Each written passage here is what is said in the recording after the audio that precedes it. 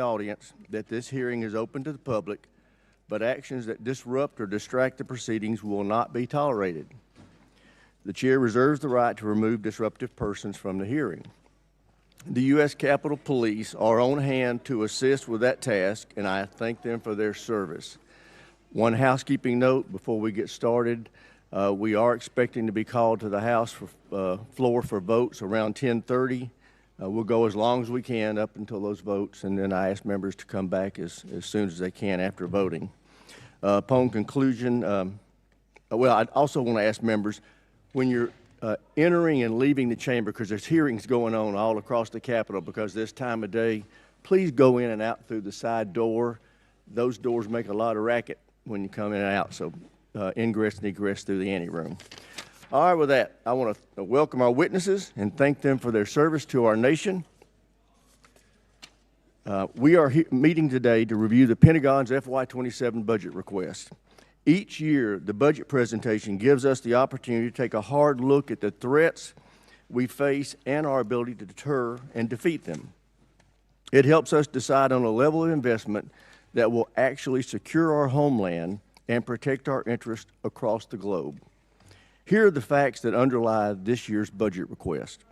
We are confronting an unprecedented global threat environment with multiple adversaries working together to undermine our security and that of our allies.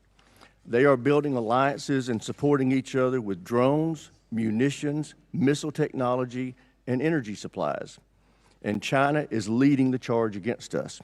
As you can see from this graphic, 25 years ago, the PLA was just a defensive force with little ability to project power beyond their borders. Today, the PLA is a modernized military force capable of projecting power well into the Pacific. Their rapid military buildup has delivered thousands of new ships, subs, missiles, and space assets that severely challenge our ability to safeguard our national security interest in the Indo-Pacific. China continues to invest heavily in the PLA's military modernization, announcing another 7% increase in defense spending this year. As a result, they are spending more of their GDP on defense than we are. In fact, as you can see from this graphic, all of our adversaries are spending more of their GDP on defense than we are. Meanwhile, our defense spending as a percentage of GDP has been steadily falling since World War II. That yellow line that you see on the graph cutting across that bar represents 4 to 5% of GDP spending. History has shown that meeting or exceeding that level of investment ensures we can truly deter our adversaries. That's also the level of investment we're asking our allies to make. But for years, we've chosen not to make that same level of investment ourselves. Since World War II, defense spending has shrunk significantly as a percentage of federal outlays, as you can see from the red line on that chart. Nonetheless, non-defense spending, on the other hand, accounts for over 85%, and it's been increasing for that same period of time. This underinvestment in our defense has had very real consequences. Our defense industrial base, long the envy of the world, has atrophied significantly. We're no longer capable of manufacturing for our warfighters at scale or speed. Just look at shipbuilding. China builds 47% of the world's ships. The U.S. builds 0.1%. We build fewer ships than Croatia or the Netherlands.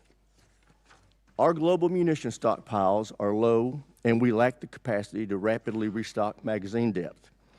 We have very little industrial capacity to mine, refine, or process critical minerals. As a result, many of our defense supply chains are reliant on the very adversaries we seek to deter. Beyond the impact to our industrial base, the inadequate investment in our defense has resulted in a vicious cycle that has pitted sustainment against modernization.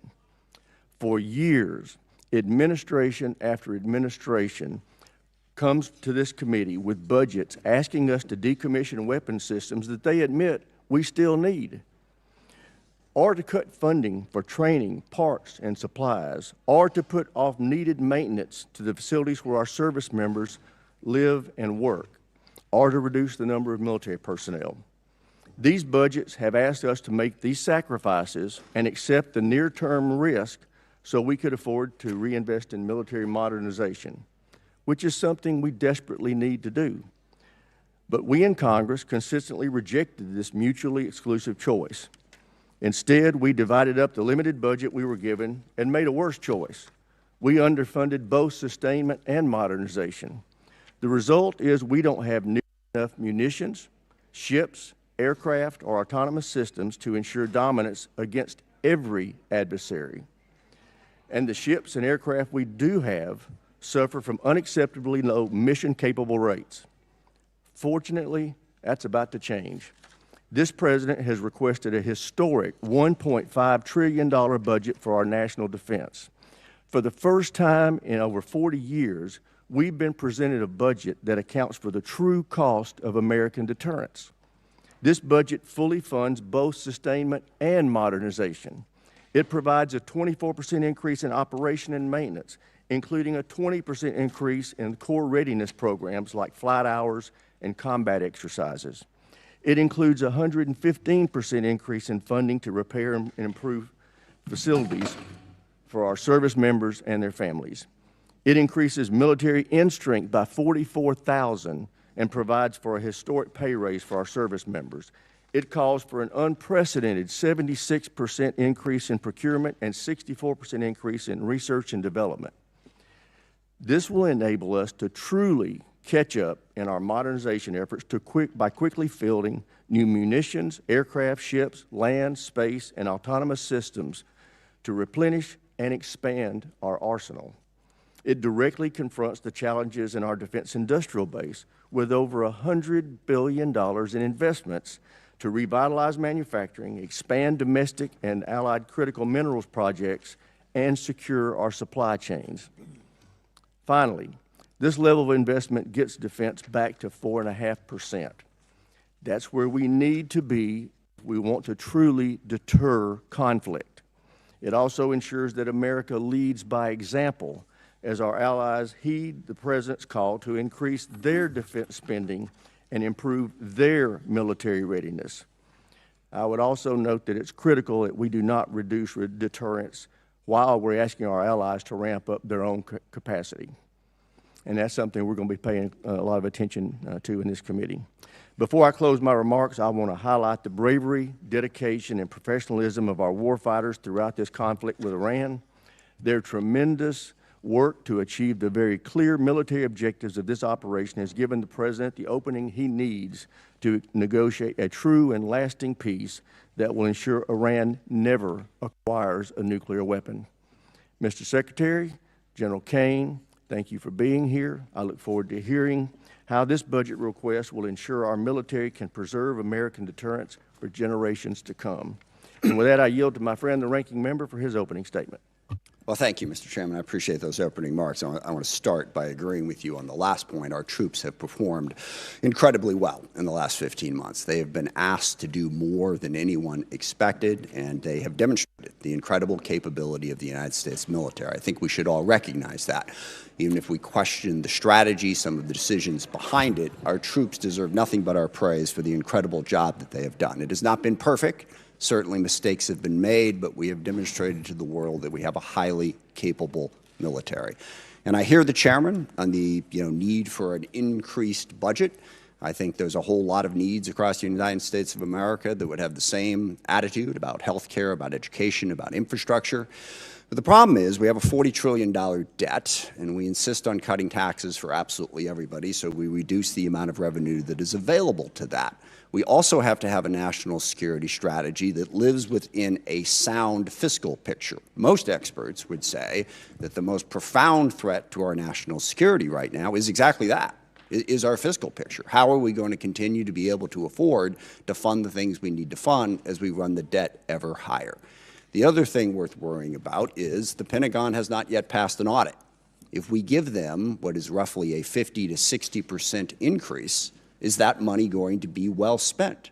We have every reason to doubt that. Now, I will say, and I praise the chairman, this committee, and in a bipartisan, bicameral way, we have tackled the problem of acquisition reform. I think last year's bill put us on a good trajectory to get to the point where we can, in fact, innovate faster at scale. I also believe the Pentagon has been working on that. We've had many meetings with Deputy Secretary Feinberg, who is focused on that, but we got a long way to go. Can the Pentagon really absorb another $500–600 billion, depending on what the supplemental and the reconciliation package are? I don't think so. We need to pay as much attention to how we're spending the money as to how much we're spending, and we never seem to do that. But the larger problem is the strategy that has been put before us. I looked through the Secretary's remarks, and I've heard you give speeches before about this, about how realism is our strategy. And I find that absurd, and given what we are doing. You can say a lot of things about the strategy, but calling it realistic? We started a full-scale war in the Middle East against Iran to try to reshape the Middle East. Now, we can talk about that in a bunch of different ways, but it is the exact opposite of realism. And in fact, starting wars in the Middle East that get out of control and lead us to have far greater costs for the benefits is one of the cornerstones of the unrealistic strategy that this administration has criticized over and over and over again. And yet here we are in a full-scale Mideast war, and we've seen the costs of that.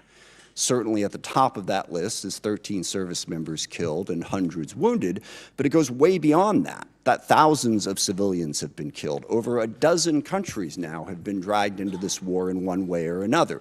The Israel-Lebanon war has exploded since this war started. We now have a conflict between the Shia militias in Iraq and Kurdistan that is straining, to put it mildly, our relationship with Iraq, and also causing greater chaos throughout the Middle East. We've seen the impact on the economy.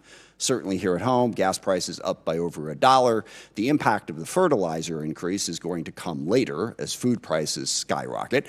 But what is happening to us is a small part of what's happening to the rest of the world. Certainly the Middle East's economy has been tossed up in the air, but dozens of countries are rationing gasoline as we speak and experiencing extreme economic pain because of this war. So there's nothing realistic about that. And one of the big questions that we need to get answered today is, where is this going? What is the plan to achieve our objectives? We've seen the cost, and the cost is very, very high. All we keep hearing on the objectives is we keep seeing all of the targets that we have struck. And again, that is an incredible accomplishment from a tactical standpoint. I think the proficiency of our military has been on display, but we're not in this for a tactical advantage. We're in this to fundamentally change Iran. And as we sit here today, Iran's nuclear program is exactly what it was before this war started. They have not lost their capacity to inflict pain. They still have a ballistic missile program. They're still able to blockade the Strait of Hormuz and have the ships that are capable of doing that. What is the plan to get that to change? And most disturbingly, the president keeps telling us that it's over. What was it, a week ago Friday, the president announced that Iran had agreed to give up their nuclear program, to give up their ballistic missile program, to stop support for terrorist groups, to reopen the Strait of Hormuz. The only problem with that is literally none of that was true. He was completely making it up. It wasn't. Iran hadn't even agreed to meet with us, as became embarrassingly clear as the day spun out and poor J.D. Vance had to keep going back and forth to the airport. We never even had a meeting. So wish fulfillment is not really a strategy. I mean, maybe the president thinks he's doing some sort of Jedi mind trick and can tell Iran, you will give up your nuclear weapons, and they automatically will. But that's not working. So what we need to hear today is what is going to work. We have 50,000 troops in the region who are still at risk. How are those tactical victories going to translate into some sort of strategic success? And by the way, this is one of the things that realism recognizes. You can win a whole lot of little small battles and lose the war, which is why you don't stumble into the war in the first place. But at the same time, we're doing all of this on our own as we increasingly push away all of our allies. Sometimes just because we want to do what we want to do, but we don't want to have to consult them. Sometimes just gratuitously insulting them. I mean, in the middle of this war where we were asking NATO to come join us, the president took time out to insult President Macron and his wife. Okay, how is that helping us to try and belittle everybody in the world? And I also, for the people who are criticizing NATO over this war, I will remind people that NATO is a defensive alliance. What that means is every country in it pledges to defend a country if attacked. And when we were attacked on 9/11, that's what NATO did. They put in Article 5, and for 20 years they fought beside us. NATO is not if any one of the countries decides to unilaterally and unwisely start a war precipitously that everyone else is supposed to join. That's not the way it works. So berating and belittling our allies after we did that and driving them ever further away from us, how is that realistic? Not only are we going to try to reshape the Middle East, but we're going to do it alone while we're pushing everybody away from us. And then we have other tools in our arsenal. You see that those numbers on the budget, but the State Department's really important. Development is really important. These are ways to achieve our ends, and we have moved away from that. We got rid of the entire USAID, literally causing the starvation of children in countries where we had pledged to provide food, causing massive healthcare disruptions, people literally dying because we cut that off. In diplomacy, we have sidelined, again, the entire world. France and the UK have brought together 44 different countries that have an interest in trying to open up the Strait of Hormuz. We've pushed them all aside. And then we've even pushed aside our own diplomatic corps. We have a very, very talented State Department. I praise today the talent of our military, and I will stand by that. They deserve that praise. Our diplomatic corps deserves that praise too. But we've shoved them all to the side in favor of two real estate guys who are going to go negotiate all the deals in the world, which to date, by the way, has yielded exactly nothing. So there's nothing realistic about starting a war in the Middle East, going it alone, and pushing aside all diplomacy and all development and all other tools in our arsenal. And on top of that, of course, we also want to dominate the entire Western Hemisphere, including apparently annexing Canada and invading Greenland. How is any of that realistic? And then the administration comes before us and asks for what is a hopelessly unrealistic budget in this environment. Back on that chart there, when we were showing how much money we were spending on defense, we had a balanced budget. We had a surplus many years. We don't have that anymore. So call this strategy whatever you want to call it, but please don't call it realism. It's not. Forgive me, it reminds me of one of my favorite lines from A Princess Bride. It's a tense morning. I want to lighten it up a little bit. And the guy keeps saying, inconceivable, when things happen. And finally, the guy says to him, you keep using that word. I don't think you know what it means. I don't think we know what the word realism means. So please, can we not have the realism conversation? Let's have the conversation about what the strategy actually is. And I'm sure you have a different definition of it than I do. But as I look at it, the strategy seems to be to use as much violence, as much threats, as much coercion as possible to bend the world to our will. I think that is a very dangerous strategy because one of the oldest cliches in the military is the enemy gets a vote. And we may think that we can stand up and talk tough and talk about how strong we are and how we're burying our enemies and they're begging for a deal. We can do that all day long, all right? But the enemy gets a vote. They don't have to do what we tell them to do. And meanwhile, that coercive, violent strategy undermines our credibility in the world because the chairman is absolutely right. And this is one area where I strongly disagree with the folks on the far left who say that we don't really face any threats, that the U.S. is a malign influence in the world and always has been. I don't agree with that. China, Russia, Iran, North Korea, Hezbollah, Hamas, the Houthis, variety of other transnational terrorist groups, including, yes, narco-terrorists and human traffickers over here. They all are trying to weaken us, all right? They don't want a rules-based order. They want to play by their own rules. They want to push us aside. We want to be the side that stands up for the rules. But if what we're saying to the rest of the world is stick with us because we're a better bully than China, we coerce countries more effectively, that undercuts the very message we're trying to spread to build the coalition we need to be successful. I also worry about the values that we're showing the world. When the president threatens to kill off an entire civilization, that is the message coming out of the United States of America. If we are going to be this big, powerful force that throws our weight around the world wants to know at a minimum that we're doing it for the right reasons and with a sense of values to protect people, not to destroy entire civilizations. And we all hear that and we all go, well, gosh, he probably doesn't mean it. Well, that is so reassuring, okay, that he's just making it up. was supposed to be the United States of America. I grew up on stories of the U.S. at the end of World War II being the country that the Germans wanted to surrender to, not the Russians, because they knew they could trust our values. We don't seem to care about those values. No rules of engagement. Give them no quarter, all right? That is not who we are supposed to be. And just one final point on that, the girls' school that got hit in the first days of this war, there is absolutely no question at this point what happened. We made a mistake, and that happens in war. We identified this target based on earlier charts, and yet 2 months after it happened, we refused to say anything about it, giving the world the impression that we just don't care. We do not care about the casualties and the chaos that is caused by our war, and we should care, even if we want to prosecute that war. Now, I agree with the chairman.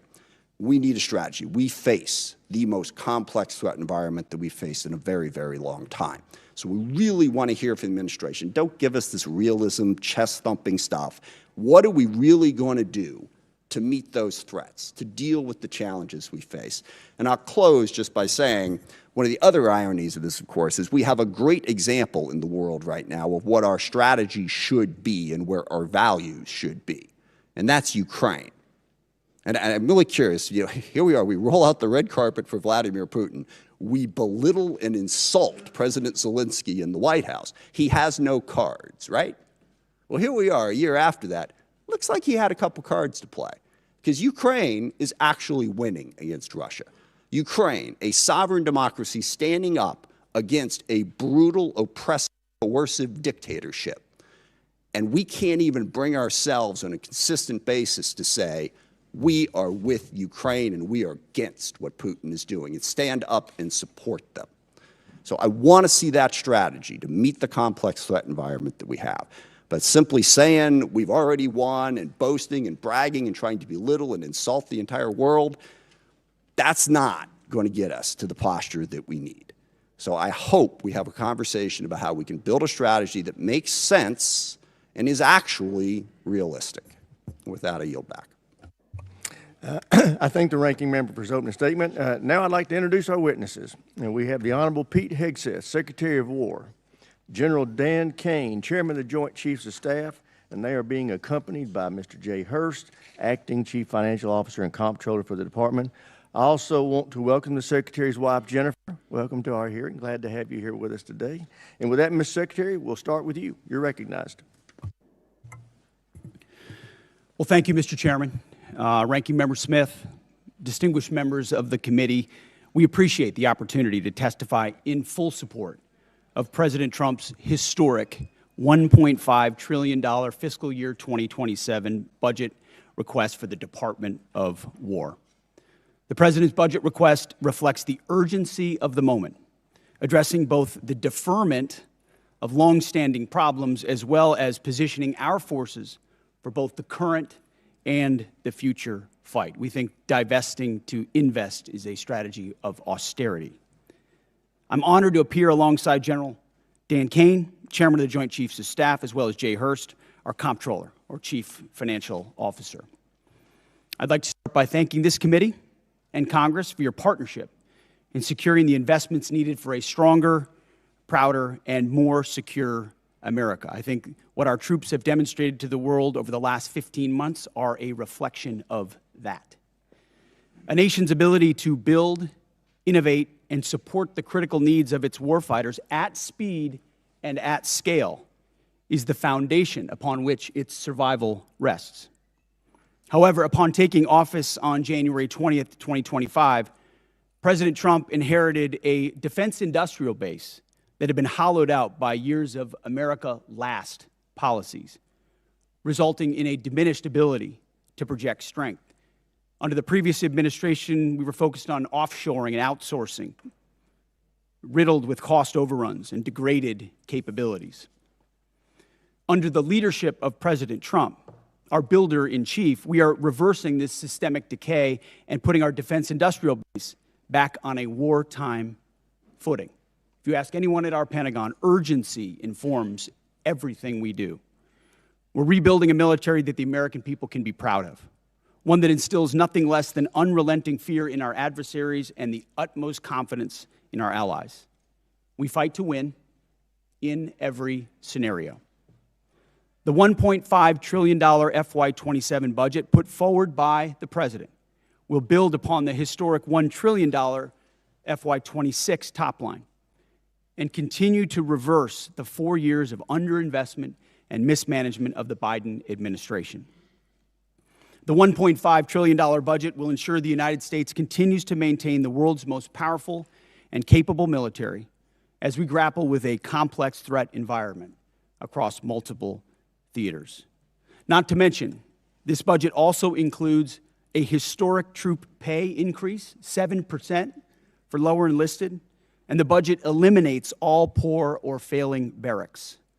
Quality of life for our troops is front and center in this budget as well.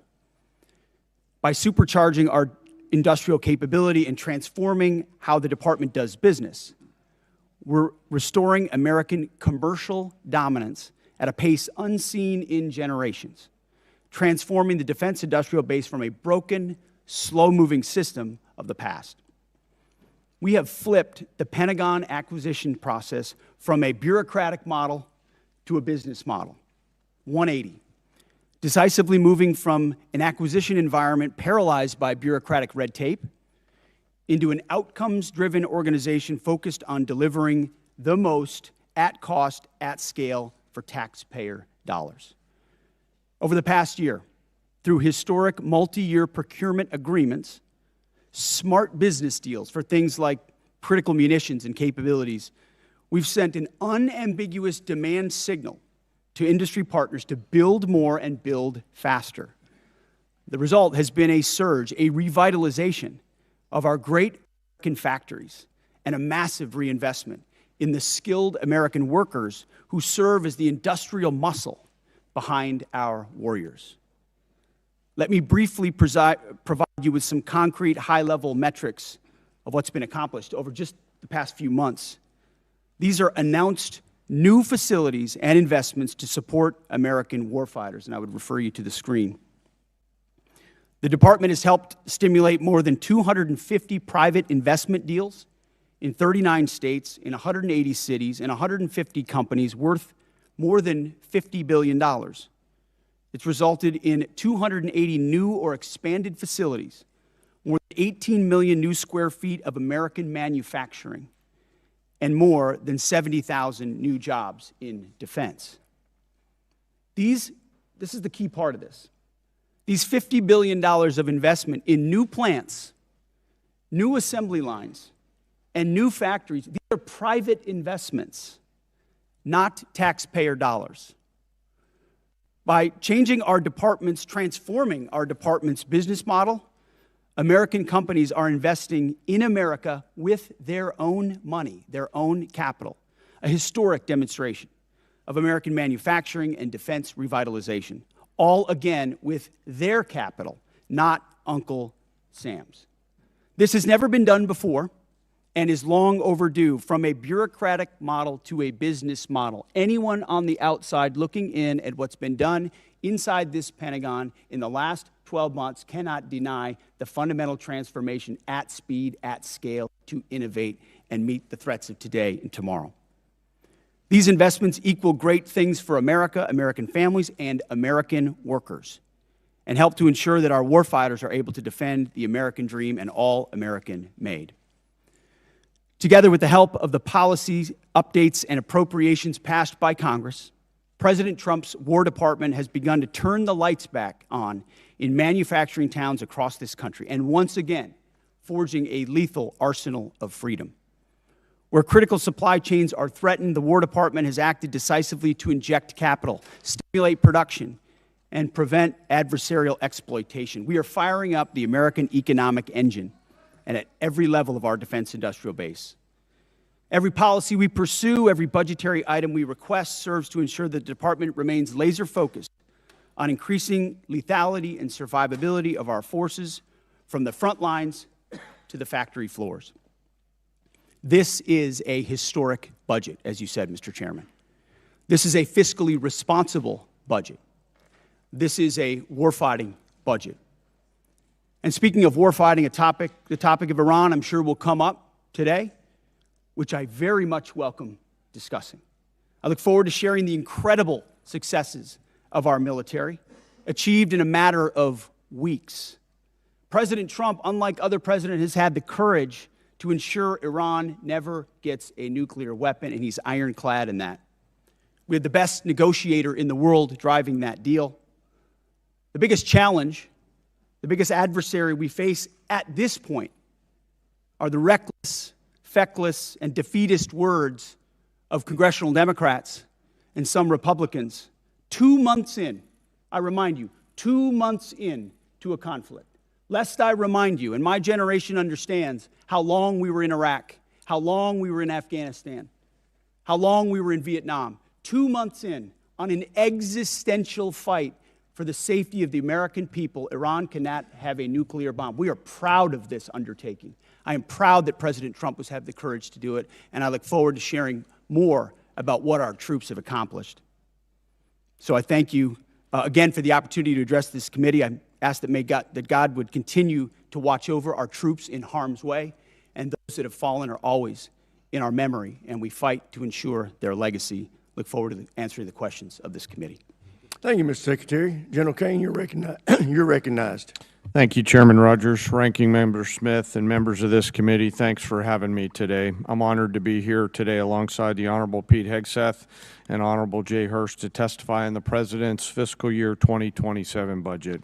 I'm grateful for the opportunity to testify today, and I'm thankful for your continued partnership in support of our warfighters defending the homeland and our interests around the world. It's a privilege to speak with you today about the foundation of America's strength, our 2.8 million members of our joint force. And I'm continually inspired by our soldiers, sailors, airmen, Marines, Guardians, and Coast Guardsmen, and our civilians standing the watch for our nation, supported always by their families. Each and every one of them could have chosen another path, but they don't. They choose to serve and to do something more important than themselves. And every day they meet the nation's challenges, from combat operations to critical support roles, with the courage, tenacity, and grit that keeps our nation strong and secure. I would also like to express my deep gratitude for the 39 members of our joint force who've passed away during my time as the chairman, including 14 who've passed during Operation Epic Fury. As the Secretary said, we are deeply grateful for each of them and their families, and their names will never be forgotten. As the chairman, my duty is to ensure our civilian leadership has a comprehensive range of military options and the associated risks that, to those leaders who make the nation's hardest decisions, and offer my military advice privately. I owe the President, the Secretary, and the Congress the truth at every turn. My blueprint for this role is General George C. Marshall. His commitment to civilian control of the military and nonpartisan military remains a constant standard and something I borrow from often. I strive daily to emulate his candor, delivering the facts to our leaders and telling them always what they need to hear, not always what they want to hear. And once a decision is made, executing it with absolute dedication, and that is the demand of our profession. I sit here today before you representing our incredible joint force, and I want to emphasize my commitment to this committee and the Congress that I will always follow General Marshall's steadfast example by providing clear and candid, nonpartisan military advice and working together with our civilian leaders to ensure that our military does the things that we must do, being prepared to deter and defend our nation, and if called upon, win our wars around the world. America's joint force is operational at its core, purpose-built for the realities of a complex and ever-changing world. We are organized, trained, and equipped to execute the most demanding missions across the globe with unrivaled precision. Over the past year, our warfighters have consistently demonstrated exactly what it means to be the most capable, adaptable, and most professional military force in the world. Our shared goals are to ensure the Joint Force maintains the strategic initiative and advantage, projecting American power and responding to global challenges on our nation's terms. During Operations Rough Rider, Midnight Hammer, Southern Spear, Absolute Resolve, and Epic Fury, the Joint Force executed globally integrated operations and missions alongside our interagency and international partners. And once our civilian leaders made a decision, we make those missions our own, demonstrating the unmatched capability to seamlessly synchronize our capabilities across all domains, from the seabed to cislunar space and higher. We're able to accomplish these complicated missions and work because we draw from a deep, enduring reservoir of training, professionalism, and commitment. Our operational tempo is high, but we're designed to sustain and rebuild our strength continuously. We build readiness every day. We train professionals every day. We learn and sharpen our edges every day by being learning leaders. And I am incredibly proud to be a member of this Joint Force team, proud of the team and proud of the commanders. As the chairman and the ranking member both said, we live in complex and dynamic times where global risk is scaling. The complexity of today's modern battlefields demands our constant adaptation, innovation, and partnership with this Congress. As a joint force, we're up to the challenge. We're built for this environment. However, continued success is not guaranteed by past achievements. It must be secured through forward-looking partnerships with Congress.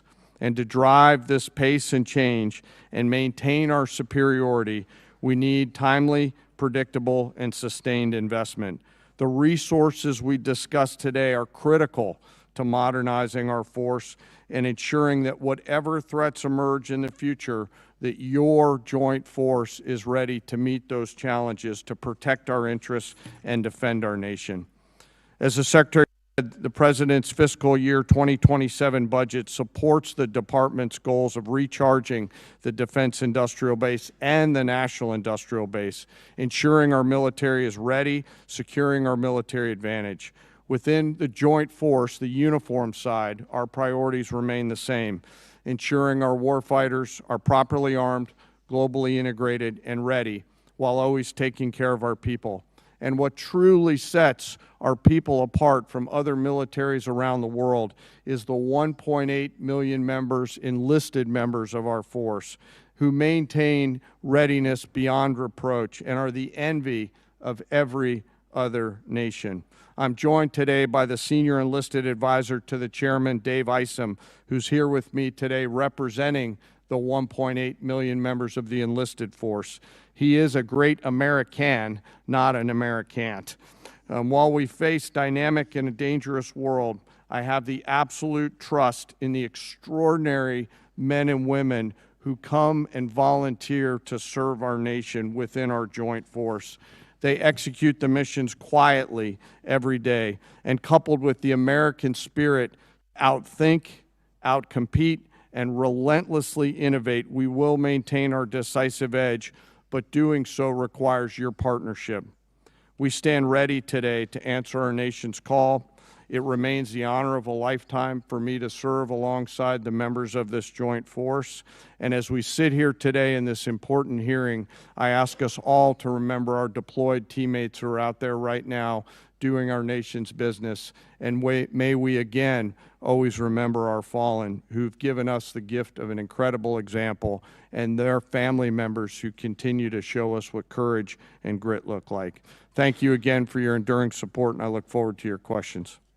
Thank you, General. I recognize myself now for questions. Secretary Hegseth, thank you for undertaking the Arsenal of Freedom tour and the great work the Department's doing to help enhance our capacity in our defense industrial base.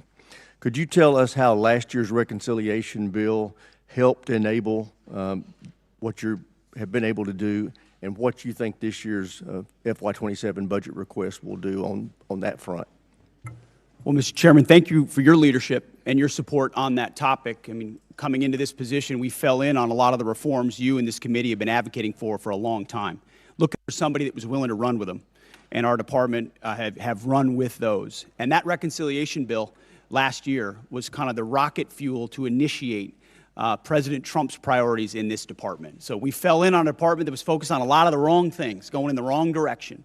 And with reconciliation, we were able to put, $22 billion in shipbuilding, $22 billion into Golden Dome, $25 billion into munitions, established drone dominance, which we're continuing to do this day in this next budget funds. So getting in front of that budget cycle, which had been notoriously unpredictable, coming out of the continuing resolution of FY25, to fund this and then a historic bill in FY26, laid the groundwork for this historic budget to ensure that we're not coming at a cold start here. We came into this administration. Reconciliation was a beautiful tool. We were able to use that through that one big beautiful bill to fund the priorities of this department. We spent on $4 billion on barracks, started immediately getting after the quality of life of barracks. Because of the austerity of the Biden administration, we traded off of maintenance, traded off of quality of life to try to fund other things operationally. This budget stops that cycle and both invests in sustainment and modernization, which is something that's critically important. So without that reconciliation bill, I think, Mr. Chairman, we'd be in a very different place. So thank you for that. Great. Well, as you are aware, the expansion of the defense industrial base is the principal focus of this year's NDAA. So in addition to enacting this budget request that's been submitted, we want to work with you to enhance the department's statutory authorities to improve the capacity of our DIB. What additional changes in law, such as the additional multi-year block buy authority, would you recommend that we pursue in this year's NDAA? A few aspects of the acquisition transformation that's been undertaken by Undersecretary Duffy in acquisitions and sustainment. So there are some aspects of that we'd like to codify even more.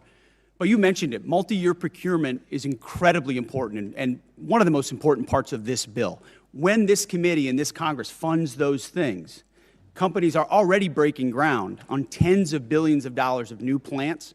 You name we've got 14 in our ammunition council that we're focusing on certain ammunitions. There are 14 that are critical. PAC-3s, SM-3s, SM-6s, THAADs, Patriots, Tomahawks, AMRAAMs, JASSMs, you name PRISMs, you name them. We were building them at too slow and too low a level. Now the companies are going to pay for those factories and those production lines. And when Congress gives those 5 to 7 year demand signals, they'll then fund it, not just, hey, can we get 10 more per month, but can we 2x, 3x, 4x the production, pay for it now, and the companies invest accordingly. So it's been a critical aspect of some of what we've done so far, but we need more of those 5 to 7 year investments. Great. General Caine, what does the $1.5 trillion budget mean for the warfighter and our ability to project forces and secure our interests around the globe? Chairman, in my view, this represents a historic down payment on future security.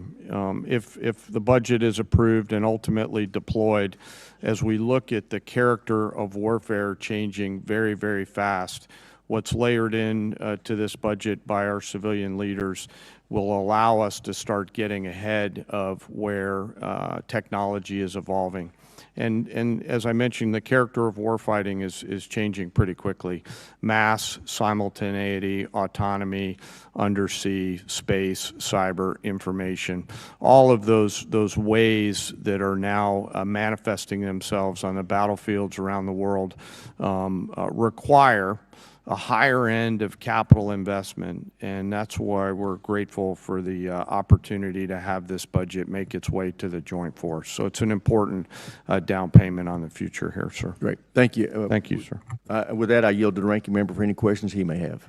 Thank you. Mr. Hurst, drag you into the conversation here. We have not yet received from the Pentagon the costs of the war. So just for the record, we'd like to get that as soon as possible. Certainly the munitions expended, but also underreported is we've had a fair amount of equipment destroyed, including 2 C-130s with the rescue of our downed airmen. So do you have either A, a cost estimate coming to us anytime soon, or B, a specific supplemental request?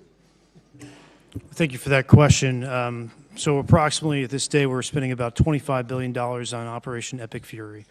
Most of that is munitions. There's part of that is obviously O&M and equipment replacement. We will formulate a supplemental through the White House that will come to Congress once we have a full assessment of the cost of the conflict. Sure. So you're saying the full cost at this point is $25 billion? Yeah, that's our estimate for the cost. Okay. Interesting, because I'm glad you answered that question, because we've been asking for a hell of a long time, and no one's given us the number. So if you could get those details over to us, that would be great. Mr. Secretary, you mentioned the nuclear aspect of Iran and the war.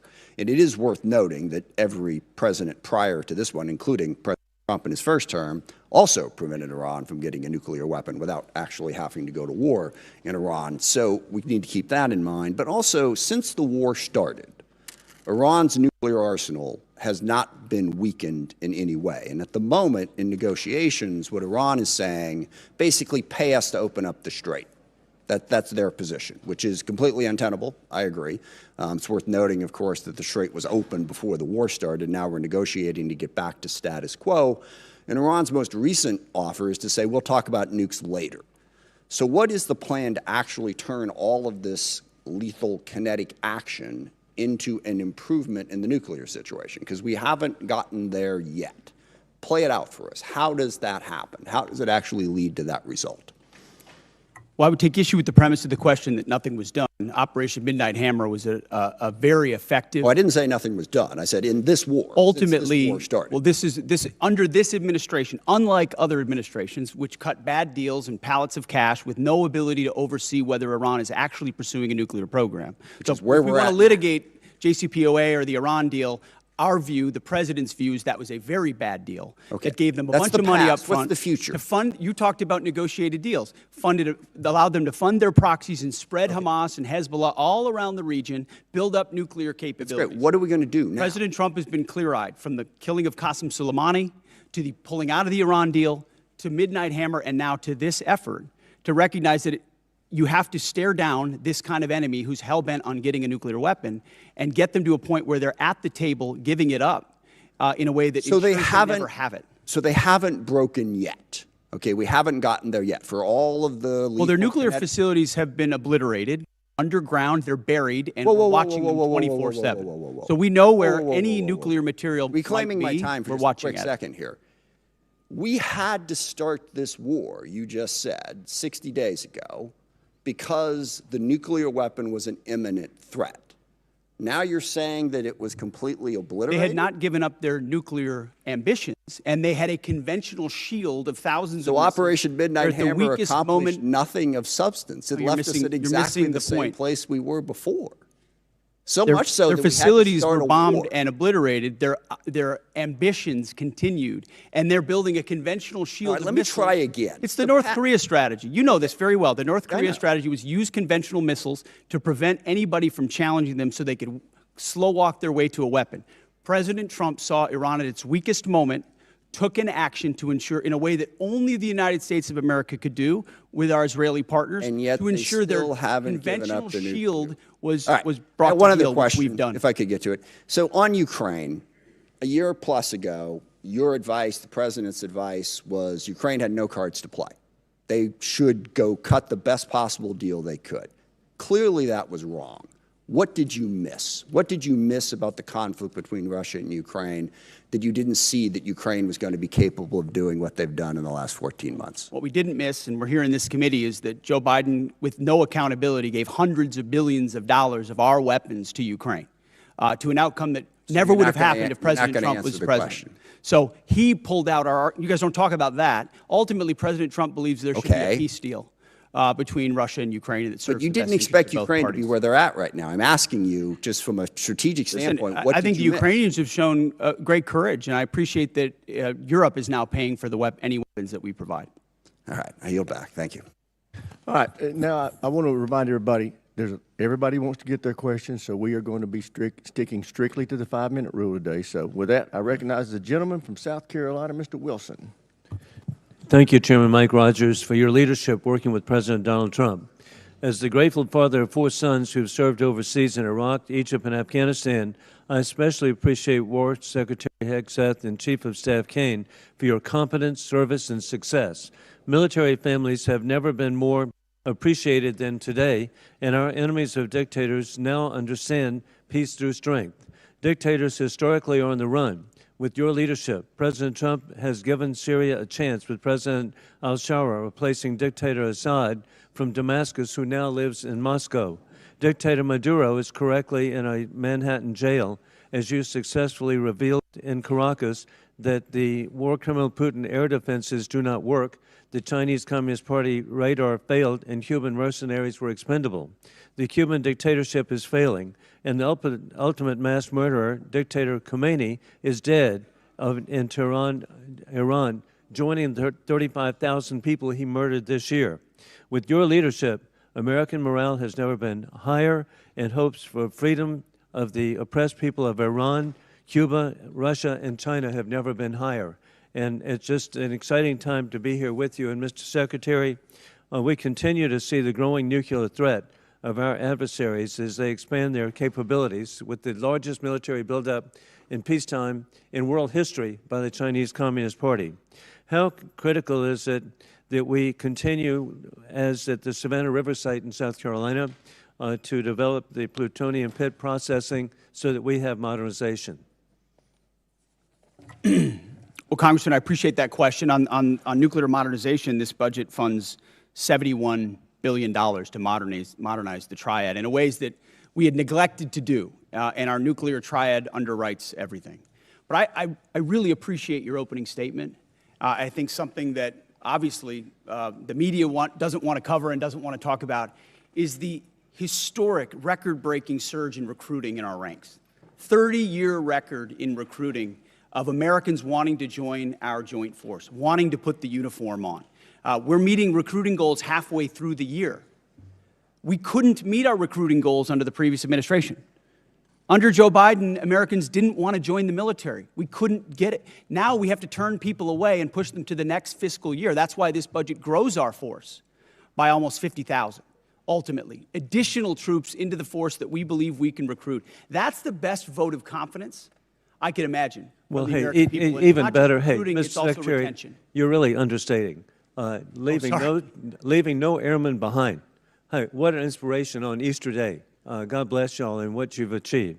With that in mind, too, General Caine, with your VMI military perspective, War Criminal Putin is losing in Ukraine as his 30-day special mission is now 4 years of, as the Secretary has identified, courageous Ukrainian success led by President Vladimir Zelensky. I appreciate that NATO and the EU have unified for Ukraine as the U.S. ranks 17th per GDP in assistance for Ukraine. Ukraine is frontline, stopping war criminal Putin from resurrecting the failed Soviet Union, rigging elections in Belarus, invading Ukraine, keeping troops in Moldova, and with the end of Ishvili, invading and rigging elections in the Republic of Georgia. As we're transitioning greater responsibility to our NATO allies, how do we ensure seamless integration to have deterrence during this shift?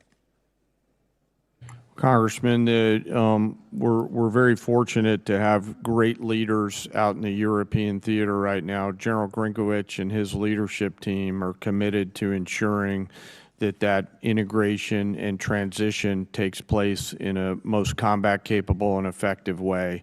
Very entrepreneurial leaders out there across the components, and with General Grinkovich, and he's doing a great job out there, as the committee knows.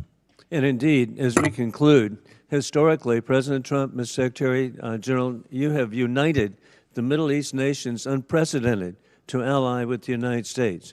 You have united Latin America unprecedented to ally with the United States. You've united the Indo-Pacific unprecedented to ally with the United States, and united NATO and EU unprecedented to ally with the United States. You're achieving peace and deterrence through strength. I yield back. Gentleman yields back. Chair, and I recognize the gentleman from Connecticut, Mr. Courtney. Thank you, Mr. Chairman. Mr. Secretary and General Caine, this morning's Wall Street Journal's lead headline reads, quote, Trump tells aides to prepare for an extended blockade of Iran. It goes on to describe, again, the thinking behind the strategy, but also talks about how prolonging the blockade is going to continue to drive up energy costs all over the world. Given the ever-changing messages from this administration on the war strategy and timeline, I really honestly don't expect you to confirm or deny the Journal's story. But one thing is clear. The number of transits across the Strait of Hormuz has dropped to the lowest level since the war began, and commodity markets have stopped listening to the happy talk, and crude oil prices this morning have risen to the highest level since the war in Ukraine started in 2022. AAA reported this morning that the average price of gas is $4.30 a gallon, up 30 cents in 1 week. Diesel's average is $5.45. My friend Mr. Garamendi says in California it's closer to $8 a gallon. And fertilizer prices have also hammered farmers at exactly the same time they're beginning planting all across the country. Aside from the damage this war has done to American consumers, farmers, and small businesses, I want to focus for a minute on the cost of the war and our military readiness, particularly to other combatant commands. Mr. Secretary, you put out a national defense strategy in January, which listed the threat assessment facing our country. China was number one, with the second largest, most powerful military in the world, of course. Russia's nuclear force clearly was number two in terms of the threat they pose to the homeland. North Korea, which has missiles that actually can reach U.S. territory, was ranked number three, and Iran was described as, quote, and accurately, after Midnight Hammer, that Iran's regime is weaker and more vulnerable than it has been in decades. Again, this was before February 28th, when the decision was made to go into the military strikes on Iran. So today, we have 3 carrier strike forces in Central Command. The Indo-PACOM, which is where Russia and China are operating their navies, 52% of the globe. We have 1 carrier strike group in Japan, George Washington. And the imbalance in terms of just, what our commitments and frankly, what our national defense strategy, is just blindingly obvious in terms of what this war is doing. Gerald Ford is on day 312 of its deployment. They've gone through fires, plumbing problems, and again, an extended deployment, which, in my opinion, is hitting readiness as hard as anything I've seen in the time that I've been on this committee. So, General Caine, in terms of, again, the carrier strike groups that are over there, assuming that we get to some end game here, Ford is not going over to the Indo-Pacific to buttress the gap that exists there today. They've got to go back into pretty heavy repair and availability in terms of trying to recover from their deployment. So again, in terms of just, the decisions about where we're putting people and putting really the most powerful part of our Navy, can you explain, again, what that means in terms of the situation in Indo-PACOM, where China is watching? We saw Mr. Rogers' pretty powerful presentation in terms of the buildup that's happening in that part of the world. How does that align with the national defense strategy, which was just put out by this administration in January? Well, sure. First, I want to echo your comments on the Ford Strike Group. Fantastic work by incredible sailors, not just the Ford herself, but the other ships as well, on a historic cruise doing incredible work for the nation. But excuse me, how does that balance with the national defense strategy? Yes, sir. Happy to answer the way I think about this. The national security strategy and national defense strategy are frameworks, but a president will employ national force and power based on the political and security situations that a president deems appropriate to use that military force. There's always trade-offs in all of these things. I'm confident that the president always carefully considers these readiness trade-offs, and I'm sure he has done so in this case based on the military options that we've presented with the associated risks and advice. To make a trade going after a regime that's weaker and more vulnerable than it has been in decades, which is quote unquote from the Defense Strategies report, does not, in my opinion, in common sense. Gentleman's time's expired.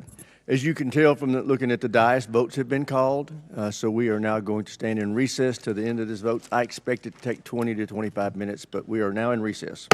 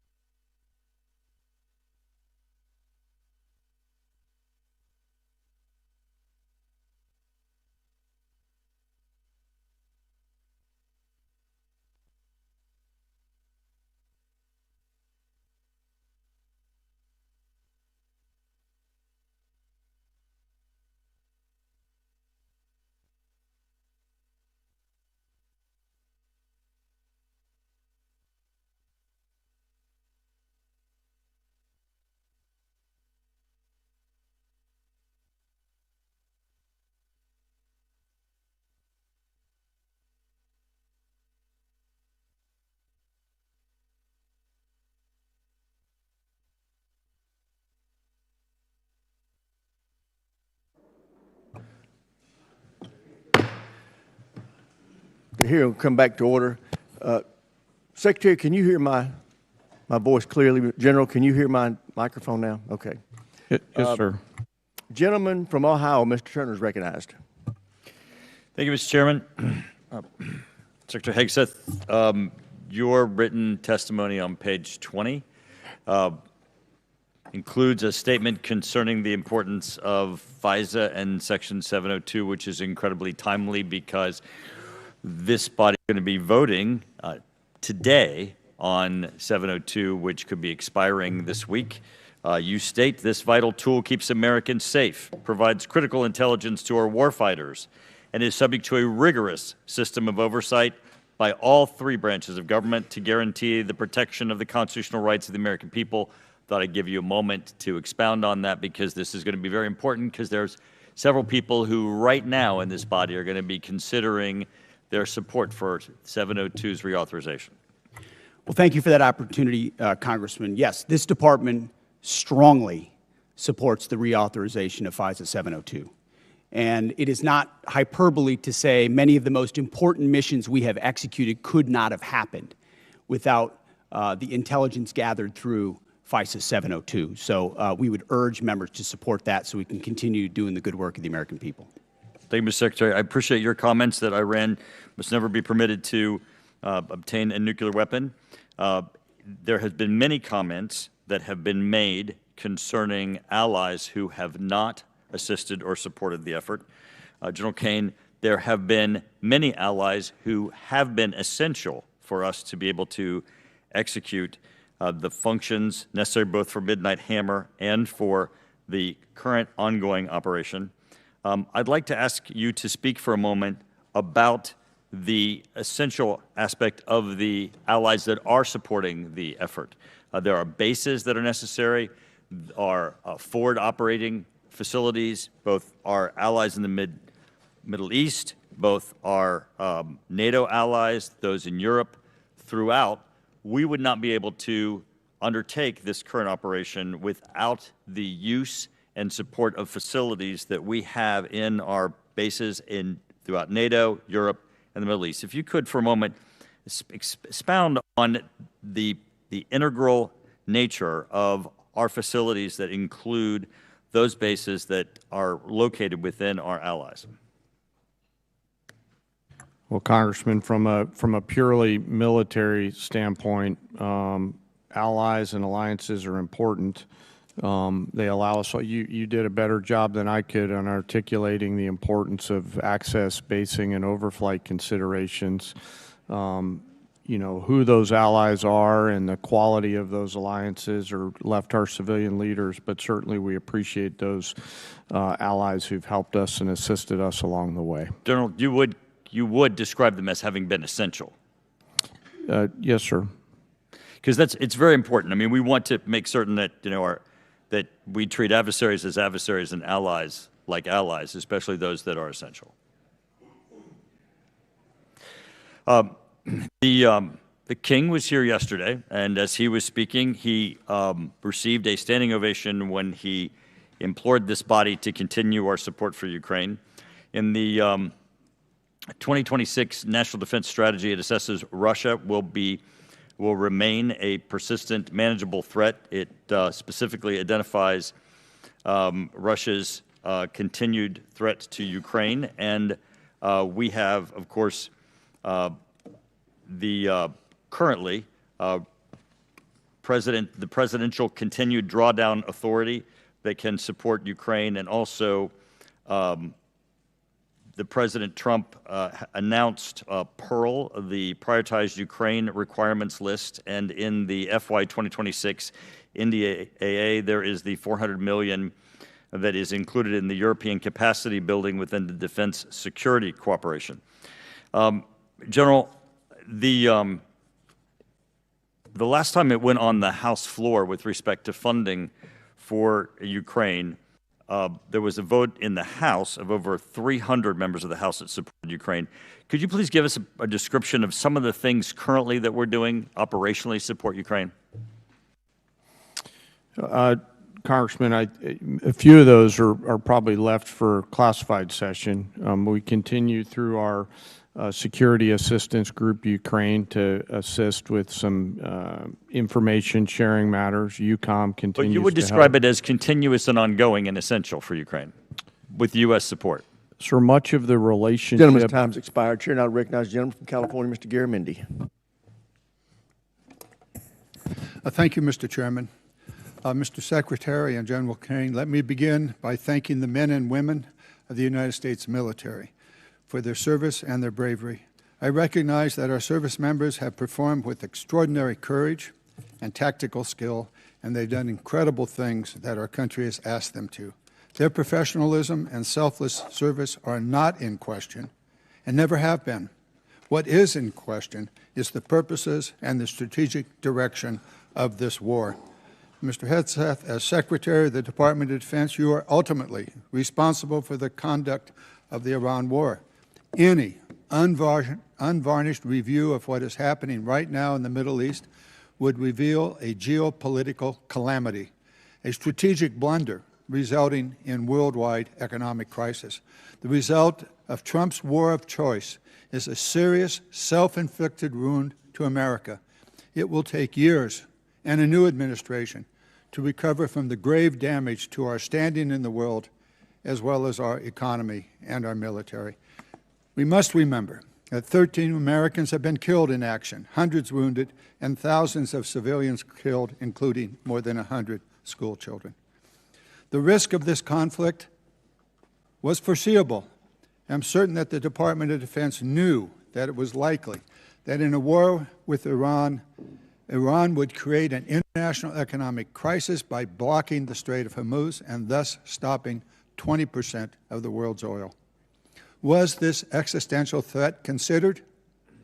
Apparently not. During the 60 days of Trump's Iran war, critical munitions have been expended at an alarming rate, depleting magazine levels below what is thought necessary to hold China at bay. It will take years and tens of billions of dollars to restock. A significant part of the necessary Navy and Marine force in the Pacific has been removed and sent to support the Iran war. Our support of Ukraine has suffered as supplies and defense systems are diverted to the Iran war. America has lost irreplaceable aircraft, radar systems, and strategic bases have been shown to be vulnerable. The continued lengthy deployment of ships, equipment, and personnel has sacrificed readiness. We know what we have lost, but what have we gained? Let's consider that the regime in Tehran is still intact, with new and more radical leadership, as are Iran's ballistic missile and drone forces, as is Iran's ability to rebuild their military industries. Also, as is Iran's coordination with China, Russia, and North Korea, and Iran's ability to choke off global energy supplies, and their stockpile of highly enriched uranium, which they only built after President Trump shredded President Obama's Iran deal in 2017. Secretary Hegseth, you have been lying to the American public about this war from day one, and so has the President. You have misled the public about why we are at war. You and the President have offered ever-changing reasons for this war. You've misled the public about the progress of the war.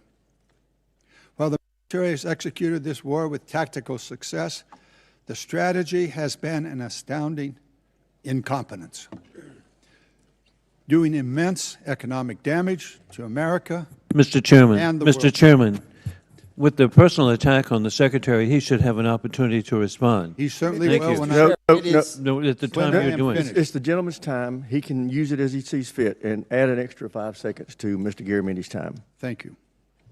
You and the President offer ever-changing reasons for the war. You have misled the public about the progress of the war. While the military has executed this war with tactical success, the strategy has been an outstanding example of incompetence. This war of choice is a political and economic disaster at every level. Despite the President's promise to lower the cost of living, gas prices are up 40%, and inflation is soaring. So much for lowering the cost of living. The President has got himself and America stuck in the quagmire of another war in the Middle East. He's desperately trying to extricate himself from his own mistakes. It is in America's, and indeed the world's interest, that he succeed in that. I yield back. Gentleman yields back. Chair, and I recognize the gentleman from Virginia, Mr. Whitman. Thank you, Mr. Chairman. I'd like to thank our witnesses for joining us today. General Caine, Secretary Hegseth, Mr. Hurst, thank you so much. I want to go to a statement I've been making here for the last several years, and that is we are in the most dangerous national security position that this world has been in since 1939. And we know that it's a critical effort that we undertake to make sure we can deter through the concept of peace through strength. Ms. Secretary, I'd like to start with you. We know that peace through strength has a number of tenets. I think the most important of those is presence. And we know that the United States has the Marine Corps Amphibious Ready Group, Marine Corps Expeditionary Unit, that provides us that presence. We know there are over 2,000 Marines and an aircraft combat unit that are on board those vessels, and they let us do a number of different things. That's the crisis response team that gets to go around the world. Today, as we speak, we have 3 ARGMUs that are deployed around the world. Unfortunately, that's an anomaly. It should be standard. Secretary Hegseth, the President and the combatant commanders need maximum flexibility to respond in multiple places at multiple times to combat and deter these threats. I just want to get your perspective on your goal to make sure we have a persistent 3.0 ARGMU presence, and to look at how we're going to make sure through our shipbuilding plans that we assure that we have the adequate number of amphibs that are being built. I think that number is probably right around 40. And then what are we going to do to make sure, too, that the A-sub-O, the operational availability, is going to be at the level where we can maintain an ARGMU 3.0 with the effort we have to put in to maintain these ships? So thank you for the question, the substantive question. Ultimately, we support 3.0 ARGMU. That presence right now gives us a lot of flexibility. Yeah. And this budget supports moving in that direction to ensure that this administration and future administrations have that kind of strategic flexibility with the incredible capabilities the ARGMU provides. We saw it in Southern Spear. We saw it on the Maduro raid. We see it right now. It's a persistent capability. So I think you'll find our shipbuilding investments to meet that as well. But if I may, sure. I didn't get a chance. I didn't see a question in the statement from the congressman. I hope you appreciate how reckless it is. When I said reckless, feckless, and defeatist of congressional Democrats at the beginning, that came after watching you say the same thing on CNN this morning, a quagmire. My generation served in a quagmire in Iraq and Afghanistan, years and years of nebulous missions and utopian nation building that led us to nothing. What we have right now, the way you stain the troops when you tell them 2 months in, Congressman, you should know better. Shame on you. Calling this a quagmire 2 months in. The effort, what they've undertaken, what they've succeeded, the success on the battlefield that could create strategic opportunities, the courage of a president to confront a nuclear Iran, and you call it a quagmire, handing propaganda to our enemies, shame on you for that statement. And statements like that are reckless to our troops. Don't say I support the troops on one hand, and then a 2-month mission is a quagmire. That's a false equivalation. Who are you cheering for here? Who are you pulling for? Our troops are doing incredible work. They've done incredible things for the entirety of this mission and achieved incredible battlefield successes. And you sit there and go on TV for your clickbait about quagmires. It undermines the mission. Your hatred for President Trump blinds you to the truth of the success of this mission and the historic stakes that the president is addressing, which the American people support. Iran's been at war with us for 47 years. You want to talk about a forever war? For 2 months, this president has stared them down. He's going to get a better deal than anyone ever has and ensure that Iran never has a nuclear weapon. I know the American people support that mission, despite your loose talk and words like quagmire.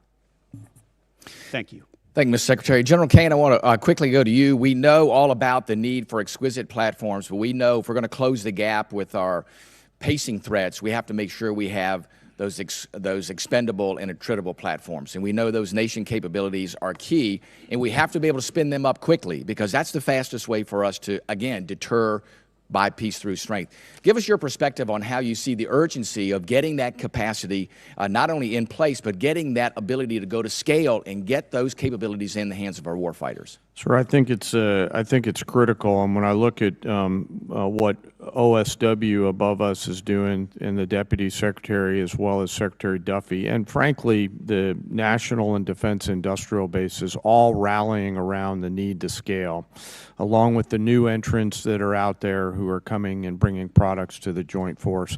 A key is capacity. Time's expired. Chair, now recognize the gentleman from New Jersey, Mr. Norcross. Thank you, Chairman. I'd like to thank witnesses for being here today. Mr. Secretary, it's well known that our Defense Industrial Base and Maritime Industrial Base has declined greatly over time.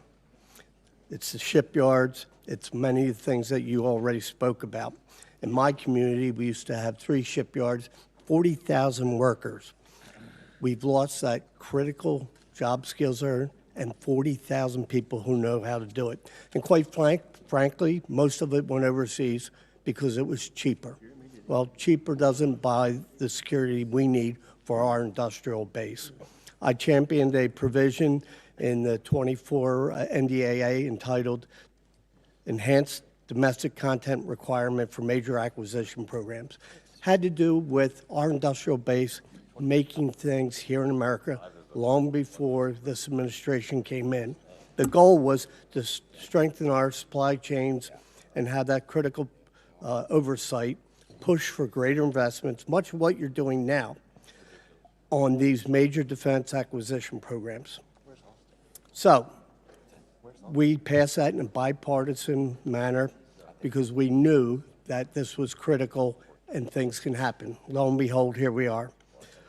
There was a reporting requirement in that calls on you, the Secretary of Defense, to establish an information repository, issue rules, create a fallback process to govern the Department of Defense. We wanted to better understand much of what is being done here, but it's not being reported back to us. I sent to your office on January 8th, followed up on February 4th. We're years overdue on this report. That will give us insight onto how we're addressing it. We hear what you're saying, but can you commit that we will get that report to us in the next 30 days? Unless Jay has additional details, I'll make sure we look into it. Whatever we can get to you as rapidly as possibly, we will. We'll also check with the new Navy leadership and make sure they're complying as rapidly as possible with every aspect that could apply to shipbuilding. That's been our focus on the Navy side. It's not just shipbuilding, major acquisition programs across the board. This is incredibly important, and they are ignoring this, and 30 days is being generous, certainly. Second issue is you talk about championing the American worker and how important this is, yet in a memo on April 9th, you terminate all the collective bargaining agreements across the DOD, taking away from hundreds of thousands of workers at DOD their collective bargaining rights that they voted for. There was nothing to indicate there were any issues with any of the bargaining agreements, yet you decided to take away from them. Over the last few years, we have increased the wages for those war fighters, incredibly important. This year, up to 7%. Yet on the other side of this, you talk about supercharging the defense industrial base. We are in this. How do you go and say, yes, we support the war fighters? They can't do their job unless we are building things that they can use. Yet, no evidence to prove that these collective bargaining agreements were a problem anywhere across the Department of Defense under Democrat and Republican administrations. How do you kind of square that circle that you care about this, yet you take away their voice in the job? Well, certainly, sir, the great workers that whether they're contractors or DOD civilians that do the important work for us, the great ones are going to stay. And we've invested more in merit bonuses for civilians than any administration previous. So if you're doing great work, you're going to stay and you're going to have even more opportunities. But with our ear to the ground in those shipyards and other factory floors, there were issues with collective bargaining, which led to restrictions to the workforce and our ability to move faster. If I may, just and in point that out, case, those are we made the outside decision to provide contractors. additional flexibility. You didn't that we take it can move away faster. from the shipyard workers. You took away from Department of Defense employers where there hasn't been any issues. Let's be clear. Those are independent contractors, and they had their collective bargaining agreements, the ones that work for you. The ones that work for us should be at will like anybody else based on their performance, and if they're performing well, which I'm sure they are, as you've represented, they will have a job at the Department So of War. where is the issue that you took away their collective bargaining rights? Why did you do it if it wasn't a problem? Well, I stated up front, it has been a problem. There are plenty of cases, whether it's contract or inside our own department, where collective bargaining had led to arrangements and agreements that minimize the efficiency and effectiveness of employees at the point of their impact. That's what we were focusing on, and that's why we made the change, which we very much stand behind. Well, I yield back. Gentleman yields back, Chair, and I recognize the gentlelady from New York, Ms. Stefanik. Thank you, Mr. Chairman. Secretary Hegseth, I appreciate the department and the administration's focus on expansion and innovation in the defense industrial base. That's particularly important for emerging technologies. For years on this committee, my office has led the effort to ban the procurement of Chinese communist drones, which pose a significant national security threat. And last year, after years of work, this committee finally passed my Countering CCP Drones Act, or Section 1709 of the NDAA, which was fully implemented in December. How does the FY27 budget scale domestic production and deployment of drone systems to ensure the U.S. has the decisive advantage against our U.S. enemies? Well, thank you for the question. First of all, thank you for your work on that. Critically important. When you look under the hood of the ways in which China is trying to use critical elements of our defense industrial base and supply chain against us, or capabilities in the future that could hamstring us with options for a future president, it's staggering. So drones is one that not only have we recognized, but thanks to your leadership and the leadership of others, we are supercharging in this budget. Conservatively, $54 billion in drone and drone dominance and counter UAS. Jay just slid me a piece of paper. If you add it all up, it could be closer to $74 billion. We started a defense autonomous warfare group, to focus on this, but we're going to do even more. We will shortly announce a sub-unified command, autonomous warfare.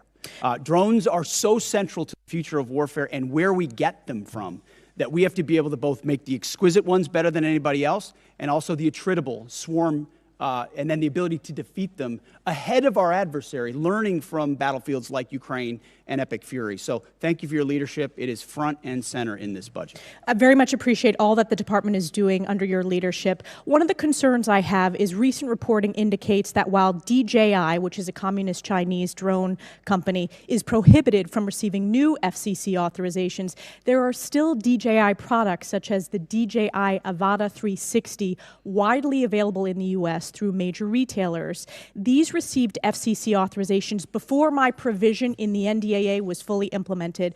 So my question to you is, we need to close this loophole to protect our national security. Will you commit to working with this committee in my office to ensure that these products that pose a significant risk to our national security are no longer permitted, given the evident threat CCP drones pose to U.S. national security? Congressman, yes, the department will commit to working with your staff and looking at that loophole, which we are aware of. And I missed in my first response, of course, that $54 billion is American-made drone dominance. Yes. That is exactly where they need to be, and that's where our focus is. Great. Another emerging technology that's very important and has a strong tie to my district is quantum computing. China continues to invest heavily in quantum computing, sensing, and secure communications for military advantage. I represent Rome Air Force Research Lab, which is a hub of research when it comes to quantum. Secretary Hegseth, how does the budget proposal position the U.S. to maintain leadership in operationally relevant quantum technologies? The country that dominates in quantum will dominate the future in C2, in comms, in every way that we fight. And so this makes the maximal investment possible here at home to ensure that quantum compute, and working across the interagency, by the way, this is not just a DOW issue, this is an interagency issue, to ensure that we've got the ability to scale and outcompute adversaries who are racing for the same same code. General Caine, throughout my time in Congress, I've pushed for the department to optimize its approach to quantum and develop a strategic roadmap. In your opinion, which quantum capability areas offer the most immediate benefit to the joint force and should be priority investments moving forward? Probably some of the work in crypto and quantum to make sure we can see, sense, understand, defeat, and protect our own stuff. So that's where I'm most interested in it right now, ma'am. Great, and I also want to use my remaining time. I just want to invite both of you to visit Fort Drum, home of the 10th Mountain Division, the most deployed division in the U.S. Army since 9/11. In the first Trump administration, I had the honor of hosting President Trump, where he signed the NDAA in my district, and it's been a privilege to represent them. So encourage you to visit that installation before the end of this year. Thank you very much, and I yield back. Gentlelady yields back. Chair now recognizes the gentleman from Massachusetts, Mr. Moulton. Thank you very much, Mr. Chairman. Mr. Secretary, you and I agree that Iran is a national security threat to us and our allies. Now, earlier you called us feckless for questioning your war. Do you think Congress was smart or feckless when it failed to ask tough questions of the Bush administration and gave them a blank check for Iraq? Well, if you're trying to compare this war to the Iraq I'm just asking war, you, do you think the it was president smart or was the first feckless? one to call a stupid war, then it's a false comparison. Okay, well, probably a good idea to ask tough questions. So let me just ask you a few questions. Did you advise the president that we should attack Iran? We were, first of all, in this position in the cabinet, we never talk about what we would advise the president to do or Well, not. do you think the president or you deserve more? I've been in every meeting. I understand with that, the Mr. chairman and Secretary. everybody else as those Mr. Secretary, critical I'm asking decisions the were questions. made, and he got every perspective possible when it came. I'm to just asking what your perspective is. Are you afraid to take ownership of this? Do you think it was a good idea or not? As I've consulted the president, do I think it's a good idea to confront a nuclear bomb To start this in the war. hands of the? Imagine what the world would look like right now if Iran had a nuclear weapon. Okay, so let's just imagine. Which, by the way, if every they other had one, every which the previous Obama deal was administration, going to allow them, including to do, the first Trump administration, they had one. prevented them from having a nuclear weapon. So, listen, how is this war going? Do you think we're winning? Militarily on the battlefield, it's been an astounding military success. No, but are we winning the war? Absolutely. Okay, so do you call Iran closing the Strait of Hormuz winning? Well, I would say the blockade that we hold that doesn't allow anything to come in or out of Iranian ports, which Okay, is so always we've blockaded their portfolio to blockade. So use. they blockaded us, and then we blockaded their blockade. That's like saying, tag, you're it. Or, you know, if President Madison had said, well, the British just burned down Washington, but don't worry, we're going to burn it down as well. Chairman Caine, did the military have plans for the idea that Iran might blockade the Strait? Sir, thanks for the question.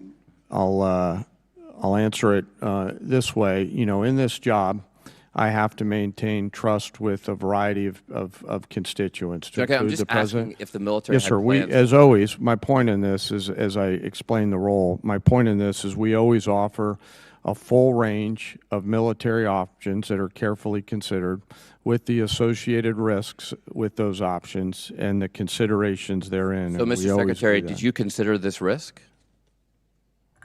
Of course, this department has looked at all aspects of this risk. And So then because why did you this send the department looks, minesweepers, the only minesweepers we had in the Gulf, to Singapore weeks before the war started? we have lots of capabilities that you may or may not be aware of at the classified level. Okay, to and deal so, with, to deal with by the way, mines. would the And Trump-class battleships have helped with this? You're talking about a Minesweeping. prospective future battleship, which we welcome in the fleet. Okay, so you're supportive of the battleships? Yes, sir. Okay.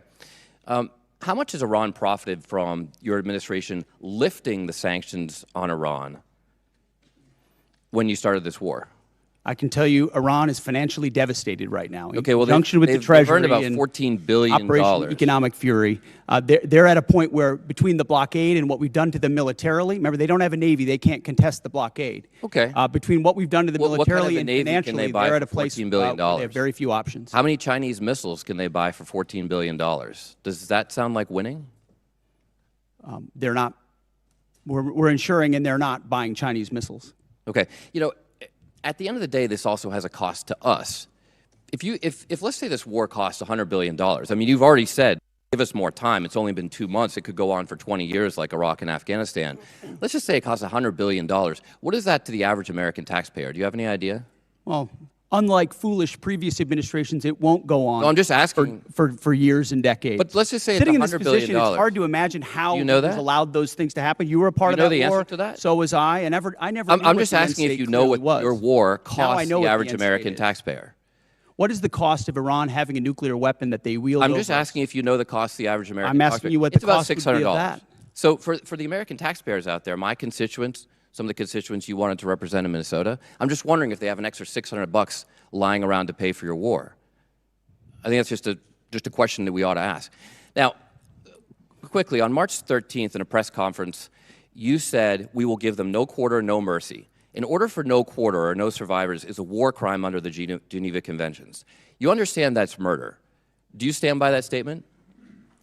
The Department of War fights to win, and we ensure that our warfighters have the rules of engagement necessary to be as effective Okay, so as just to humanly be clear, possible. you which called they are. Democratic members of Congress to be tried for sedition for reminding our troops to follow the law.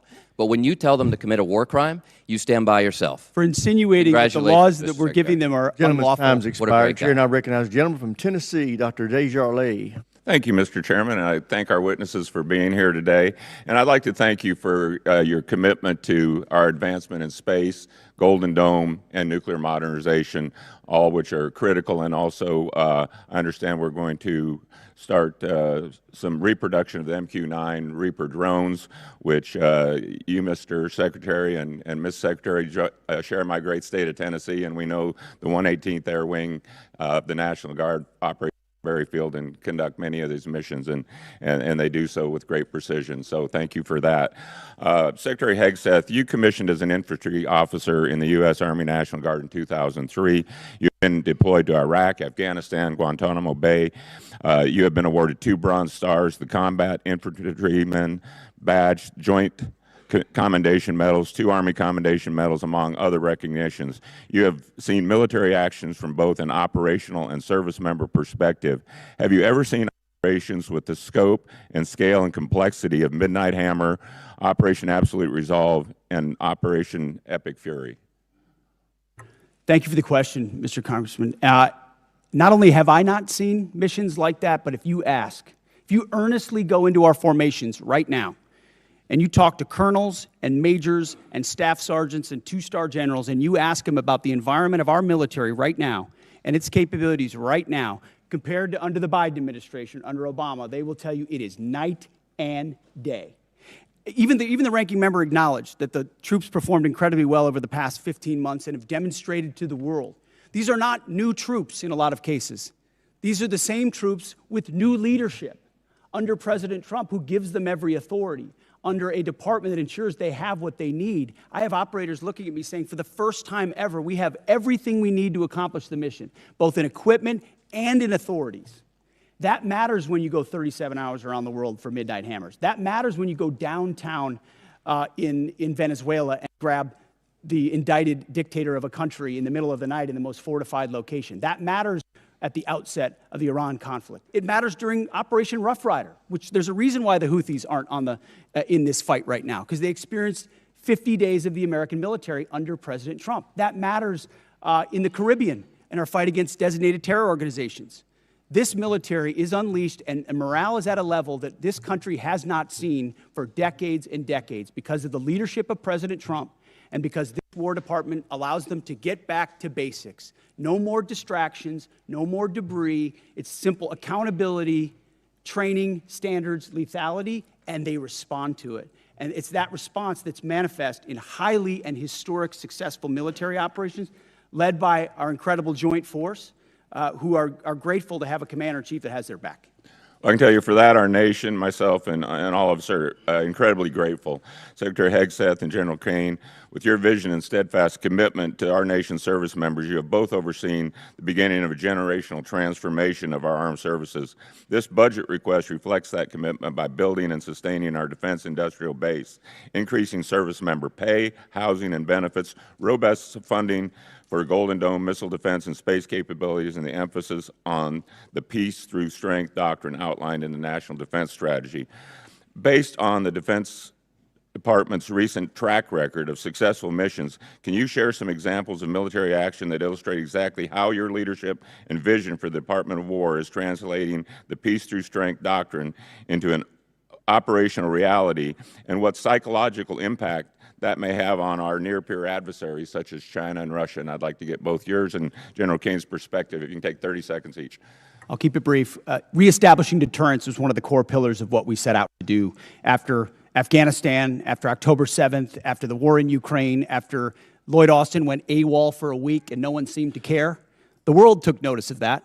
And through the actions we've taken swiftly that I just laid out, the world has recognized that American power is back, and the willingness to utilize it shows that we can achieve peace through strength. And General Caine, in terms of our adversaries? Yes, sir. You know, when we look at the totality of actions that we've done over the last year, one thing leaps out at me that I think is clearly and unambiguously seen by our adversaries or those that may consider it, and that's our ability to integrate and synchronize a whole range of capabilities that we have in the joint force, information, cyber, deception, jamming, air power, sea power, land power, et cetera. And I think that ability, and I'm so proud of our joint force, those young... Gentleman's time's expired. Chair, and I recognize the gentleman from California, Mr. Carbajal. Thank you, Mr. Chair, and thank you, General Caine, Mr. Hegseth, and Hurst for being here today. I associate myself with the comments of Ranking Member Smith and Mr. Garamendi so that I won't repeat a lot of what has been said. Mr. Hegseth, I recently realized that we have something in common. I'm also a fan of Pulp Fiction. And no, the movie is not an accurate portrayal of the Bible. You know what I'm talking about. This president and his administration have claimed to be the most transparent of all time. With that in mind, I'd love to get some straightforward answers today. Some estimates show that the Trump administration's war of choice in Iran is costing taxpayers around $1 billion every day. In addition to spending taxpayer money on a war they don't want, it is also driving up costs. The cost of gas, while the cost of living is skyrocketing under this administration's policies. To me, and I assume to the American people, it is unclear why we started this war, how it will end, and what anyone gained from it. Mr. Hegseth, about how much money has been spent on this war to date, and how much more do you anticipate spending? Well, as our comptroller laid out, the estimate is less than $25 billion at this point as far as an expenditure. And the question I would ask this committee is, what is it worth to ensure that Iran never gets a nuclear weapon, considering the radical ambitions of that regime? I mean, almost every member of this dais at some point has said, whether it was 2015, thank you for your answer. I'll proceed to my next question. Thank you for your answer. President Trump is the one that's willing to make sure it doesn't happen. Supposedly, we had taken care of the nuclear capability last time around. And now this war, we're at it again, because obviously we said we did, but we didn't. In a way that we know, the United States military can do. I want to reclaim my time. We know that the cost of oil and gas has gone up as a direct result of this war, and the American people are feeling that pain at the pump. In an attempt to alleviate the high price of gas caused directly by this president, he lifted sanctions on Russian oil. The way I see it, this is a massive gift to Putin and Russia's struggling economy. Mr. Hegseth, is there any concern that easing sanctions against Russia will allow Putin to continue funding Russia's illegal war against Ukraine? Well, we've seen Russia's and Putin's inability to make effective battlefield gains, just like their inability to defend the Maduro regime with the billions of dollars of systems the Russians sent to Venezuela in order to defend him, which were defeated in 15 minutes. So Russia's military capabilities are no match for ours. And you don't believe easing the sanctions is helping Russia? Well, we have the best energy team in the planet it's just a yes or no. House, we're going to ensure that this is not deja vu. It's a simple yes or no. I understand the energy dominance that this administration has unleashed. All right, well, I'll proceed to my next question. Strategy. Last week, it was announced that the Department of Defense is no longer requiring service members to get their annual flu shot. Now, this is an easy one for you. It's a softball. Don't screw it up. The rationale was to, and I quote, restore freedom to our joint force. This has been a requirement since 1950 because it is an effective at preventing the spread of flu among our troops. It's not some new woke requirement that you like to lean on for much of your rhetoric. This decision is actively making our military less safe and less prepared. Mr. Hegseth, at this time, are there plans to remove the mandatory requirement of other vaccinations like measles, mumps, and polio? We made very clear in our announcement that it applies to service members having a choice as it pertains to the flu vaccine. Don't you think that's a little reckless? No, I think allowing well-informed Americans who serve our country to make a choice is not reckless. And commanders will still have latitude, say, for a submarine or something else to make a decision for a unit about whether it could be mandatory in a particular circumstance. But overall, our troops have earned the right to be able to choose about something like that related to their health. Mr. Hegseth, I stand by what I said last time you were here. You were incompetent then, you're incompetent now, and you're the gift that keeps on giving when it comes to incompetence. With that, Mr. Chairman, I yield back. Gentleman yields back. Chair, now other than that, I'm doing great. Gentleman Thank from you. Mississippi, Mr. Kelly. Thank you, Mr. Chairman.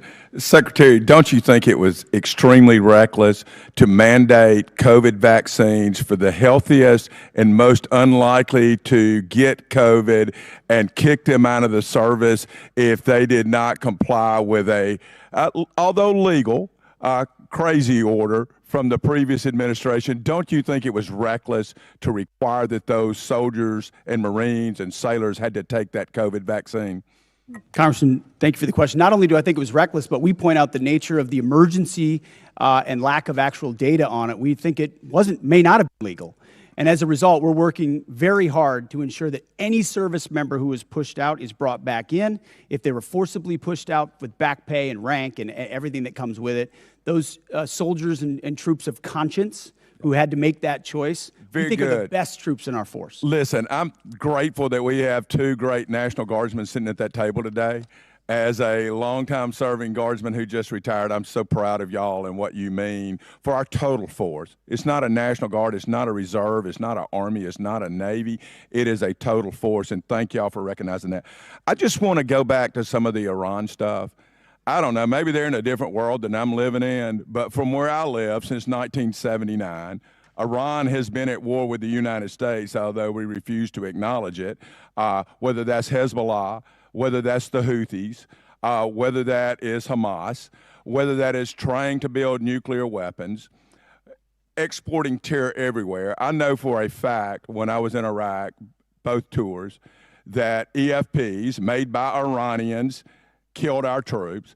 I know for a fact that many of the munitions, I know for a fact many of the militias in Iran that were Shia-based were there to attack Americans at the willing knowledge of the Iranian government. Do you agree they've been at war with us and are still at war with us and the world since 1979? Of course. For 47 years from Beirut to Baghdad, Iran has sought the most dangerous weapons in the world to try to achieve death to America. And if they were to get the most dangerous weapon in the world, a nuclear weapon, they would most certainly use it, which is why this is at the level of seriousness that President Trump was willing to address it. And that's what I think so many in this body misrepresent. North Korea is the lesson. Everybody thought North Korea shouldn't have a weapon. Under the Clinton administration, they gathered so many ballistic missiles that their ballistic missile shield allowed them to blackmail the region and the world to say, we're going to get a nuke and you can't do anything about it.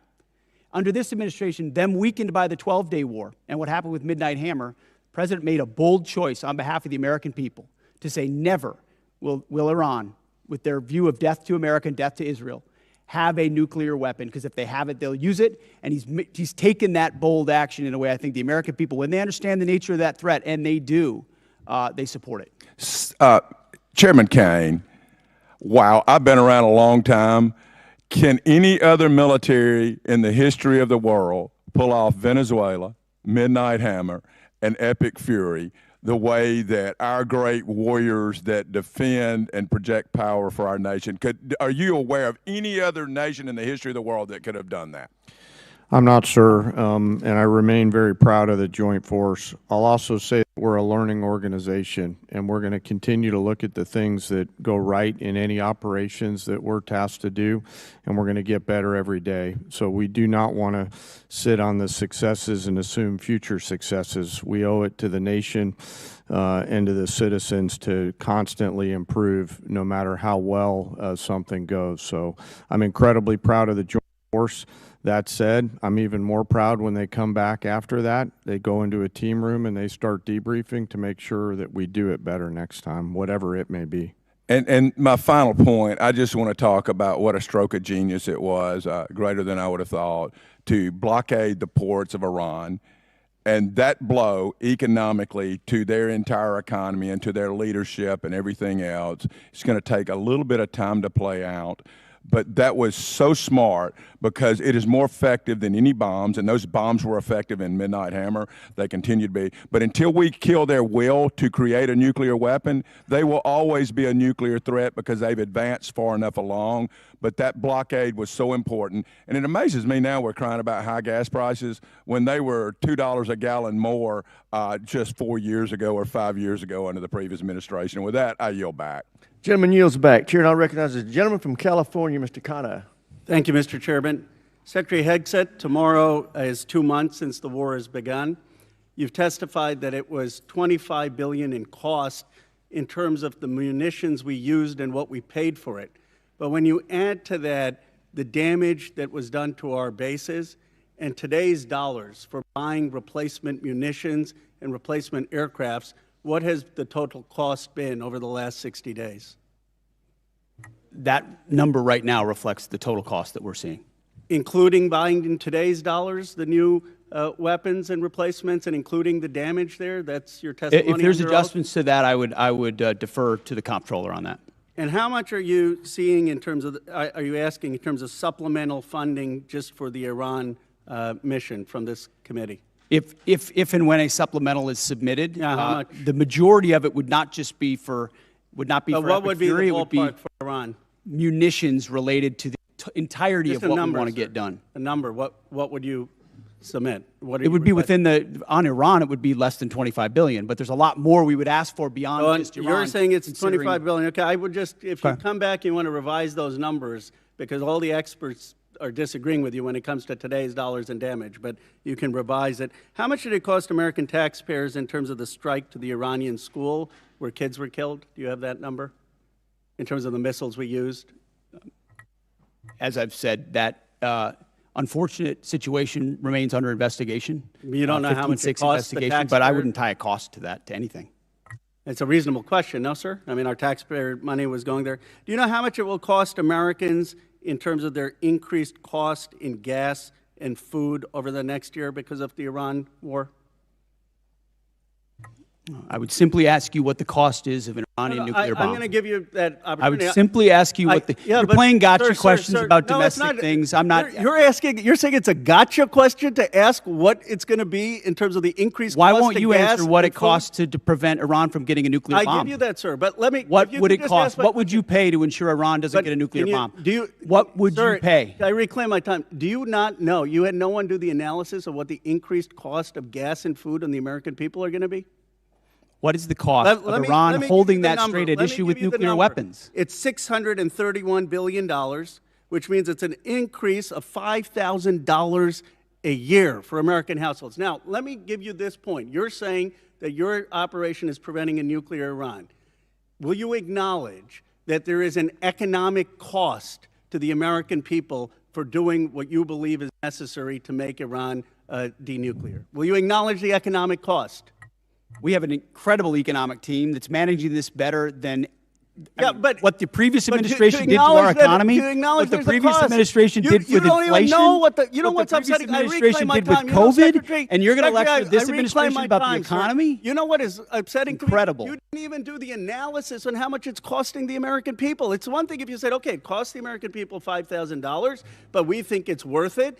That's what we've done in World War II and other wars. Here's what it costs. You got to pay for it. You don't even know what the average American is paying. You don't know what we paid in terms of the missiles that hit the Iranian school. You don't know what we're paying in terms of gas. You don't know what we're paying in terms of food. Your 25 billion number is totally off.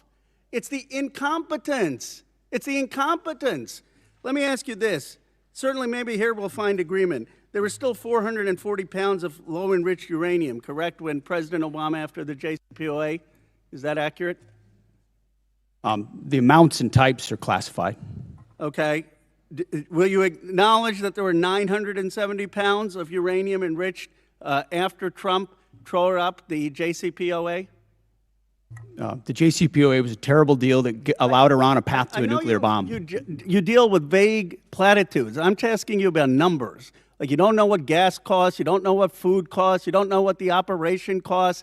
You know, I get sound bites, but how about numbers? Do you know how much the enriched uranium was after you ripped up the JCPOA? Trump did. I'll give you a number. I know that, as was stated by early on, the price of gas is twice as expensive in California, your home state, as anywhere else in the country because of the horrible policies your state pursued. You know what? It used to be that that type of stuff worked, and then you started to lose the people that you campaigned you wanted to be for, because you said you wouldn't get us into bad wars. You said you would bring down the prices. You know what I'm sad for? I'm sad for all the people who voted for Trump. I'm sad for them because you betrayed them. You betrayed a lot of that MAGA base. And you know who knows that? J.D. Vance knows that. Gentleman's time has expired. Chair now recognizes the gentleman from Nebraska, Mr. Bacon. Thank you, Mr. Chairman. I thank all three of you for being here today. It's a real privilege to be a part of this committee. We are the most bipartisan committee out of 20 in Congress. We have a tradition of voting on NDAAs with large majorities year after year. And it's important not to be a Republican first in here or a Democrat first. We're Americans trying to ensure that our country is well defended. And in that spirit, I compliment the operations in Iran. I served 30 years in the Air Force. We were attacked repeatedly by proxy groups from Iran on every deployment I was on. They were the #1 threat where I was located. I've lost friends, like at Khobar Towers. Iran with a nuclear weapon would have been an existential threat to our country. And if they had a missile that could hit New York, they would have done it. They would have done it 2 months ago. So I support our operations there. I think it was good that we got Maduro out. You know, I would say it would be important to get the representative government that duly won their election there, and not good to replace one dictator with another dictator, but Maduro was bad for their country. And I support our 5% GDP spending. There's no way to modernize our nuclear force, 6th-generation fighters, take care of our men and women in uniform without being at 5% GDP. But also in the spirit, I share a bipartisan concern of the firings that we've seen at the Pentagon. 4 of the 6 service chiefs, for example, the Coast Guard. We had a huge bipartisan majority here that had confidence in the Army Chief of Staff and the Secretary of Navy. And I would just point out, it may be constitutionally right. You have the constitutional right to do these things, but it doesn't make it right or wise. Now, my first question is dealing with the housing allowance, something I've been working for the last 2 or 3 years. Our housing allowance is underpaying people in certain areas. And the department, and it hasn't started under this administration, it's been going on for a while, they take out 5% of the housing allowance. They send it to other needs. But that means we're underpaying our servicemen and women living off base by 5%. So we tried to fix it with a $2.9 billion line item to fix housing allowance. But that money was moved. So Mr. Secretary, could you tell us how we're going to fix this? Because we have a shortfall in housing allowance, and we tried to fix it out of here, and I'd like to get it fixed. Congressman, I agree with you. I think that is precisely the kind of quality of life issue that's been ignored time and time again. Oftentimes with good intentions of trying to do some trade-off with something else. But I mentioned the 7% pay increase. That's just for junior enlisted. It's 6% from E6 to 03, and it's 5% from 04 all the way up. But closing that gap, TRICARE reimbursement's a big one we're going to look at as well. If we reimburse TRICARE lower than Medicare, then no one wants to take TRICARE, and now you don't have a real network for service members. So those places where we pinched pennies to try to eke out additional budget space have really hurt service members. So I'm committed to working with you on that to close that gap and ensure that folks can live where they are asked to serve because they can afford housing. Okay, I think this has already been addressed to a degree, but I just want to emphasize we did put $400 million in for Ukraine. I asked you to execute it. It's important for most of us in here. It has overwhelming support. Also, I'm the chair of the Baltic Security Caucus, and we've put money in for the Baltic Security Initiative. These people love America. They love freedom more than anywhere I've ever been, and they need us. They're on the front lines with Russia. Mike, I have a question for the chairman. So we did 29 years of the nuclear alert, airborne alert, the Looking Glass mission. In 1991, we turned that off because the Cold War turned to our favor. But I think we're back to where we were at. Russia's a threat. China's building a nuclear force to match ours. I think we need a Looking Glass 2 and restore that nuclear command and control survivability that gives us deterrence. Russia, China needs to know no matter what they do, we can launch those 400 ICBMs. What's your vision for the Looking Glass 2 or the follow-on? Well, sir, as you know, right now we're looking at all three legs of the nuclear triad to make sure that that most critical backstop on our nation's most important day is reliable, redundant, and workable. And so we'll take a look at that. I know the team already deep in analysis on all the from NC3 to the end state. But what I want you to know is the most important thing is the ability to execute if we had to, and we can. You know, for 29 years we had a plane airborne with the general on board, and it gave the Pentagon, the White House, Stratcom the assurance that we had a backup. I think we're back to the future. Yes, and sir. I appreciate your look at it. I just flew with them, and they were doing great work. Gentleman's time's expired. Mr. Chairman, I yield. Chair now recognizes the gentleman from Massachusetts, Mr. Keating. Thank you, Mr. Chairman. I want to talk briefly about the current U.S. doctrine and conduct of the administration in a particular event and a series of events, actually. As everybody in the dais and the witness table is aware, the Department of Defense Law of War Manual specifies that any order to kill shipwrecked persons in an illegal order would constitute a war crime. It isn't suggested there's a specific example to show a clear-cut example of what this entails in our own manual. With that in mind, let's look back a few weeks ago when a fishing crew ended a long day of hard fishing, scoring a full stock of albacore and swordfish on board. Without any warning or expectation, this small Ecuadorian fishing vessel, operating about 200 nautical miles off the Galapagos Islands, was militarily engaged by U.S. forces. It was hit once, then it was hit again. Not a warning shot, not an interdiction, 2 drone strikes. Survivors described chaos and severe injuries. Our U.S. forces then handcuffed the crew at gunpoint, placed black hoods over their heads, seized and scrubbed their devices, and then held them for days. Ultimately, the crew was released, given there was no evidence to support any narco activity or any charges that may be against them. So to recap, we struck a vessel, we struck it again, set fire to it as it was sinking, and as public reports say, even drank their beer. We detained the survivors, and then we let them go. This should be eye-opening. Now let's go to another example, the double tap or 2-strike attack that took place on September 2nd in the Caribbean. A vessel was struck, disabled, and then struck again, killing all but 2 survivors that were left clinging to the wreckage. And this is the thing. We know this happened. We know how it happened, and the Defense Department still refuses to release the follow-up video of the killing of the shipwrecked survivors, even though they released the initial one to the public in major news networks worldwide. No difference in sources and methods in the 2 videos, but still not released to the public. Of course, the backlash was severe at the time and perhaps is being forgotten. An unpredictable but ignoble display of character from this administration, fingers were pointed at one another as everyone scurried to cover, in a tacit acknowledgement that this was an issue potentially violating international law.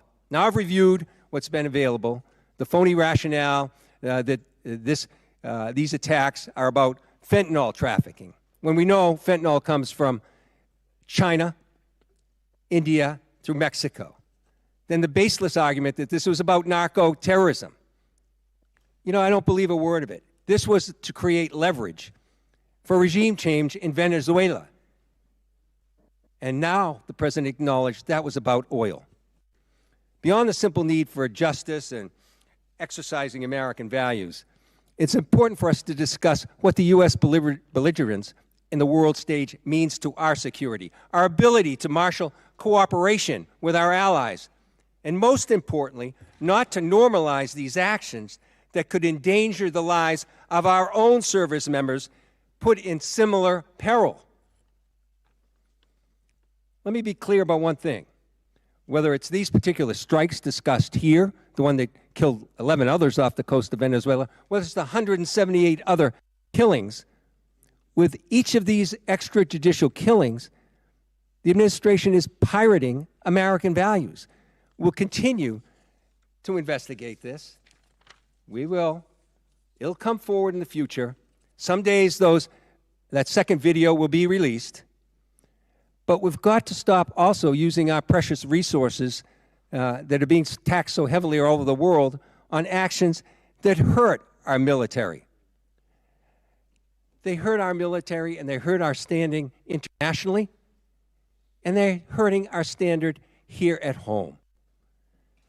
I hope that we can move forward. I hope we can review whether these are justified, because I found no justification. We were given classified information on the second strike. I can't discuss it, but I must tell you, it's the most convoluted bullshit I ever heard in my life. This should be public. This is our honor. This is what it makes American a difference maker. This is what we're proud of. It's an incredible array of false accusations. And I yield back my time. Gentleman yields back. Chair now recognizes the gentleman from Texas, Dr. Jackson. Thank you, Mr. Chairman. Thank you, Secretary Hegseth and General Caine and Mr. Hurst, for your bold leadership and for your time today. I really appreciate it. I can't tell you how awesome this hearing is today. It's fantastic. After someone who sit up here for 4 years during the last administration, this is a great day.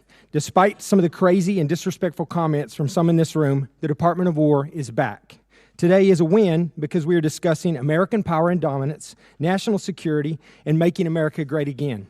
There may be differences in how we go about that, but at least we are not wasting all of our time talking about how to restructure the Department of War into a social experiment that appeases the far-left woke agenda that existed for the last 4 years. Thank God those 4 years of the disastrous Biden administration are done. On behalf of someone who served 25 years on active duty and almost everyone I know currently serving in uniform, thank you, Mr. Secretary, for saving the department. Okay, my question. The U.S. Special Operations Command budget has been relatively flat over the past decade, failing to keep pace with inflation and reducing the command's purchasing power by 14%. I was disappointed to see that SOCOM's FY27 budget request was only $223 million higher than last year's enacted level, dropping even further from an already less than 2% to now just above 1% of the department's overall budget. All of this comes despite being increasingly asked to do more. From 2023 to 2025, there was a 35% increase in combatant command demand for soft capabilities. And last year alone, SOCOM was unable to satisfy roughly 70 mission-specific requests due to resource and capacity restraints. Secretary Hegseth, I have appreciated the opportunity to meet with members of your team and leaders like ASW Solik Anderson and SOCOM Commander Admiral Bradley as we work to grow the SOCOM top line for future fiscal years. Can you discuss the critical role soft plays in underpinning deterrence, and do you agree with the urgent need to grow the SOCOM budget accordingly?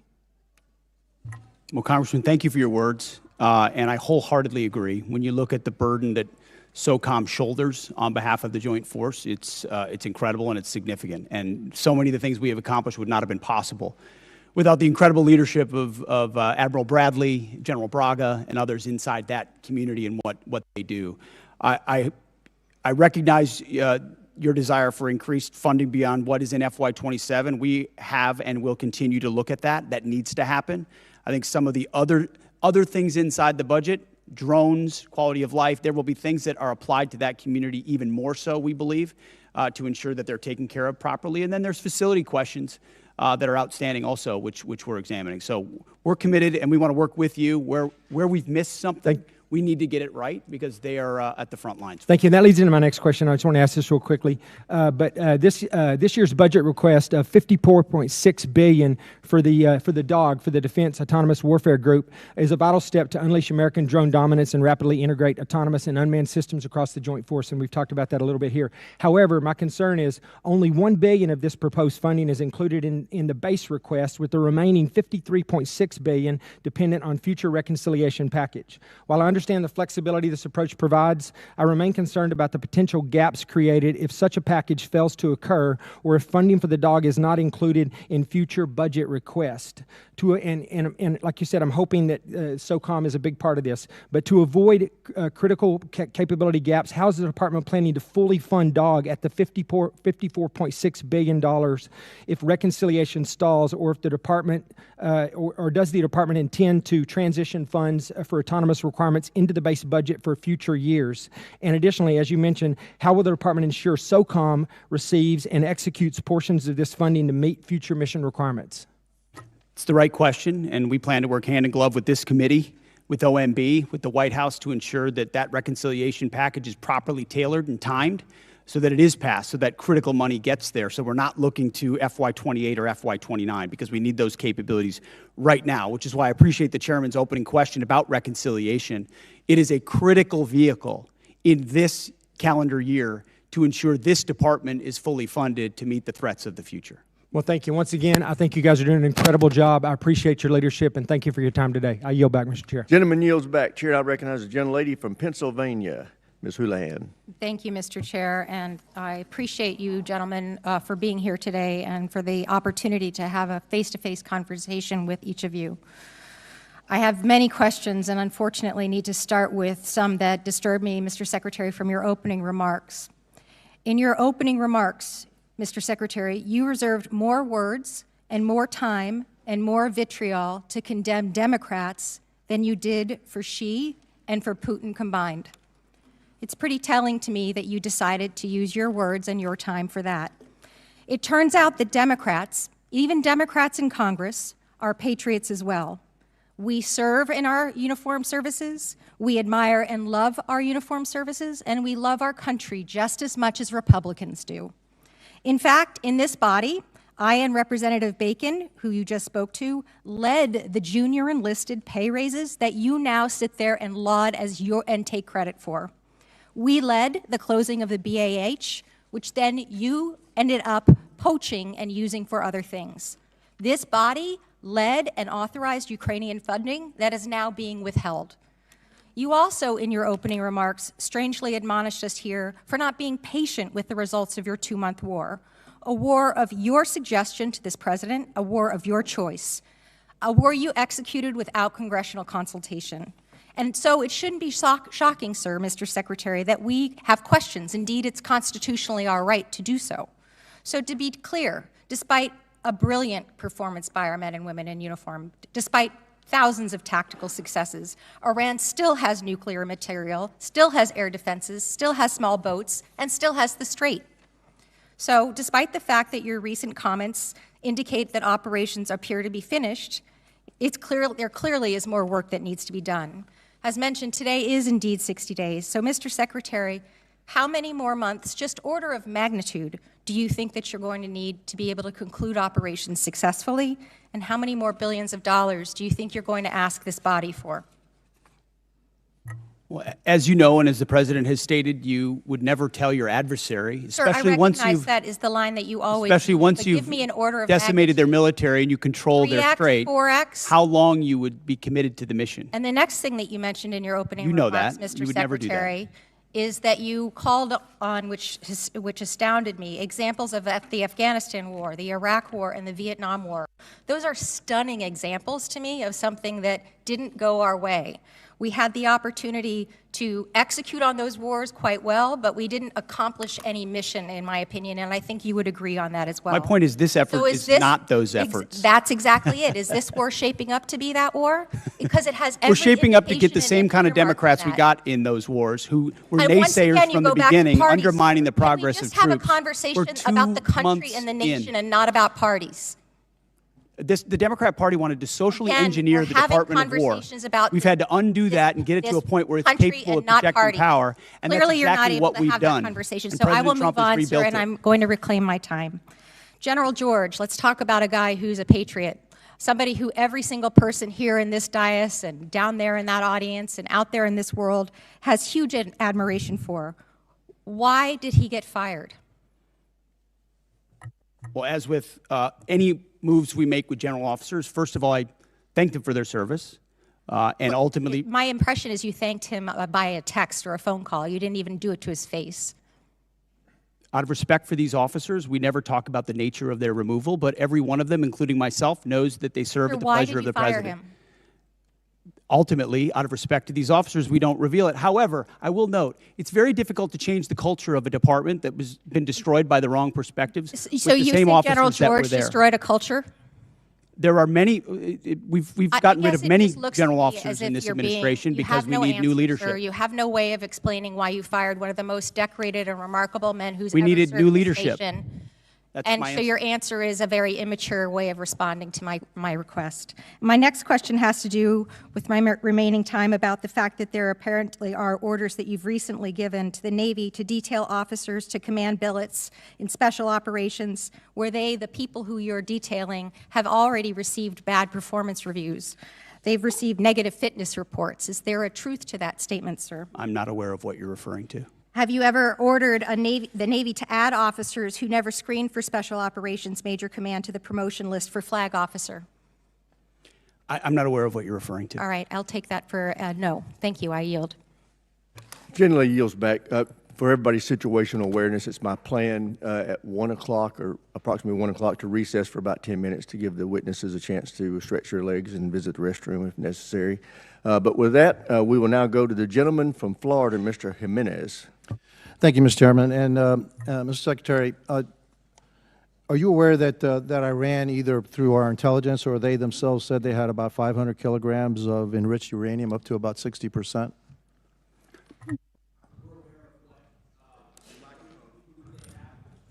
We're aware of what they have or what they believe they have and what we know they have, but all of that is classified. Fair enough. And if indeed they had 500 kilograms of your enriched uranium, how long would it take it to weapons grade? Quickly enough that it's a serious national security problem for the United States of America. If I said days or a few weeks, would that be inaccurate? You might be somewhere in the ballpark. Okay, thank you. Actually, you can just get that from ChatGPT. It'll give it to you. Okay. So it's not that classified. All right. Would you say that our primary mission in this war is to deny Iran the capability to develop a nuclear weapon? Yes. And would you say that a regime that's capable of killing 35,000 of its own people within a 2-day period, are they capable, if they had the delivery systems, to carry out their threat to destroy Israel and also to harm the United States of America?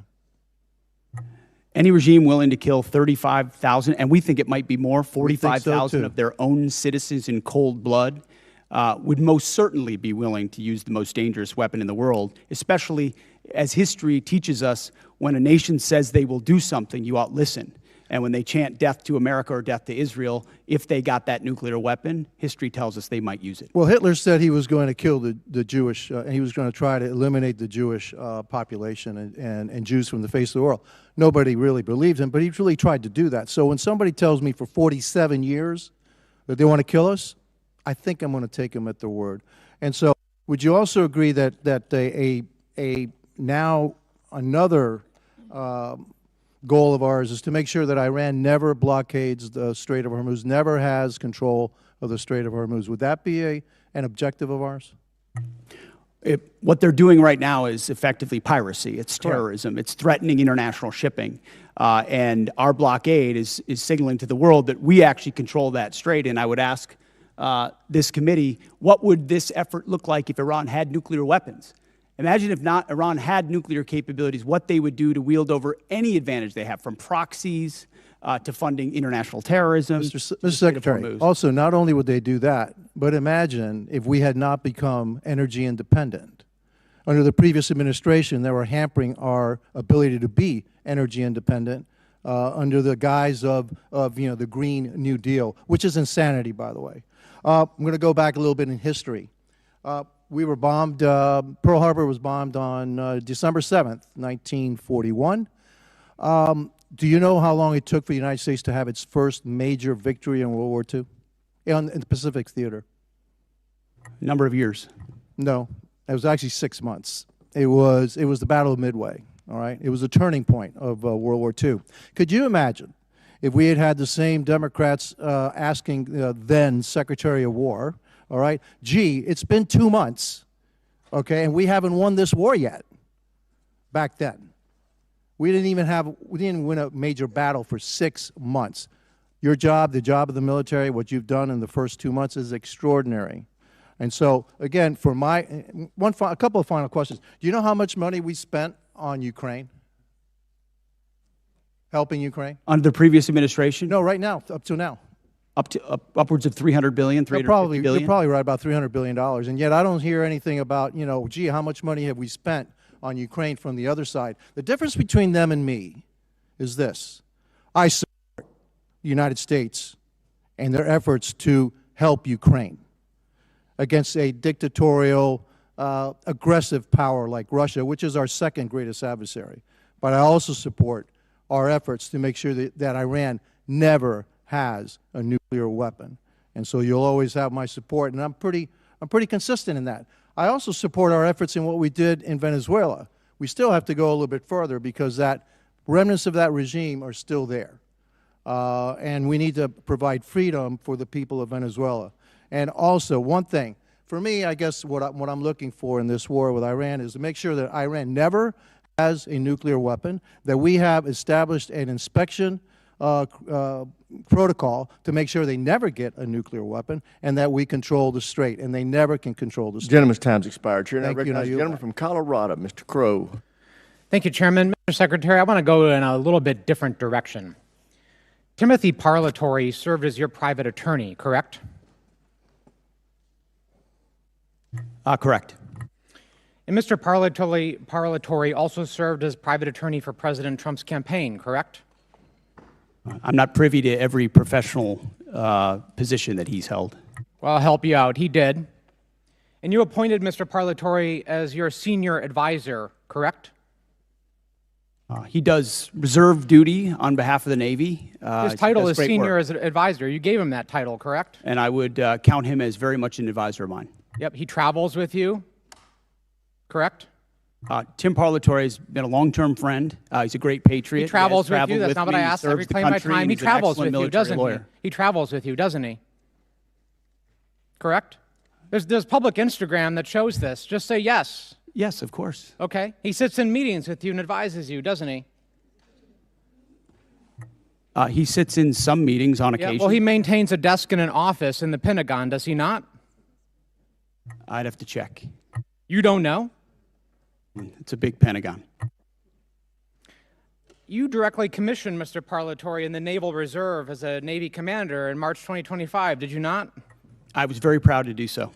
And when you did, because he's a Navy Reserve officer, he didn't have to go through the PPO process, the White House Presidential Personnel Office, right? He wasn't vetted by a White House PPO. Uniformed service members don't get vetted by The answer is yes. He didn't have to be vetted by a White House PPO. He didn't go through the Senate confirmation process either, did he? The answer is no. I don't know what you're getting to, but Tim is a fantastic I'll tell you what I'm getting to. The answer is no, right? He does great work. Okay. He didn't maintain a security clearance when you appointed him as special advisor. Is that right? I'd have to check. You don't know?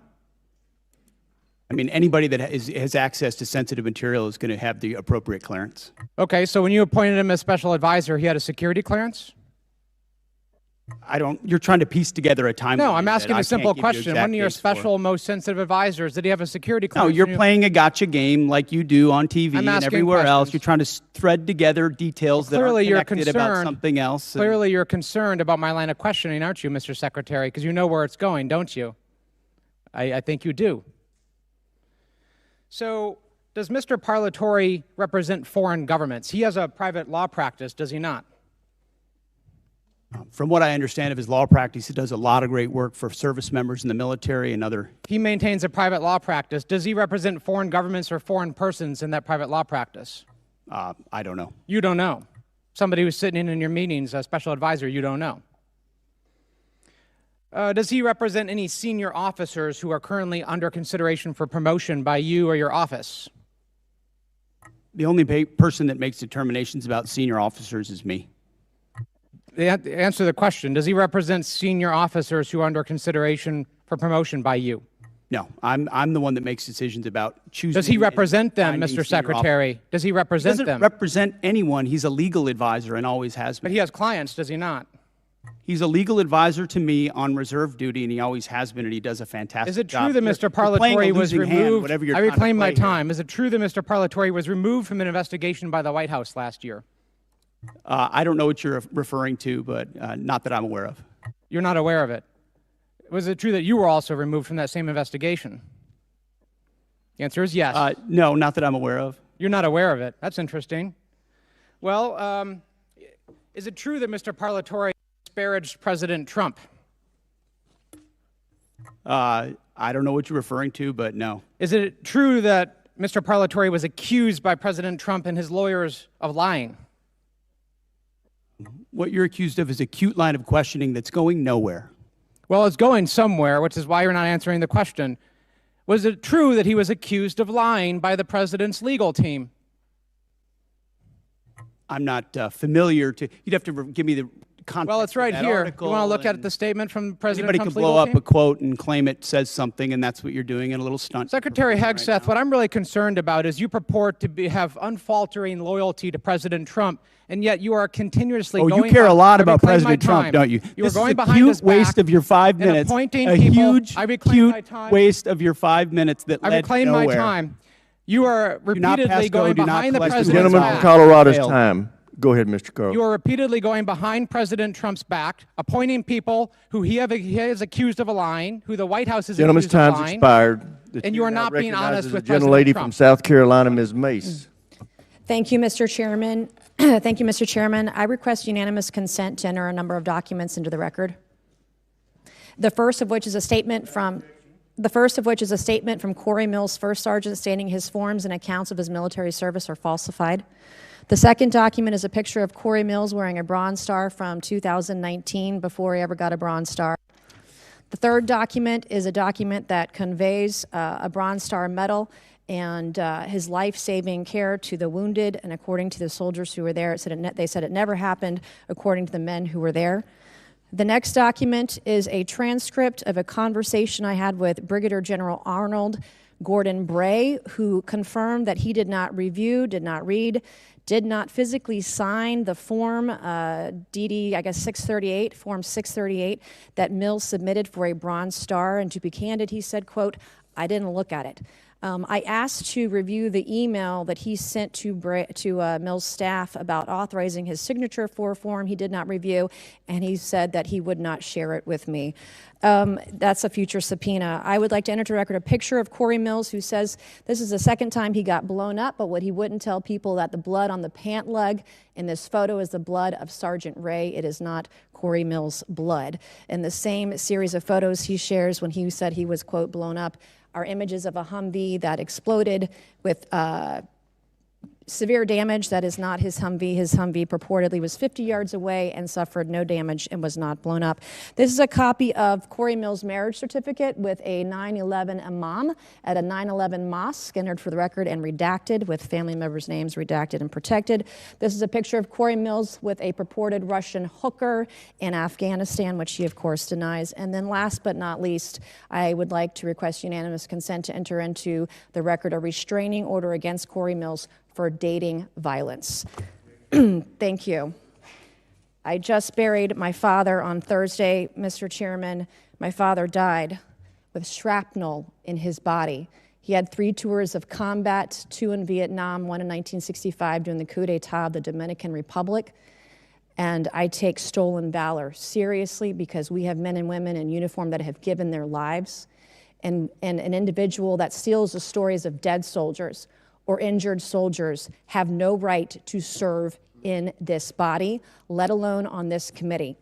And so I take it very seriously. I want to thank you, Mr. Secretary, and the folks that serve under you in the Department of War. As my father lay dying on April 14th, there was only one thing that calmed him down, that gave him the courage to pass on to the next life. And that was for me to read stories and testimony from 3 different soldiers that we didn't have, our family previously didn't have. We've been doing a lot of research on my father's service when he received the Distinguished Service Cross with V device in 1968 in Dong Zai. He rescued every man in that battle, in that firefight over a 2-day period.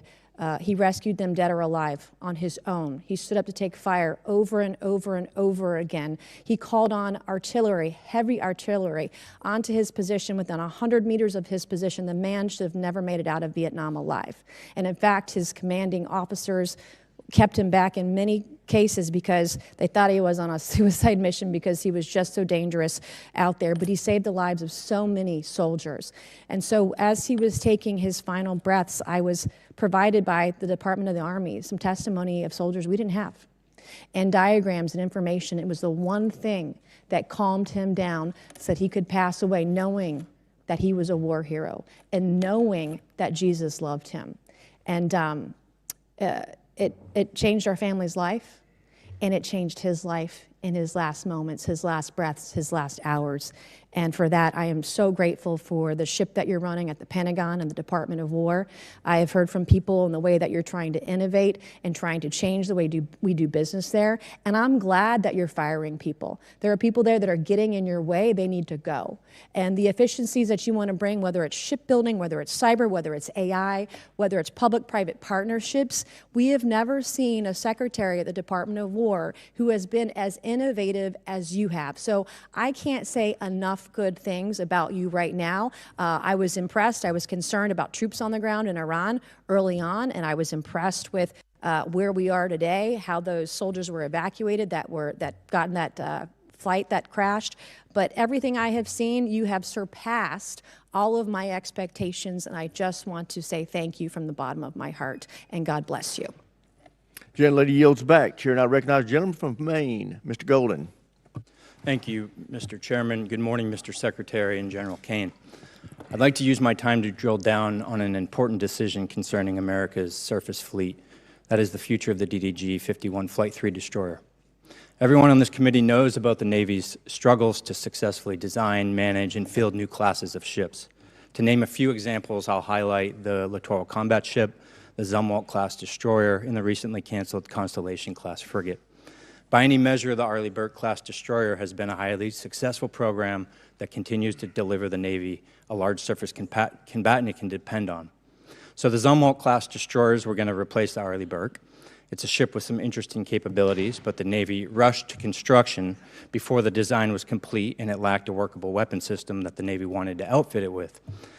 So the Navy scrapped the program at 3 ships and went back to the DDG. I'm in my 8th year on this committee, and the entire time I've been in conversation with the Navy publicly and privately about the latest Flight 3 destroyer and how critical a role it would play, and now is playing for the surface fleet. And yet, even before we delivered one to the fleet, the Navy was already planning the DDG-X. I'm skeptical about the transition to yet another new class of surface ship, given the troubles I've laid out already. From my perspective, we have a proven hull for an Arleigh Burke destroyer that is described by CNO after CNO again and again and again as the backbone of the Navy's surface fleet. But now I'm even more skeptical. The proposal cuts production of the destroyer down to just 1 ship, scraps the future destroyer, and proposes $17 billion to build just a single new battleship, a class of ship the Navy decommissioned in 1992. Mr. Secretary, when you visited Bath Iron Works, you discussed this budget proposal with shipbuilders. You said, quote, "We're maxing out on DDGs. It's a workhorse, and it's a damn good workhorse." You were right about the DDGs. They are a workhorse. They're cost-efficient, deadly effective, and feared by our enemies. And I'm wondering why would we move on so quickly from a relatively new Flight 3 destroyer that's the gold standard for ballistic missile and drone defense capabilities. It's a ship that's proven itself time and again, recently in the Mediterranean, Persian Gulf, and the Taiwan Strait.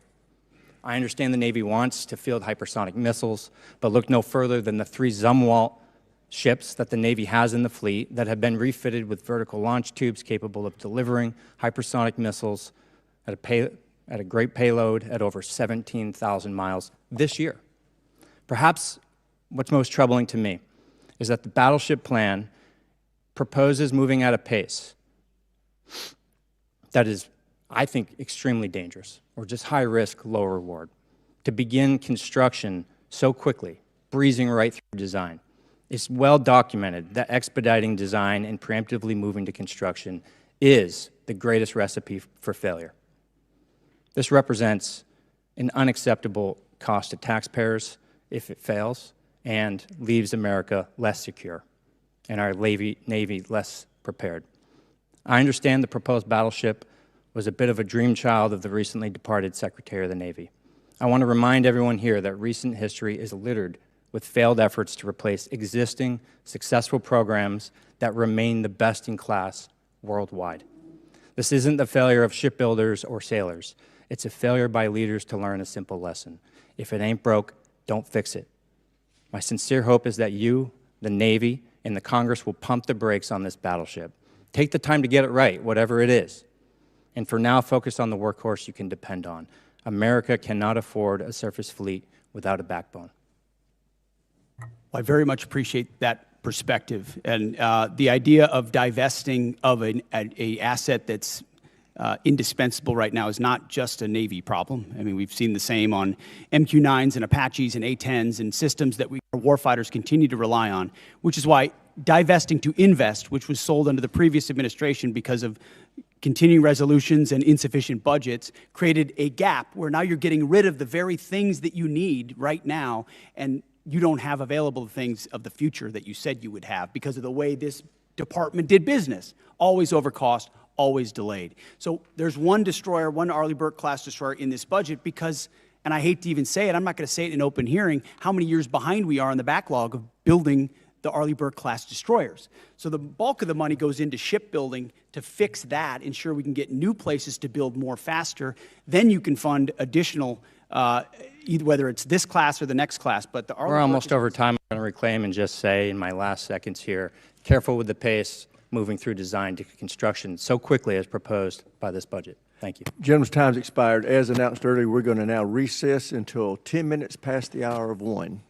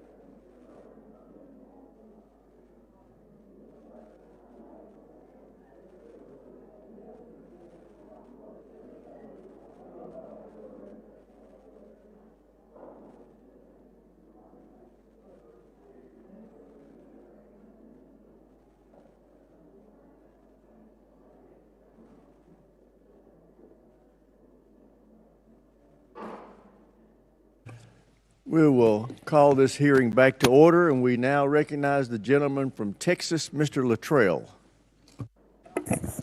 Thank you, Mr. Chairman.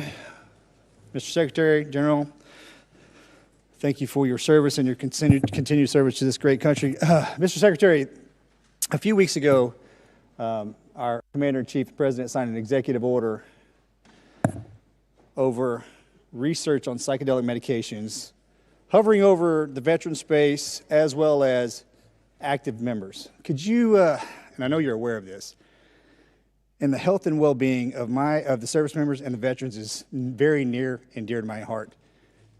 We lose over 6,000 veterans a day. A year. I would love to see that trajectory go to zero. Can you, at a high level, is the Department of War interested in kind of coming in with VA, HHS, NIH, and pushing this type of research? First of all, thank you, Congressman, for all the work you've done on this. There's no more passionate advocate for them, and it was great to see you in the Oval Office with your brother and with so many other SEALs who are saying, hey, this option saved my life or gave me a new lease on life. And I've heard that time and time again based on that particular approach that the President has approved through the EO. And I think our department has shown a willingness to be flexible and look at new options and new alternatives. And I think if you talk to Secretary Collins at the VA, the partnership we've had is as deep as any partnership between the Department of War and the VA has ever existed. So we've got regular meetings between us as secretaries, but also our chiefs, and then down into the committees to ensure the flow is consistent. But if there's something that the VA is doing that we should be looking at that enables our service members to be better at their job, we're going to entertain it. So thank you for your advocacy on it, and we'll take a look at it. Thank you very much. And it excites me that the two entities, one couldn't exist without the other. Our veteran. I've had the opportunity to not only travel the country, but travel the world and visit our troops, either OCONUS or CONUS.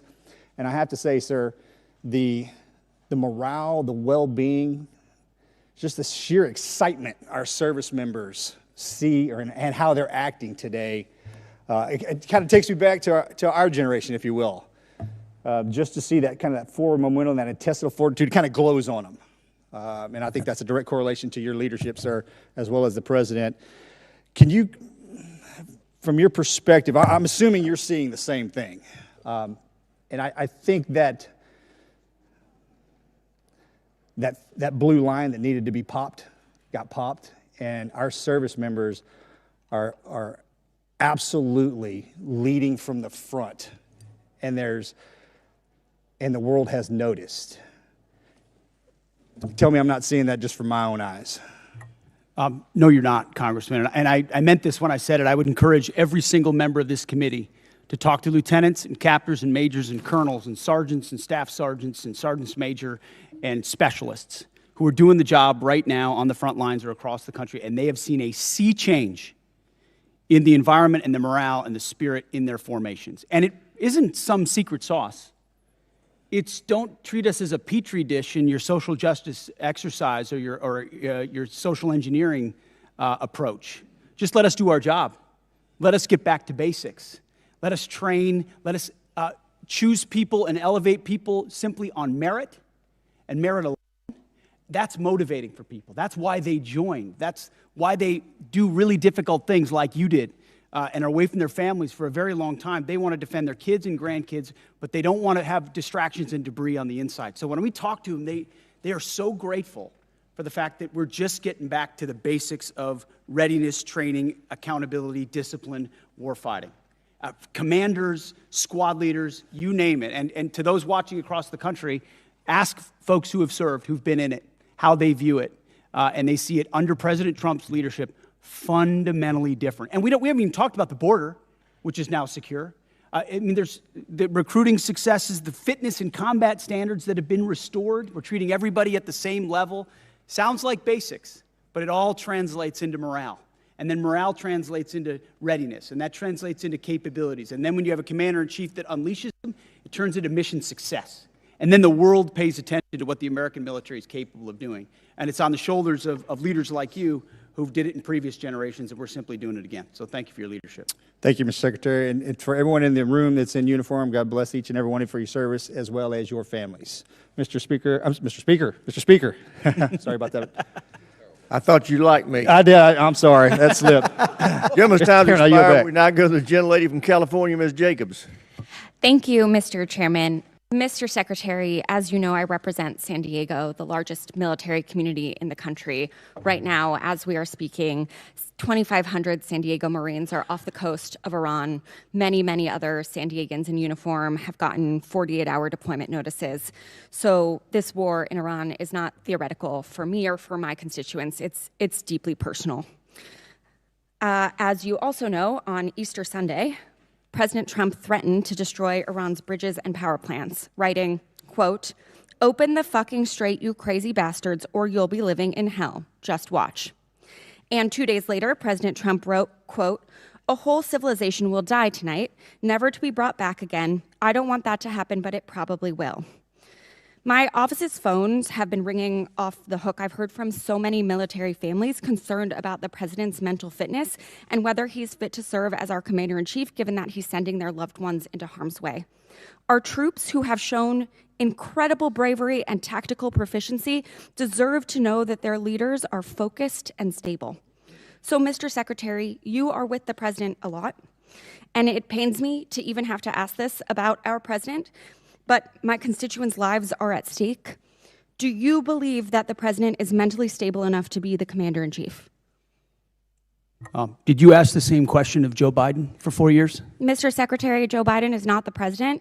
Mr. Trump has been president for a year and a half, and I'm asking you did right not. now. And I won't even engage with the level of disparagement that you're putting on the commander-in-chief, who indeed is. Meeting Mr. with him Secretary, every single day. Mr. Secretary, Biden is not the president. Sharpest, most insightful commander-in-chief we've had in generations.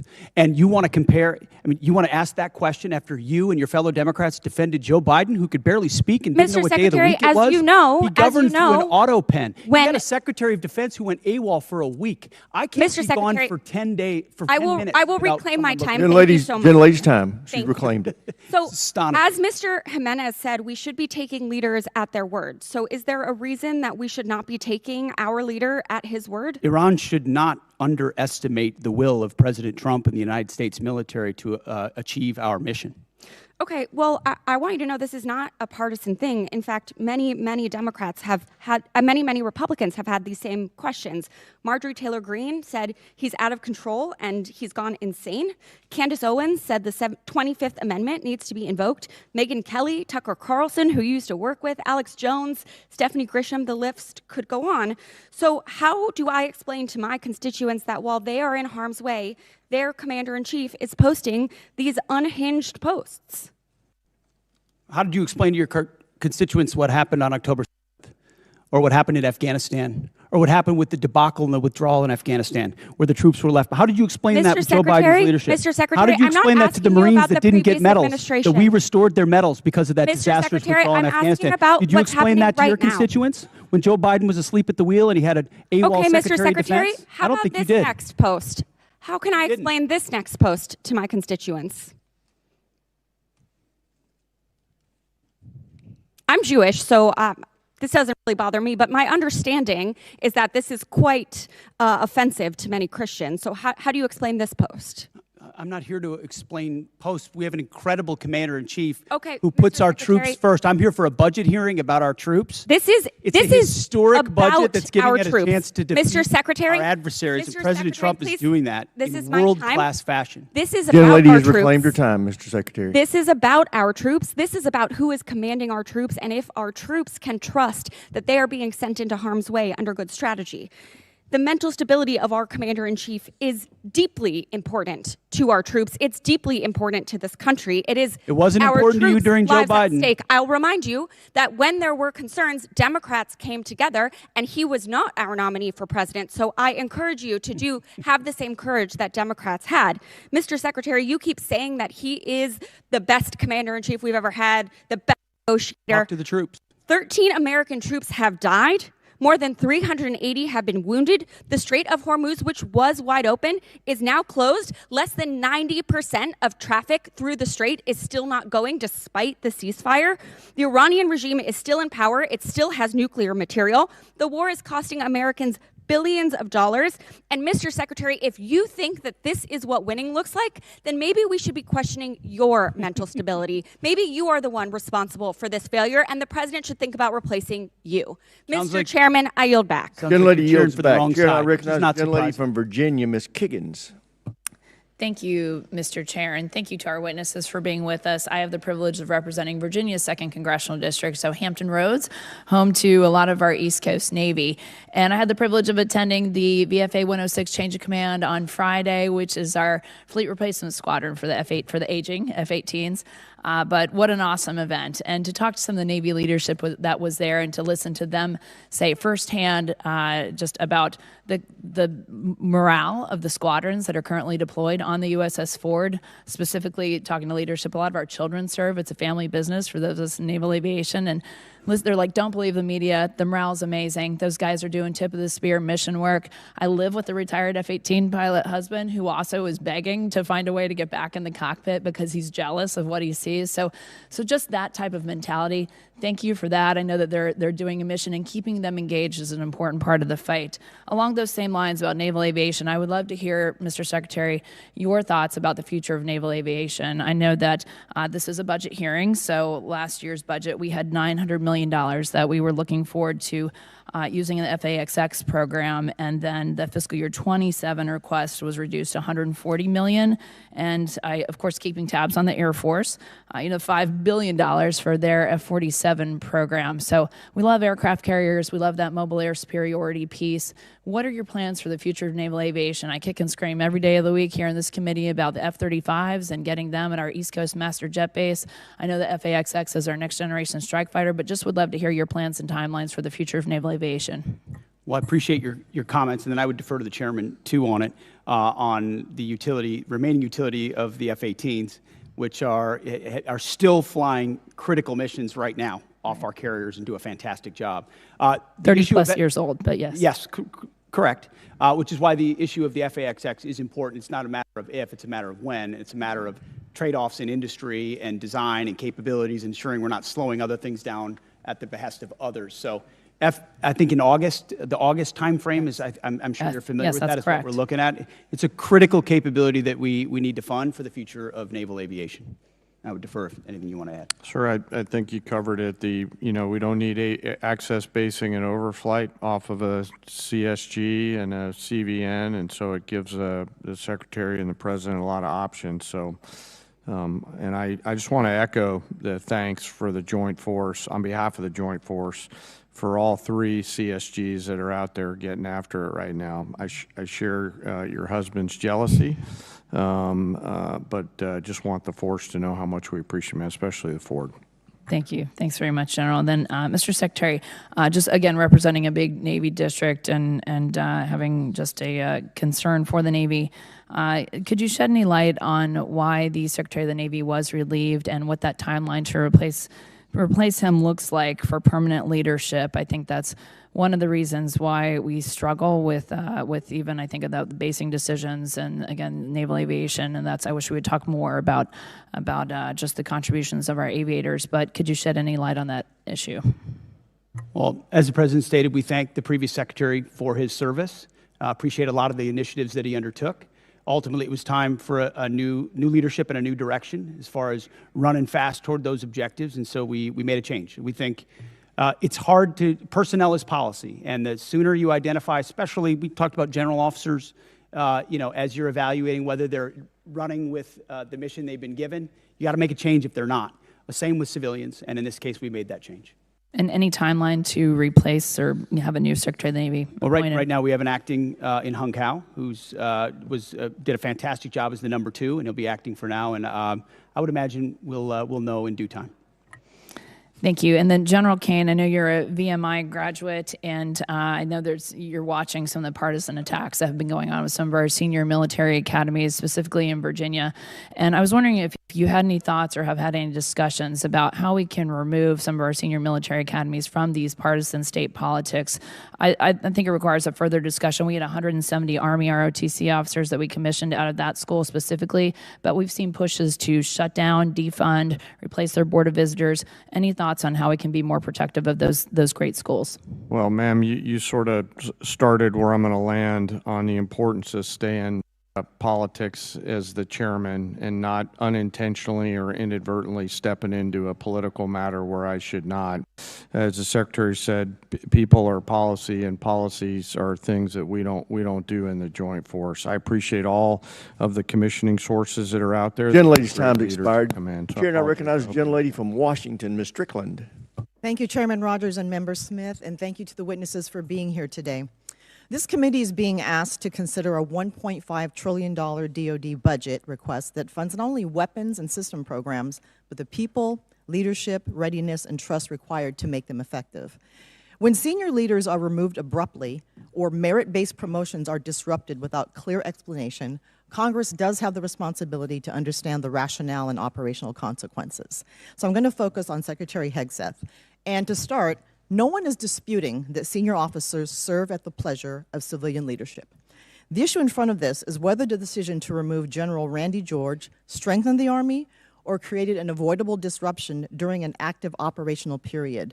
General George, who also served as commanding general at 1st Corps at JBLM, has been serving for 4 decades, including multiple command and operational leadership roles, culminating as Chief of Staff of the Army, responsible for readiness, force modernization, and the welfare of over 1 million soldiers and civilians. He was removed in the middle of an active conflict involving U.S. operations against Iran, when leadership continuity is most critical. Public reporting indicates that General George's removal may have followed disagreements over Army personnel matters, including concerns regarding withheld promotions. So my question, Secretary, is this: what specific national security risk, mission risk, or leadership concern did General George present that justified removing him in the middle of a conflict, or was he removed because he challenged some decisions being made? As I stated earlier, out of respect to these officers, I don't discuss the nature of the removal, but I would ask an earnest question of you: where does General George fall in the operational chain of command? So I'm asking you, why did you fire him? No, but don't change you the talked subject, about sir. you talked about an Please operational answer moment. My question. Where does General Please George answer fall my in question. No, it's a simple National question. Risk, You're on the House Armed mission Services risk, Committee. Leadership concern. What did he present that justified removing him in the middle of a conflict? Do you know where General George serves in the operational chain of command? So I'm asking you my question one more time, sir. Don't try to flip it on me. Why was he removed? Was he a national security risk, mission risk, or leadership concern? We don't. Yes or no? We don't talk about the nature of okay. removals, Don't answer but the question. you also won't answer where he is in the operational chain of command because he isn't in it. He isn't in the operational chain of command. Gentlelady reclaimed your time. Yeah, we're going to. You want to tie it to the war, but you don't Sir, even know where he is in the chain of command. Show some respect, It's the gentlelady from Washington's time. Under DOD 1320.04, the Secretary of Defense may withhold or disapprove forwarding nomination after service recommendations in limited circumstances, including newly identified adverse information, pending investigations, reportable information, and questions regarding mental, physical, moral, or professional qualification, incomplete or non-compliant nomination packages, missing certifications, or the need for additional clarification from the military department. Several colonels reportedly selected for brigadier general were removed or withheld after board selection and service certification. Which of these specific grounds applied to each withheld officer, and what objective evidence supported these decisions? Congressman, that was just one of many boards across the services where we will perform similar reviews, and I anticipate other officers will be removed also. Okay, but what were the grounds for those? Again, we don't talk about, out of respect for those officers, we don't talk about the nature of that, and we all serve at the pleasure of the president. We're solving for an institution that needs to be based on merit and professional execution, and there's been a lot of gender and demographic engineering that's been going on for reasons other than the focus of exactly what we should be doing on the battlefield. So whether it's that or execution. I did not raise gender. That's implied in every statement that everybody makes. And I so did not ultimately, as raise we that. review all these boards, it has nothing to do with anything other than their performance on the battlefield or their performance in their career. And these people are thoroughly vetted, thoroughly researched. And I guess my question is this about loyalty to Trump, or is it about what's good for the mission? I understand what you're implying, but it's about the Constitution and our military and its ability to execute. And I'm going to make sure the president has the finest officers across the force prepared to deliver. So this committee funds weapons, readiness, recruiting, professional development, and leadership pipelines. But no amount of money can compensate for a force that may lose trust in the fairness of advancement. And this is fairness. We believe in merit. We have always had a merit-based system. That's not the argument. No, we have not. Not under the But as Biden administration, we did not. It became social engineering, not merit, and we're fixing no, it didn't. quick. No, it did not. It did not. And when we consider this budget request, we must ensure that taxpayer dollars are matched by sound judgment, credible leadership, and a personnel system worthy of those who serve. I yield back, Mr. Chair. Gentlelady yields back. Chair, and I recognize the gentleman from Georgia, Mr. Scott. Thank you, Mr. Chairman. Gentlemen, thank you for being here today. I'm sorry I was late. I was on the floor of the House of Representatives with a FISA rule vote, and I did not hear the majority of the testimony. But Secretary Hegseth, I respect you. I do want you to know I disagree with the firing of General George. I've sent you a letter. I hope you'll, I look forward to seeing the responses on that.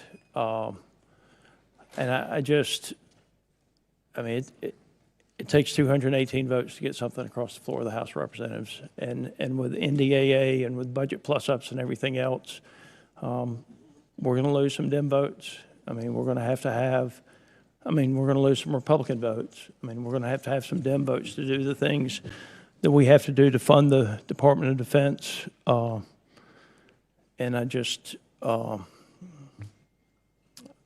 would encourage everybody to keep that in mind, because we're gonna lose some Republican votes on the plus up. General Caine, the Joint Staff plays a unique role in our strategic direction. The integration of services is what gives us a coherent joint force. I have seen where disputes in the Air Force and the Army led to the elimination of systems that we needed. As the Department has made attempts to right-size various components, could you talk about the importance of the Joint Staff and the value to the joint force? You bet, sir, and I'm incredibly proud of the Joint Staff. You know, our job is to integrate options, to deliver those options to our National Command Authority, work with all the services, and the one area of exclusivity we have pursuant to the 2017 NDAA is as a global integrator, and our J2, J3, J5, J7 team, J8 all do a fantastic job along with the 1 and the 6 every day and the 4 to really bring the totality of American combat capability together into a range of options and risks that we can then bring to the Secretary and the President. So they are extraordinary in everything they do, and I appreciate the chance to brag on them a little bit. Well, I have watched as the Air Force was paying for a system that was predominantly used by the Army in the past. I'm talking about JSTAR specifically. It was the ground moving target indicator that the Army used, but it was coming out of the Air Force budget. And then I think that dispute led to the stand down of a system before another system was ready to go. And that's a dangerous thing. I spent a fair amount of time in Africa from this committee's work and from HPSC's work. We lost Airbase 101 and 201. All of you at that table know what happened there. I blame that on State Department and the way the State Department handled that. How do you intend to handle, one is, are we looking at Niger and the potential to get 101 and 201 back? And I do believe that an apology would go a long way with that country. As someone who's met with the ministers over there, and interestingly enough, Minister Toomba wanted tractors. He wanted John Deere tractors is what he asked for. But where will we base out of if we can't get Niger back? And are we looking at getting 101 and 201 back? Yes, sir. Well, we all want tractors. I echo his thoughts there. You know, I know General Anderson is doing a lot of work right now, leaning forward, doing a fantastic job, along with his Deputy Commander, General Brennan, on looking at the total requirements across the western flank for access, basing, and overflight. 101 and 201 are one of many things that they're considering. I think the key is what are they going to be able to do with the resources that they have, and we're always in a resource-constrained environment, Congressman, to put sufficient pressure on the CT adversaries there in order to hold them at bay. Well, the mill-to-mill relationships are still good. Yes, sir. I've been out with some of the ODA teams over there as a civilian, as a member of Congress. Yes, sir. Yes, sir. It does bother me that our footprint has gotten so much smaller over there, but I do know with drones and other things, it makes it much more difficult to have those outposts. But I appreciate all of you being here. Sorry that I have not been here. No, sir. Appreciate the other work. Gentleman yields back. Chair, and I recognize the gentleman from New York, Mr. Ryan. Thank you, Mr. Chairman. Head wounds, heavy bleeding, and then just shrapnel all over. So folks are bleeding from their abdomen, bleeding from arms, bleeding from legs. Secretary Hegseth, do you know who said that? I'm not sure I do. It was one of our soldiers describing the devastating Iranian drone strike at Port Shuaibah, March 1st in Kuwait. As you know, 6 of our soldiers killed, over 30 wounded. Secretary, do you know the range of the Shahed 136 one-way attack drone, approximately? It depends on the variant, but it's got serious distance. Several hundred miles. Do you know how far Port Shuaibah is from Iran? There's a reason why we took extreme measures of force my protection, because I'm we gonna understood reclaim the my time. proximity challenges. Mr. Chair, I'm going to reclaim my time. It's well under 100 miles. Before the war started, there was clear intelligence that Shuaibah was high on Iran's target list. Internal analysis had said the site was indefensible from aerial attack and should not be used. Yet you sent our soldiers from the 103rd Sustainment Command there anyway. Is that true or false? True or false? Straightforward question. Are you going to give me a chance to answer or just play gotcha? Did you send them there or not? We took proactive measures from the beginning to ensure force protection and defensive posture were maximized across the theater. Let's talk about what defenses they had. Prior to the attack, officers on the ground knew our troops were vulnerable. In fact, they requested additional force protection. Did they receive it? Wherever humanly possible, force protection and counter UAS was always made available. They did not. In fact, when asked to describe the base's defense, one survivor who's come forward from the unit said, quote, I would put it in the none category. From a drone defense capability, none. So let's be clear, no counter-drone capabilities, no counter-rocket systems, no counter-mortar or counter-artillery, not even the basic overhead protection that you and I had 20 years ago in Iraq, and now 6 of our soldiers are dead. The next day, you downplayed the attack. You said it was a squirter that squeaked through fortified defenses. But since then, thankfully, brave survivors have come forward to set the record straight. One of our surviving soldiers told CBS, quote, painting a picture that one squeaked through is a falsehood. Another said the unit was, quote, unprepared to provide any defense for itself. It was not a fortified position. Another survivor said the building's protection was about as weak as one gets. Secretary Hegseth, that is obviously in direct contradiction to what you said from the Pentagon podium the next day. So are you saying that these soldiers, our soldiers, who survived this horrific attack are lying? What I'm saying is before the commencement of the conflict, we put in maximum defensive posture we could. That's a direct contradiction we moved to 70, what they said. in this directing, can I speak, or are you just going to monologue falsehoods all over the place? It's not a falsehood. We moved 7,500 troops off of the X based on the intel. Stop. based on the intel. Stop reclaiming my time. Because you yell doesn't make you right. Calling, Just because you yell doesn't make you right. I'm reclaiming my time on behalf of these survivors. You just said what they said is a falsehood. There's a much larger that picture. true? There's a much larger picture at play here that included integrated air defenses, bunkers, moving people off Then the why, X Mr. to Secretary, ensure are that they were not dead? part of the target. We moved those troops and all across the theater, thousands of troops off the X, off of their bases, because we knew what Iran was going to try to strike, and we knew there could be a tragic moment. No there could be a answer, Mr. tragic moment where Secretary. something Again. could get through. Of Again. course, that's the I'm consequence of reclaiming my conflict, time. and we Again. remember those 6 every single day. I want to finish. But don't play games with. I'm not playing games. raising I your want to voice finish and with pointing one more fingers. quote from a survivor of the attack, and I'll put this on the record. Telling the truth is important, and we're not going to learn from these mistakes if we pretend these mistakes didn't happen. Secretary Hegseth, those soldiers told the truth. Those soldiers are braver than you are. I commend They are asking for accountability. They deserve accountability, and I'm asking for the same, starting with you. And as I said a year ago, you need to resign immediately. I commend those and soldiers. I yield back. Gentleman yields back. Chair now recognizes the gentleman from Texas, Mr. Fallon. Thank you, Mr. Chairman. Secretary Hegseth, I want to tell you something right now. You focused our military once again and finally, and you've shaped it into the meritocracy, and you've dramatically increased the United States' ability to protect power and, when needed, lethality. And and as a result, our deterrents have never been more evident the world over. So thank you. General Caine, you mentioned in your opening remarks George Marshall.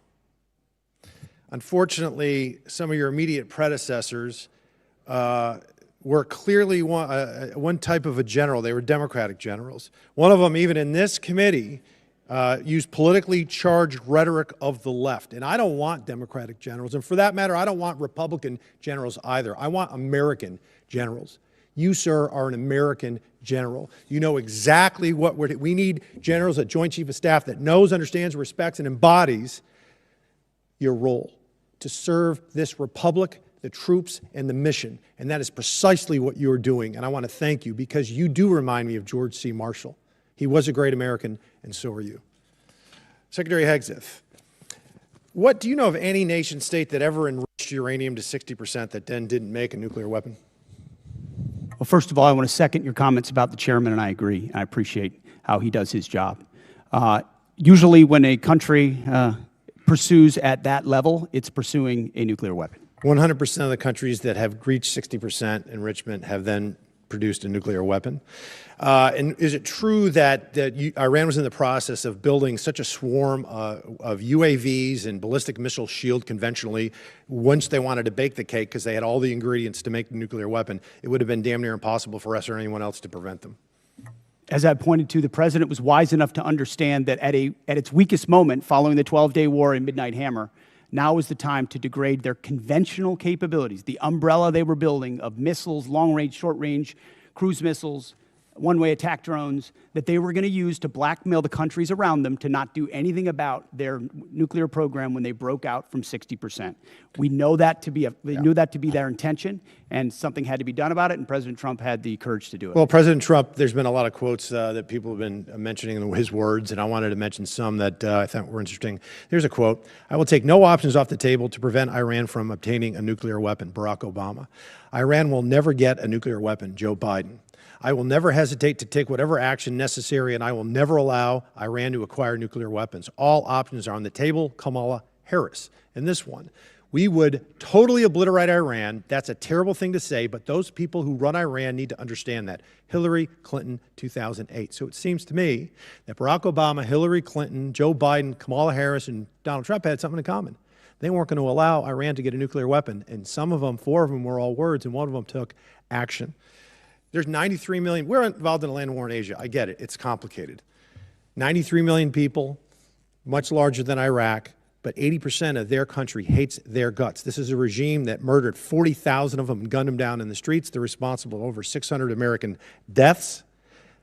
How long was World War II? You have any idea? In days? I have it right here. In days exactly. I got it multiplied by 365, but yeah, it's 1,347 days. Korea was 1,129, and our involvement in World War I, which was rather quick, was 585. How long we've been involved in Iran? Just shy of 60 days. 60 days, 2 months. And what is the degradation of their Navy right now, Secretary? Their conventional Navy is destroyed. They had 3 drone aircraft carriers, they have none. They had 11 submarines, they had none. They had different frigate classes, they have none. They may have small speedboats at this point, Coast Guard type vessels, but their conventional Navy is gone. Air Force? Likewise, functionally destroyed. Command and control? It's hard for them. There's a reason why there's a challenge in communicating around a deal is because their command and control is fundamentally broken as far as who's in control and how they communicate. We could make very good arguments that the serious nature of any action in a country like Iran, there were good things to consider before doing it. There were also very good reasons to do it. The fact of the matter is, ladies and gentlemen, Republicans and Democrats, we're here now. This is an evil regime. We can fundamentally reshape not only the region, but the world. They were the largest exporter of terror and ballistic missile technologies. We need, gentlemen, to win. Secretary, General Caine, win. I yield back. Gentleman yields back. Chair now recognizes the gentleman from Pennsylvania, Mr. DeLuzio. Thank you, Mr. Chairman. We all just heard pretty powerful reporting, courtesy of Mr. Ryan, from many of our wounded troops who were injured in the attack in Kuwait. Mr. Secretary, you heard direct quotes from some of them via CBS's reporting. They were willing to talk to the press. Things like they were unprepared to provide any defense for themselves in the unit. Things like we were moved closer to Iran to a deeply unsafe area that was a known target. Your spokesperson, Sean Parnell, in response to that reporting, said it was not true. Do you agree with that? He was calling these guys liars? I'm not calling our troops liars, and I don't know if what you're representing is correct or not. I'll take you at your word on that. But all I know is that we took every effort possible at the commencement of this campaign to ensure the defense of our troops, to include moving them off of known bases to places that were not known, and we had intel. Understood, intel Secretary. Were not known, and then those were fortified with bunkers and other fortifications with theater air defenses. Was our concern that something could I'm going to be pause you true? there. I'm going to give you a chance. Absolutely. Secretary, But I'm going to you're give you a chance. disparaging me that I don't care. I'm about asking the you whether you passing think of- they're No, liars or not. You That's what I asked You you. are disparaging me that I don't care about the passing of our troops. Nope. That I asked think if you our thought troops they're are- liars, Secretary. That's disparaging and reclaim my smearing time. in every way. Nobody cares more Gentlemen, about the fate of our troops. Nobody cares Mr. about the Mr. health of our troops. Mr. Secretary, Nobody wants to bring them all hope Mr. more than I do. Secretary, I understand, but he controls the time. He controls the time. You get to control your answer. And the gentleman's If we're allowed to answer. Mr. Chairman, thank you. Secretary, my question was clear, whether you thought they were liars or not. You don't seem to want to answer it. We can move on. The other part of what your spokesman said, and you just reiterated here, was that, and I'm quoting your spokesman, every possible measure has been taken to safeguard our troops, end quote. You mean to tell us, and I'll give you a chance to clarify, there is not a single additional thing you could have done to protect those troops who are now wounded, 6 of whom are dead? I'm telling you that as a department, we did every conceivable thing at my level and every echelon down to ensure the maximum force protection for our troops. We live in a dangerous world, in a dangerous place against a determined enemy that can't have a nuclear weapon, and that requires sacrifice and risk. And it tragically, in this case, it meant 6 Americans lost their lives and others were wounded. And we all know that, and that's part of the cost. But it does not mean we didn't care, and it doesn't mean we didn't commit. I didn't ask you that, It doesn't mean we Secretary, didn't I'm not do saying that. everything possible, which we did. But let's be clear about what was done. There were T-walls there, essentially. There was no overhead protection. The known threat in that environment, and I think we all here understand it, is overhead drone strike. There was no protection for overhead drone strike. So I'm struggling to understand how your answer and your spokesman's answer is that every possible measure was taken. We can move on. Mr. Chairman, and Chairman Caine, I want to ask you something on a different topic. Folks at home know you're the senior military officer in our armed services. They may not have as much of understanding of your role in the chain of command. You're outside the operational chain of command, but you are the President's and the Secretary's senior military advisor. So I want to ask a very basic thing, what you would expect our commanders in the field, our troops to do should the enemy lay down their weapons and try to surrender. What would you expect commanders in the field to do? Well, sir, I think I'll go back to something I said earlier. With deep respect for your question, but I think you're trying to take me to a partisan place here, and I can't let you do that. General, as always, I respect your no, sir, desire just, to avoid it. I'm not yes, trying sir. to put you in a partisan place. and I know that, but our officers and enlisted service members always follow lawful orders. There's a checklist for them to do that, and I'll stay in the Very middle. good. Understood, General. Secretary, let me give you a chance. And you've been asked about this earlier. You said in, I think, your press conference, essentially, and I'll quote you here, "No quarter, no mercy for our enemies." That's the end of the quote. Is your guidance that you expect our troops in harm's way, if there's a foreign enemy surrendering, laying down their arms, they're supposed to provide no quarter and kill them? You denied it, but you were indeed trying to take the chairman to a partisan place. That was General Milley. That was the previous administration, which played politics. We don't play that way. It's a simple question. I'm asking you what you meant. We fight to win, and we ensure the rules of engagements are such that our troops have every authority possible to. I'll give you another chance. In saying that, are you trying to tell commanders that that's what you expect? You're in the chain of command. It's a simple question. I understand that. My commanders know exactly what the guidance is with each and every mission, and they know every tool. Secretary, every tool in at their disposal refusing to be to answer effective. it, I think you speak volumes. I think that's a dangerous thing. We all know the expectations. We know the law of war. We know what is lawful. I'd expect our commanders to understand that as well. I yield back, Mr. Chairman. Gentleman yields back. Chair, I recognize the gentleman from Guam, Mr. Moylan. Thank you, Mr. Chairman. Secretary Hegseth, thank you for your continued attention to Guam. Really appreciate it, and while leading the War Department here, and I'd like to remind my colleagues that one of your first official trips as Secretary was to visit Guam.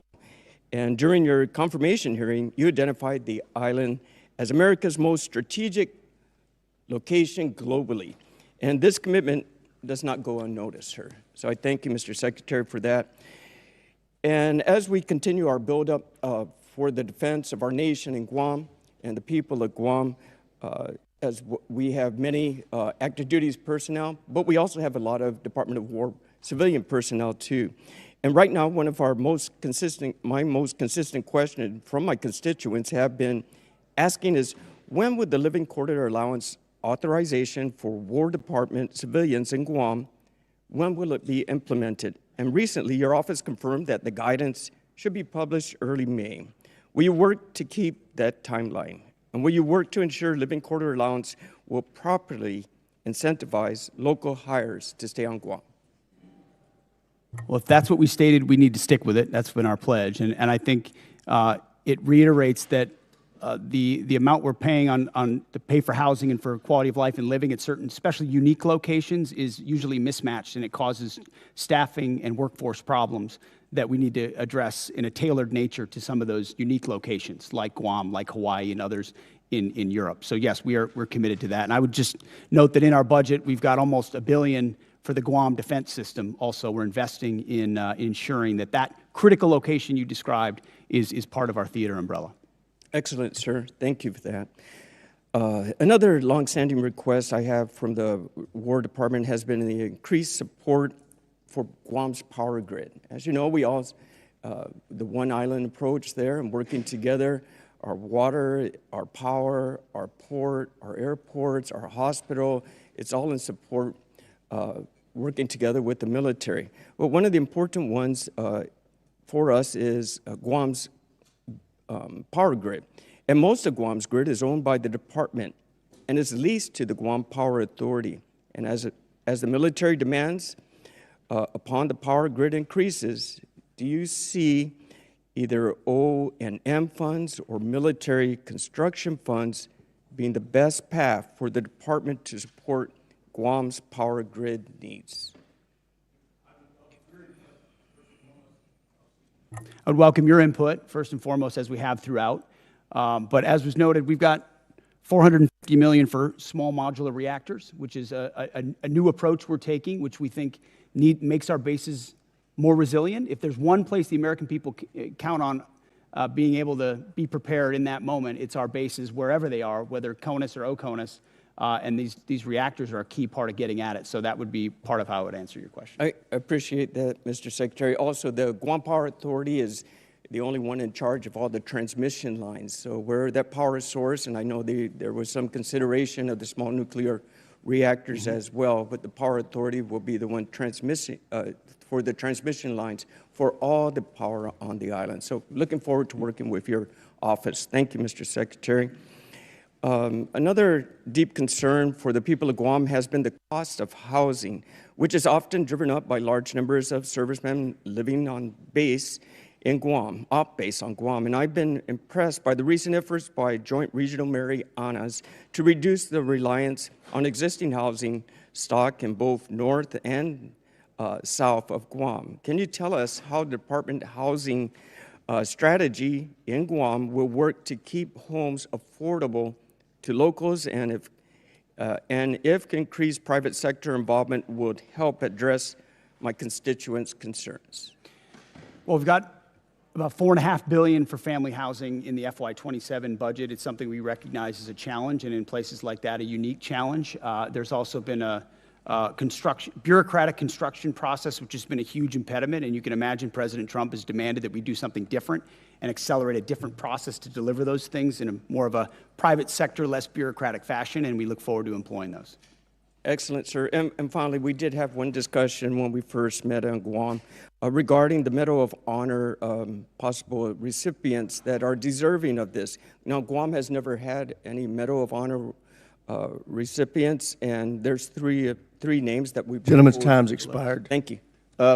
I would like to point out, once I recognize a member, they have control of that 5 minutes. If they want to give a speech, they can give a speech. If they want to ask questions, they can ask questions.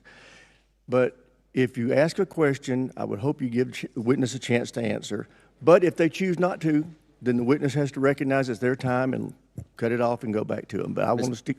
Sorry, go ahead. I want us to be respectful of each other and be able to make sure we maximize the use of this time. But everybody has to understand it's the member's 5 minutes once I recognize. Did the ranking member want to offer something? Yeah, I just want to second that. Yeah, it is members' time. I do hope members, you do ask a question, got to allow for more than 2 words. Yes, if they filibuster or don't answer the question, feel free to interrupt. But I hope we can keep this respectful and it's more productive for us and for the witnesses and for those watching. So thank you, Mr. Chairman. And with that, we will recognize the gentlelady from Hawaii, Mr. Kuda. Thank you, Mr. Chair. On February 2nd, President Trump said we should take over the voting in at least 15 places. The Republicans ought to nationalize the voting, despite the Constitution assigning primary responsibility for elections to the states. Federal law also draws very clear limits. Under 18 U.S. Code Section 592, military officers are prohibited from deploying troops or armed personnel to polling places unless necessary to repel armed enemies of the United States. That is this exception, not politics, not suspicion, not conspiracy theories, armed enemies. Secretary Hegseth, do you think American voters are enemies of the United States? A simple yes and no or suffice. I think legal voters, I think everybody who's legal should vote, yes. So American voters are not enemies of the United States? Yes. You're agreeing with me? I think America's legal citizens should vote, yes. How many armed enemies of the United States have attempted to interfere in the last election? Can you recall any time when armed enemies of the United States attempted to interfere in the last election or the 2020 election? We just had the King of England here a while ago, but so 250 years ago. Okay, very good. All right. Well, Secretary Hegseth, if President Trump ordered you to deploy troops to polling places during the midterm elections this fall, which would violate the law I just cited, would you implement his order? Yes or no? What you're trying to insinuate is that the president would give unlawful orders and we would somehow deploy troops as a result. And the evidence of our department is that we've worked alongside law enforcement very effectively for 15 months. Los Angeles would have been on fire for the summer had we not come across I humbly disagree with that, but this is not a hypothetical situation that I'm out. inferring on. Your president, in January of this year, told the New York Times that he regretted not ordering the National Guard to seize voting machines in key states after the 2020 election. Last I heard from you, the last time we had any kind of armed enemies at any type of voting places was 250 years ago. We're talking 2020. So if the president, again I'm asking you, orders you to break election law, violate the Constitution and the law, would you follow the orders of the president, yes or no? The president, you like to insinuate that the president issues It's a illegal simple orders, which he hasn't question. and does not. Who would you follow, the president or the Constitution? I will note that in 2024, troops were deployed. That was Joe Biden, by the way. Who Joe would Biden you send were deployed to polling locations in 15 states. 2024, Joe Biden, troops deployed to polling locations in 15 states. Explain that one to me. I am asking you a question now. You seem to really like Joe Biden. You've brought his name up more than many other topics today. Answer the question. Who are you beholden to, Mr. Secretary, the president or the Constitution? Well, I If you can't answer that question, because very you couldn't proudly answer served that as question president. when I and asked you, very would you shoot proudly swear innocent an oath to civilians defend in the the leg Constitution. in Los Angeles. So you couldn't answer that either. So I think our answer is very clear. Obviously, you have taken a oath of loyalty only to the president and not the people of this country. Let's move on now, and let's talk about AI. The Marvin Smart system, which appears to be the program on record being used in Iran, does the targeting work we know of about 2,000 It's people called the use to Maven do it. system, not the Maven. Marvin system. Excuse me. Thank you so much for that correction. It does it in a fraction of the time. The intention was to compress the kill chain, and the result was an attack that killed almost 200 children. Would you agree that tragic actions like this prove that when we trade time and humans for safety, people die? The Maven system is a very effective tool, and inside that we have very prescriptive processes by which we ensure as much precision as humanly possible in very complex battlefield So you environments. think we took every absolute effort to make sure that innocent civilians did not die in this attack? I know that there is no country on planet Earth that takes more measures to ensure that civilian harm or civilian casualties are minimized than the United States of America and this War Department, and that is a fact. In human Okay, and yet, Mr. Secretary, you eliminated the Department's civilian harm reduction staff. You eliminated, for a country that takes great efforts, makes great efforts to make sure human casualties are reduced or eliminated. Don't you think that that goes actually counter to what you just said? Would these children not still be alive if you had not eliminated all of these staff working within CENTCOM? We didn't eliminate them. We made sure that those things that they normally accomplish are at the field level, which they are, and all of these processes are in place Would you at not every agree level. that something clearly every has single failed, level. whether it's our implementation of AI, whether it's understanding our human dependence on AI? Would you not agree something failed because almost 200 children died in Iran as a result of our bombing? You're insinuating something where an investigation is not complete. Gentley's Thank you, Mr. time's Chair. expired. Yeah. Chair now recognizes the gentleman from Georgia, Dr. McCormick. Thank you, Mr. Chair. Gentlemen, I'm happy to have you here today and really excited about the things you've been able to accomplish. I'm going to summarize just sitting here for a few minutes, listening to everybody politicize what we've done. I'm just going to break it down as best as I can, and then I'm going to let you answer a couple questions. First of all, just since the short period of time that the Trump administration has taken over, we've handed over control of Ukraine's destiny to Europe, where it belongs. A conglomerate that has a $20 trillion economy versus a $2 trillion Russian economy, to actually take care of their own country in a very good way, their own continent. We've kept Iran, who has literally talked about raining down fire from heaven and talked about us being the great Satan, from becoming a nuclear power. We've reshaped the geopolitical space in the Persian Gulf. We've reestablished the Monroe Doctrine in the Western Hemisphere. We've basically executed two of the most amazing raids in history, almost flawlessly, that will be studied for a generation at least. We reduced senior administrative billets, thank you. We've defeated Iran with under $30 billion spent, with minimal civilian casualties compared to any other war. People forget that in World War II, in one night we lost 100,000 civilians, totally innocent, in fire bombings. That's before we dropped the nuclear bombs. War is a horrible thing, but I think we've executed it as best as possible in a very hard and consequential environment. That's just to sum up a few things, not to mention the recruiting that went from dismal and really something that could have crippled our military to now a surplus just by a change in administration. That's pretty impressive for a short period of time. Thank you, and I commend you for your hardship, overcoming those hardships. A couple things that I wanted to get through. One thing is we talked about the Incentivized Savings Act, which is something I wanted to apply to all bureaucracies. But when I was in the military, as both an operational officer and a logistics officer for my squadrons and my jump places. We got to the end of the fiscal year. If we didn't spend it, what happens? We lose it, we get our budget shrink. Everybody knows that in the military. Everybody knows that in every bureaucracy in America. One of the things I came up with is at the end of the fiscal year, if you don't spend it, you don't have anything. You know, we save 10% of our budget for emergencies like we're facing right now. If you don't spend it, instead of spending it, you actually can save half of it. 49% rolls over to the next year. 49% goes back to debt and deficit. 2% to reward the people for being good administrators of the money. I don't see any downside. This is the way that we reinvent government, the way we spend money. And I just thought, I wanted your opinion on something like that. I thought was thinking outside the box because I've seen waste, fraud, and abuse. We're trying to address that. This should be a bipartisan, bicameral approach to actually doing something right as we expand the budget, but also give us some wiggle room for putting money back and being good stewards of people's money. What do you think about an idea like that? I very much like an idea like that, which creates all the right kinds of incentives. And I would just add, in addition to that, which is the type of thing our department would support, the deals that we're cutting with these private sector companies on munitions ensures they build the plants, they build the assembly lines, which is exactly the right kind of incentive. If you spend on facilities, you're going to make sure you make money on those facilities and the munitions that you produce. There's ownership in that stake. There's the right incentive. Overturning the entire way the department does business. So I agree with that. We're pointing at the defense contractors, as the president has, and saying, you need to do your business differently. This is not a gravy train of the government. You need to you're beholden to us, actually. So I think the spirit of that is infused into everything we're doing at the department. And I think it's right in line with what you're talking about, running it more like a business where we have accountability and we're pointing in the right direction. We do have a lot of old programs that we need to update. One of the things you talked about is a 5 to 7 year period of time of updating.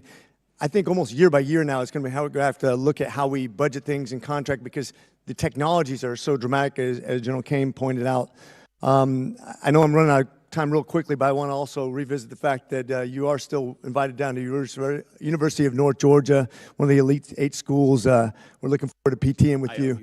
Appreciate you guys being here today. God bless you, and God bless our military service members. With that, I yield. Sir, I got to say, this guy over my left shoulder is a University of North Georgia graduate. He doesn't want me to tell you that, but he is.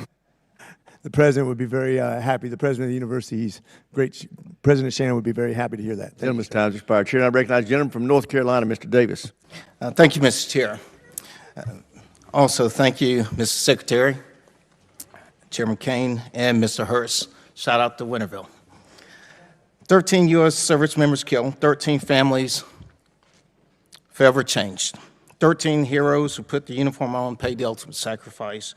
We owe remembrance, those families. I just want you to know we see you, we stand with you, we'll never forget. There are Gold Star families who are here today sitting in the room carrying the honor and remember flags. Remember the sacrifice. And when we do so, words can't fully capture it. April 3rd, F-15E Strike Eagle pilots were rescued because we live by a simple promise: we do not leave anyone behind. The same spirit must be extended to those who are killed in action. That's why I arise again today and raise this question of the importance of passing H.R. 1363, Honor and Remember Flag Recognition. Mr. Secretary, I raised this with you before. And actually, I come today to thank you for the response from your office and actually engaging with us in this. I rise again today and bring this up because we must never lose sight of the true cost of war. As we commemorate 250 years in this country, the first call for independence, Halifax County delegates moved forward with the first official action in my district. Our service members are the reason we are here today. They've delivered freedom, and I believe it would be amazing if we could deliver for their families, those who've sacrificed this flag, something to help them, ideally by Memorial Day, or at least commemorate their families. I would simply ask, do you have any thoughts whatsoever how we continue to lift and honor those who have been killed serving our country? Well, thank you for what you do on that topic. I think first and foremost, we do it by doing right by the legacy of those that we lose. whether it's those 13 from this conflict or any other conflict. I've been at Dover every single time, as is the chairman, as is the president, the vice president, when they can, to greet that and respect and honor that. In our department, we established the first ever Gold Star task force, where we've got a Gold Star advocate right in our front office working these issues on a daily basis, which is why it doesn't surprise me that we so quickly got back to you. These are deep in our DNA, things that we care about. How you treat a family who's given everything in that moment, not just at Dover, but in every step of that process is a reflection of how Mr. the country Secretary, values. thank you truly just for time here. And I've served mortuary and I've been to Dover. I deployed to Dover, so thank you there. I want to shift to Army Cadet Command. The Senior ROTC Programs Rebalance Optimization Plan, North Carolina Central University in particular, there are real access and logistical challenges that are before the cadets. And when we think about building the next generation of leaders, I would just ask us to think about how we're putting barriers in front of some. And I would just ask if you could please take a closer look at the impact on the cadets. I want to shift to another topic and really spend the last moment here as I'm running short. Your memo, April memo, the non-official personal protection arming of the Department of War property. My son is at Fort Benning right now, infantry. He's training, ideally, he wants to be 11 Bravo. And I shared the memo with them, and he shared it with his battle buddies to see the response. And he's definitely Second Amendment enthused, an advocate, and they're really interested, in this. My question is simple. How do you plan to provide any guidance on the denials, and how do you plan to track it? That was the intent, is to make sure those men and women out there feel like they have their Second Amendment rights even when they're on post. And the burden of proof is on the command as to why they would deny, as opposed to the burden of proof on why they should allow. So the presumption is the same rights they would have outside the gate of a base they have inside for personal protection purposes.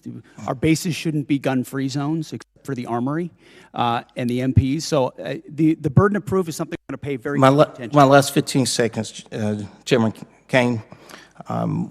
Thank you again for the conversation breakfast. Any final thoughts in terms of any reservations of how we're dealing with munitions in terms of a supplement on the depletion of munitions? Gentleman's time's expired. Chair, I recognize the gentleman from Louisiana, Mr. Higgins.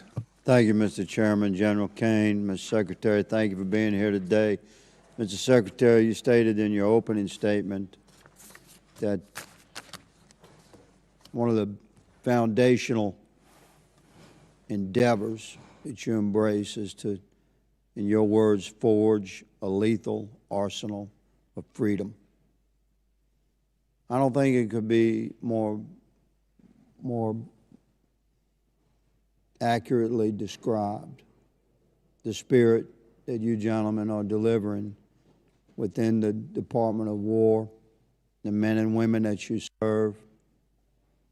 It's notable for an American like me, I'm an Army veteran, 65 years old.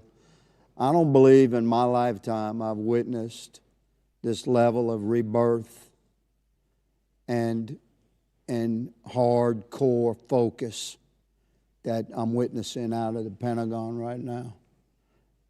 And I just commend you for driving that. And please know that you have a great deal of support, not just in this body and on this committee, but across the country. Regular Americans that have served or have families that have served have taken note. General, you said in your opening statement that if called upon, we win our wars around the world.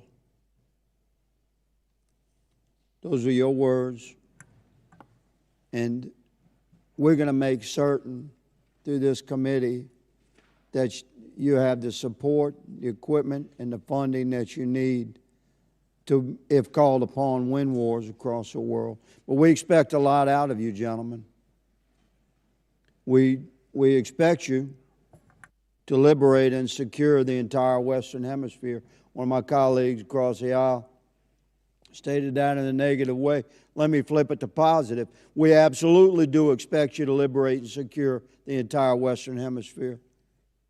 We expect you to drive Iran to its knees and free the world of the Iranian terrorist threat. We expect you to leverage NATO into an indomitable force.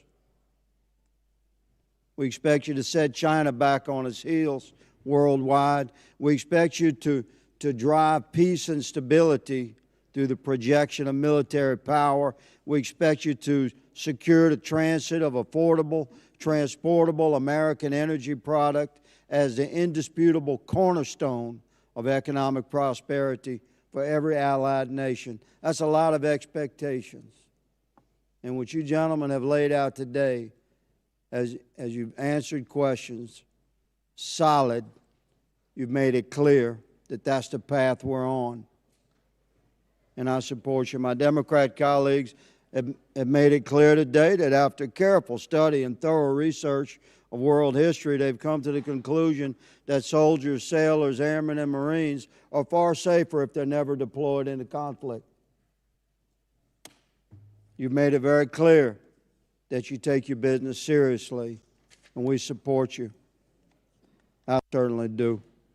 Mr. Secretary, in consultation with your staff, reflective of your goals and your mission and your stated intentions, in consultation with your staff at Personnel and Readiness, I propose legislation to codify your guidance that combat fitness standards must be rigorous with no separate scoring scales, adjusted standards or accommodations, but there to be only a single uncompromising standard, not to exclude any American from any opportunity, but to ensure we have the best, most capable Americans in the most critical positions.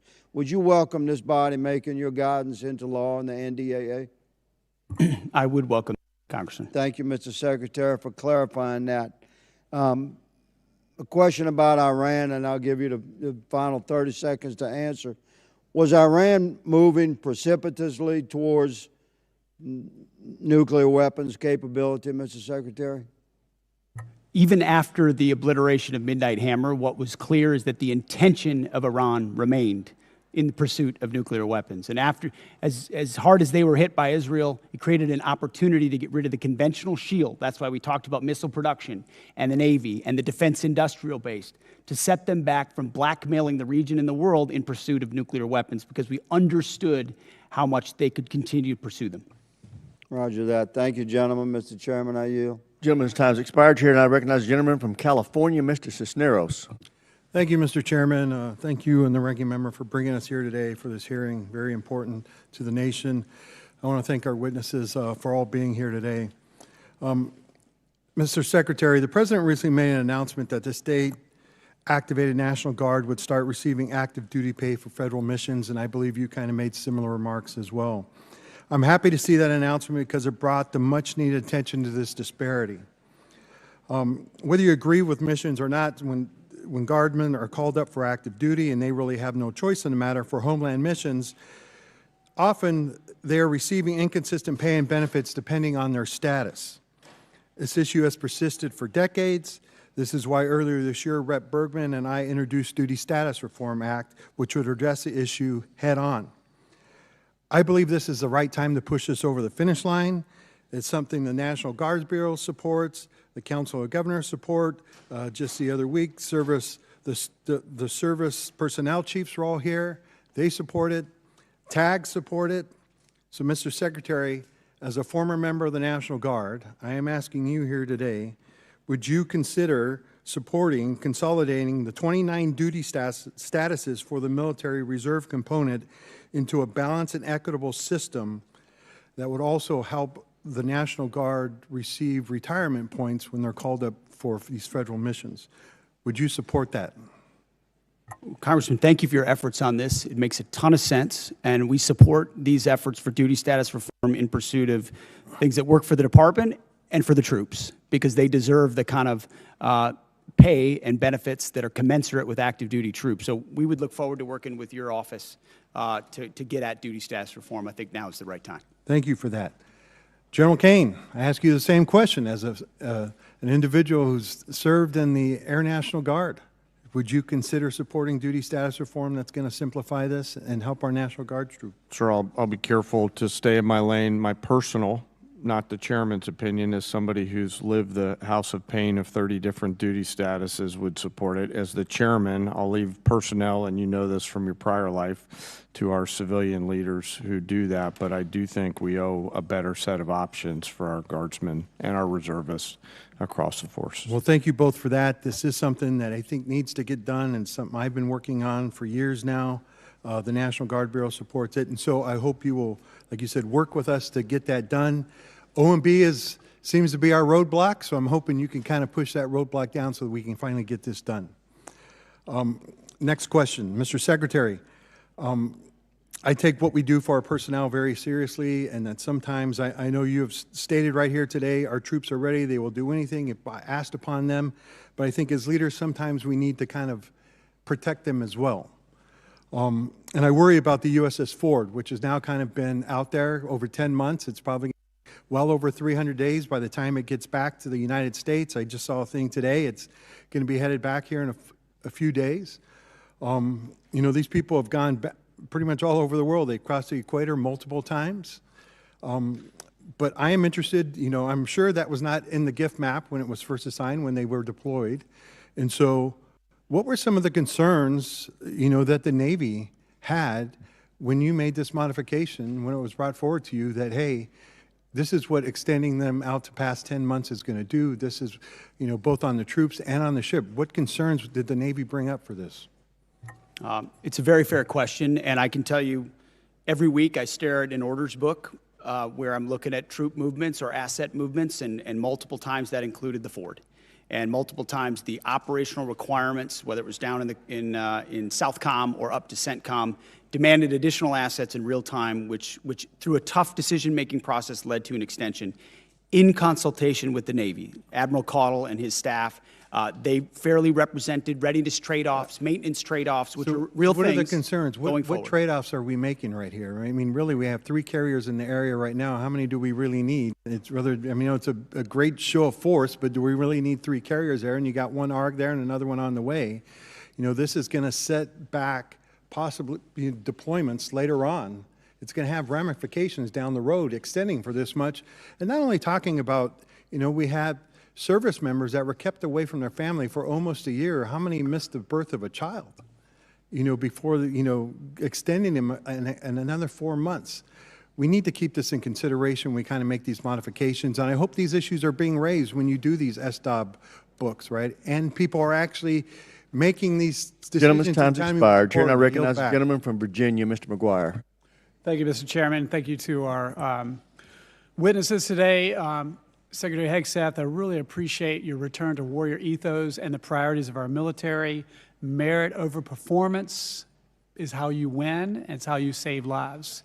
And your love of our military comes out in everything you say. So we really support you and your team and what you're doing. General Caine, your comments about being in the middle and being apolitical also saves lives. I think all of the fellow veterans in this room, military guys, would agree that if somebody saved your life on the battlefield, you wouldn't care if they were male or female, black or white, Democrat, Republican, independent, whatever. We're all Americans, and we're all on the same team. And we put our differences aside and work as a team, we can turn the impossible to a possible. We can be outnumbered and still win. So I want to commend you guys for supporting our troops so they can best survive. Let's see, the border. Nobody talks about the border, Mr. Secretary, as you say, but it's incredible what you guys did in just a matter of weeks.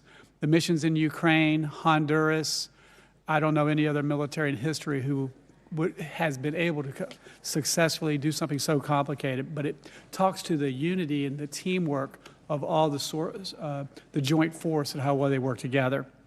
I got a lot of questions. I'll try to go fast. $1.5 trillion budget. In that budget, I want to echo what Rep. Jackson said about U.S. SOCOM. We are often deploy, and we seem to be doing more with less, and we don't complain. And they won't be that voice. So for us in Congress, we want to be that voice. Is just take a look at the budget and see if we can help them with that. Also, I want to talk to you guys about solid rocket motors. I know that the Secretary of War, I know that in this budget we've picked one particular company that we put a lot of money in, and I think it's a great company, and they do a great job. But what is your plan to also have other companies come to the table to help us with a shortfall with solid rocket motors? You're right on SOCOM, and we will absolutely work with you and look at that. On solid rocket motors, it's such a critical component. You got to go with your fastest runner to get caught up as quickly as you can and giving them incentives. But we've also learned on multiple domains that just one option means zero options when you're stuck. You know, one is zero, two is one is none. So we need multiple avenues on that approach, and we look forward to finding other companies that can do it as well. Thank you. General Caine, National Guard, I'm thinking about counter-drone with FIFA coming up, Super Bowls and all these things going on. Have you considered, and if you haven't, will you consider training National Guardsmen, send them to counter-drone schools so they can come back and train law enforcement so we can increase our ability to protect critical infrastructure? Sir, for sure. They may already be doing that. Please let me take that one and come back to you. I know the Title 32 force, in advance of all the domestic things that are on the horizon here with America's 250, are looking at a range of capabilities. So if you'd be okay, we'll get back to that. Thank you. On Ukraine, whoever could answer this is, you know, they have 60% enriched uranium. They say they have enough to build 11 bombs. And even at 60%, is that enough to make a dirty bomb? Is that a yes or no? Does anybody have an answer for that? I mean, I wouldn't want to state anything that might be classified, so I wouldn't talk about that in this setting. And by the way, in World War II, a congressman was in a closed briefing and learned that the reason the Japanese hadn't sunk any U.S. submarines is they didn't know our submarines could go below 250 feet. So he went out to the media and told them that, and we started losing submarines and losing American sailors. So a lesson for all of us in Congress: be careful how we. So thank you for considering that. I would say this: if they had a nuclear bomb, would that kill hundreds of people potentially, thousands of people potentially, or millions of people potentially? The history shows us what the lethal potential is of a nuclear weapon, and so you'd have to assume the higher end of that range, and given the radical nature of this regime and the likelihood of them to use it, it gives you a sense of the threat. Well, I think the threat is too great to wait, and I have to commend this President Trump for having the fortitude, and the Secretary of War and the joint force for making sure we stop this threat for the world. Also, I'm a big supporter of the AH-64 Apache. I understand in operations Absolute Resolve and everything else, it's been very effective in countering drones. I'm glad that in the NDAA, we're keeping that program going. And I just saw that you're going to keep the A-10 program going. And a good friend of mine said, long live the Warthog. But if there's ways that we could bring some of the Warthogs back, and or are there any other capabilities that can replace the Warthog? I don't think so. Is there anything that can do what the Warthog does? Gentleman's time's expired. Chair, and I recognize the gentleman from Illinois, Mr. Sorensen. Thank you, Mr. Chairman. To General Caine, on behalf of myself and my constituents, we thank you for your service and your leadership. To our military men and women, to our service members and the veterans that I see in our committee today, thank you for your support of our great country. Mr. Hegseth, I hear from your officials in our briefings here on the Hill, and because I live in an Army town, I now hear from neighbors at the grocery store who are worried about our munitions stockpiles that are now down to critical levels, and they sure don't want another forever war. So, Mr. Secretary, first of all, talk to us about the need to renew munition stockpiles, and tell us what happens when munition stockpiles become depleted. Well, first of all, I would note that, as you know, we give weekly briefings on munitions to this committee, so it's not something that's withheld from any of the members here. We appreciate that. But it's also a topic that isn't something that should be publicly discussed as far as any shortfalls that may exist. But I would assure you that there are not shortfalls that exist in our ability to execute the missions around the world. And the reason we're investing in the defense industrial base with $1.5 trillion is to make sure the greatest companies in the world, which have been falling behind for decades, are running faster than ever before to give us 2x, 3x, 4x of the critical munitions, your Patriots, your THAADs, your SM-3s, every other standard missile and my neighbors work really hard to make sure that we can achieve jobs in America. It's what our warfighters need. So could you tell me why we're firing the people at Joint Munitions Command for no cause other than just telling them they're overhired or they're a surplus employee? Joint Munitions Command? I would have to look into the particular circumstances of that, but there have been places where we haven't been moving fast enough with munitions, and when people don't move fast enough in the Department of War, we find someone else that will run fast. This is Joint Munitions Command. I mean, your department says that you're prioritizing munitions, yet you cut 58% of Joint Munitions Command at Rock Island. But let me move on. My district is also Munitions are not built by commands. Munitions are built by businesses. They're the ones that are and we are going very to good get at it done. building commands and bureaucracies and slapping 3- and 4-star generals in charge of things that don't move things any faster. So our job is to unleash the How are we private going sector to get it done provide if these we things. don't have Joint Munitions Command? But let me move on. We also have Army Sustainment Command in my district. Could you tell me why we're firing folks at Army Sustainment Command when now is the time that we should be giving our soldiers every piece of sustainment that we can give them? Because as I've stated, the status quo at this department before the Trump administration was unacceptable and changes had to be made. Do you think it's acceptable to fire veterans from jobs where they've been, you know, I talk to my neighbors at the Arsenal, and they've worked there 20, 30 years on top of their service to this country, and they're doing it exemplary. Great performers will always have a job at the Department of War, and when you reestablish merit, sometimes things happen, but we're grateful for all the vets that serve. And in fact, we've created a Patriot pipeline for service members to get into the defense industrial base manufacturing business, to consider that as a second career. So we're leaning into vets and service members as the workforce of the future in our department. And this isn't me. I mean, they tell me that, you know, they feel you're taking a wrecking ball to the civilian workforce. But, you know, I want to go and follow up on Congressman Norcross's questions about why you terminated collective bargaining earlier this month. This affects hundreds of thousands of hardworking DOD employees. So many of them are veterans who have honorably served our country. You testified that if you work hard, you do the work, you keep your job. But that's not what's happening. And you allege it is being done to maximize efficiency? Explain that. I thank you for asking that question. I'd love to clarify. I fundamentally believe the Department of War should not be subject to collective bargaining, full stop.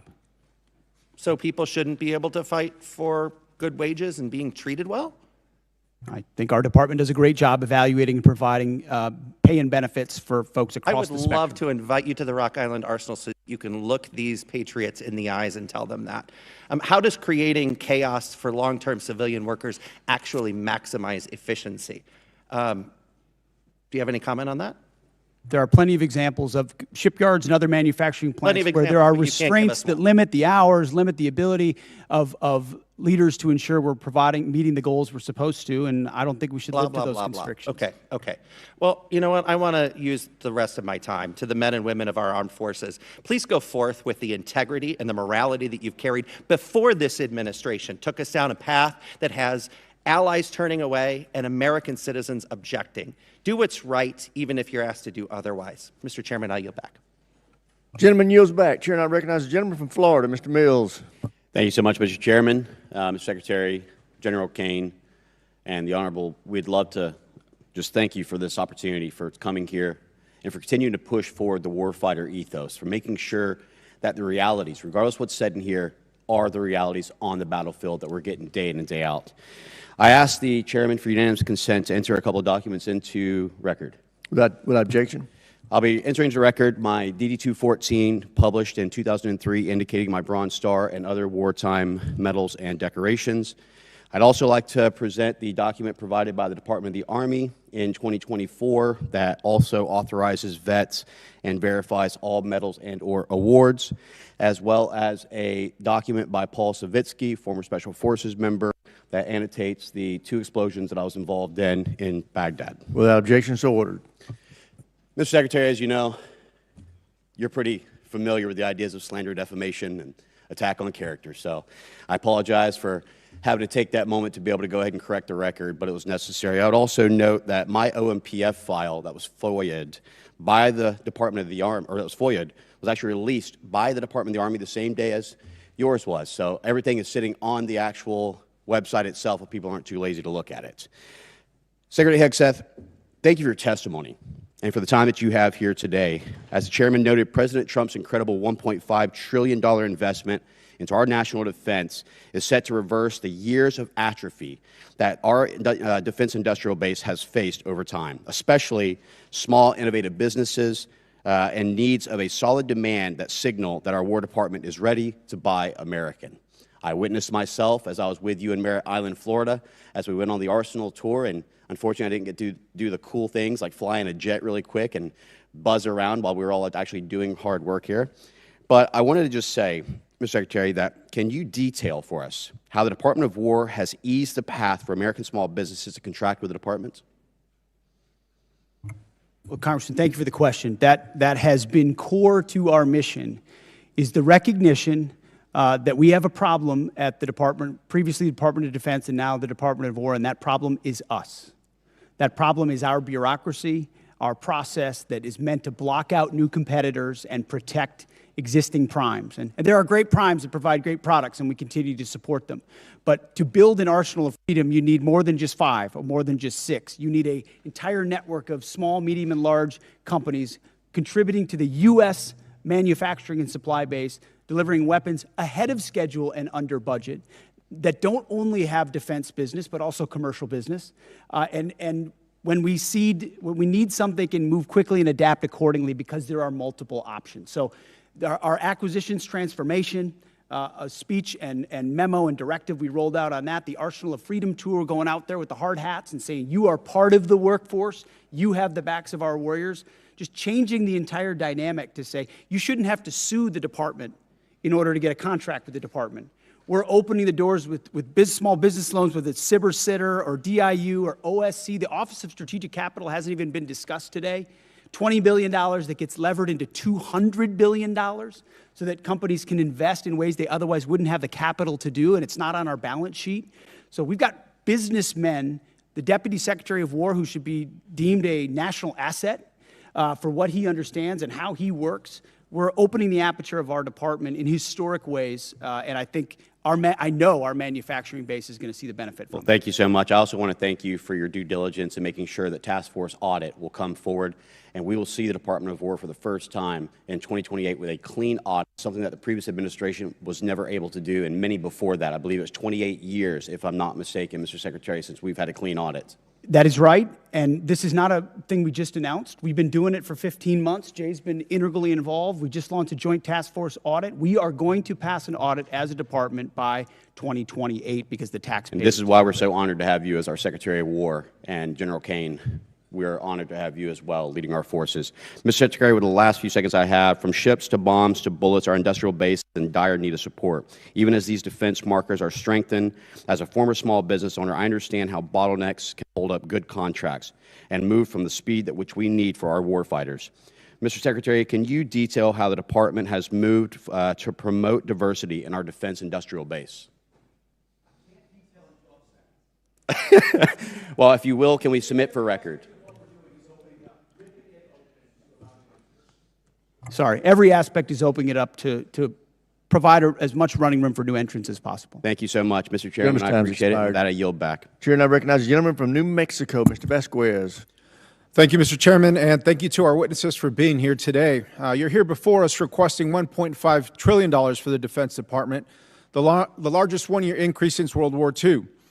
While I will recognize that your budget does include increases for pay and quality of life, these increases are outweighed by the rising costs of living and the department's ongoing failures on child care, education, medical care, and other quality of life factors. Just like other families, the soaring cost of gas, groceries, housing, and child care have left military families underwater. Yet the department continues to put other priorities, like a $25 billion war of choice in Iran, and just lately, photo ops with Kid Rock, ahead of improving the lives of our troops and their families. It's deeply troubling to me that the department received a historic $1 trillion last year, including $9 billion under H.R. 1 for improving troops' quality of life, but the New Mexican service members that I have talked to are still living in barracks that are at capacity, sending their kids to run-down schools and lack access to on-base child care. Here's an example. During my most recent visit to White Sands Missile Range, I saw severely aging on-base infrastructure, specifically an elementary school that is in need of a complete rebuild. Secretary Hegseth, last fall you said that quality of life for our warriors is a critical component of reviving the warrior ethos. In a video you posted to social media last November, you said that the places where our warfighters reside need to be safe, comfortable, and clean. And in your opening statement today, you said quality of life is front and center in this budget. But when it comes to our troops' quality of life, I fear that this is more of all talk, because I can tell you the outdated barracks that I saw at White Sands Missile Range were anything but safe, comfortable, clean, and I haven't heard from service members about any improvements since you've assumed this role. As Secretary of Defense, do you take any accountability for the continued quality of life concerns that New Mexico's military service members and family face today under your leadership? Well, I appreciate your attention to the matter of quality of life, which is incredibly important to us, and it's reflected in this budget. I mean, historic amounts in barracks, in family housing, in family support like child development, youth program. I mean, this budget surpasses anything you've seen from this department in quite some time, to include replacing or eliminating all poor and failing barracks. So we've seen those photos. We responded to them with a barracks task force with $1 billion initially, and now we have billions of dollars behind it to make sure they're safe and clean and quality, but also that where they need to be replaced, they're rebuilt and replaced. And the President has charged me with doing that, and we're focused on doing that. Thank you, Secretary. And I hope that the next photos that you receive and the next photos that I receive and reports that I receive are of improved conditions and of new barracks and of quality of life improvements, because this has gone on for far too long. Let me give you another example. At Holloman Air Force Base, the Child Development Centers on base faced critical staffing issues for many years, and just recently gave military families, our airmen and women, just 9 days to find new child care providers. One parent said she felt she had no choice but to resign from her job as a physician assistant when her son lost his spot in on-base care. And one patient, describing his experience seeking health care at Caine Air Force Base, said, "Good luck. If you need specialized care, referrals take 6 months or more, and regular appointments are booking a month out." And so spending $1 billion a day on a war overseas while leaving our service members out to dry is not America first. It's a betrayal. Secretary Hegseth, I voted for $1 trillion for the defense budget in committee last year, and I've yet to see the results come home. Service members back home have said nothing about progress or improvements underway. Within 30 days, Secretary, would you commit to sending me a detailed list of every dollar that is going to improve the quality of life at bases in my district? We will get you whatever we can, but that doesn't meet with what we've seen, which is running as fast as this department ever has on quality of life issues, because I've been in their shoes. I've seen those barracks, and I've seen them recently. And it may not have happened under this administration, but this administration is going to fix it. And ultimately, this budget reflects that kind of priority across the board. Well, thank you, Secretary. And I will just suggest that it needs to run faster. It needs to run at the speed of light. It needs to cross time travel. I don't care what it takes, but it's gone on for far too long. And so I appreciate your attention to this issue, but we have got to get it done, and we cannot be here again next year discussing the improvements that haven't been done despite what's in the budget today.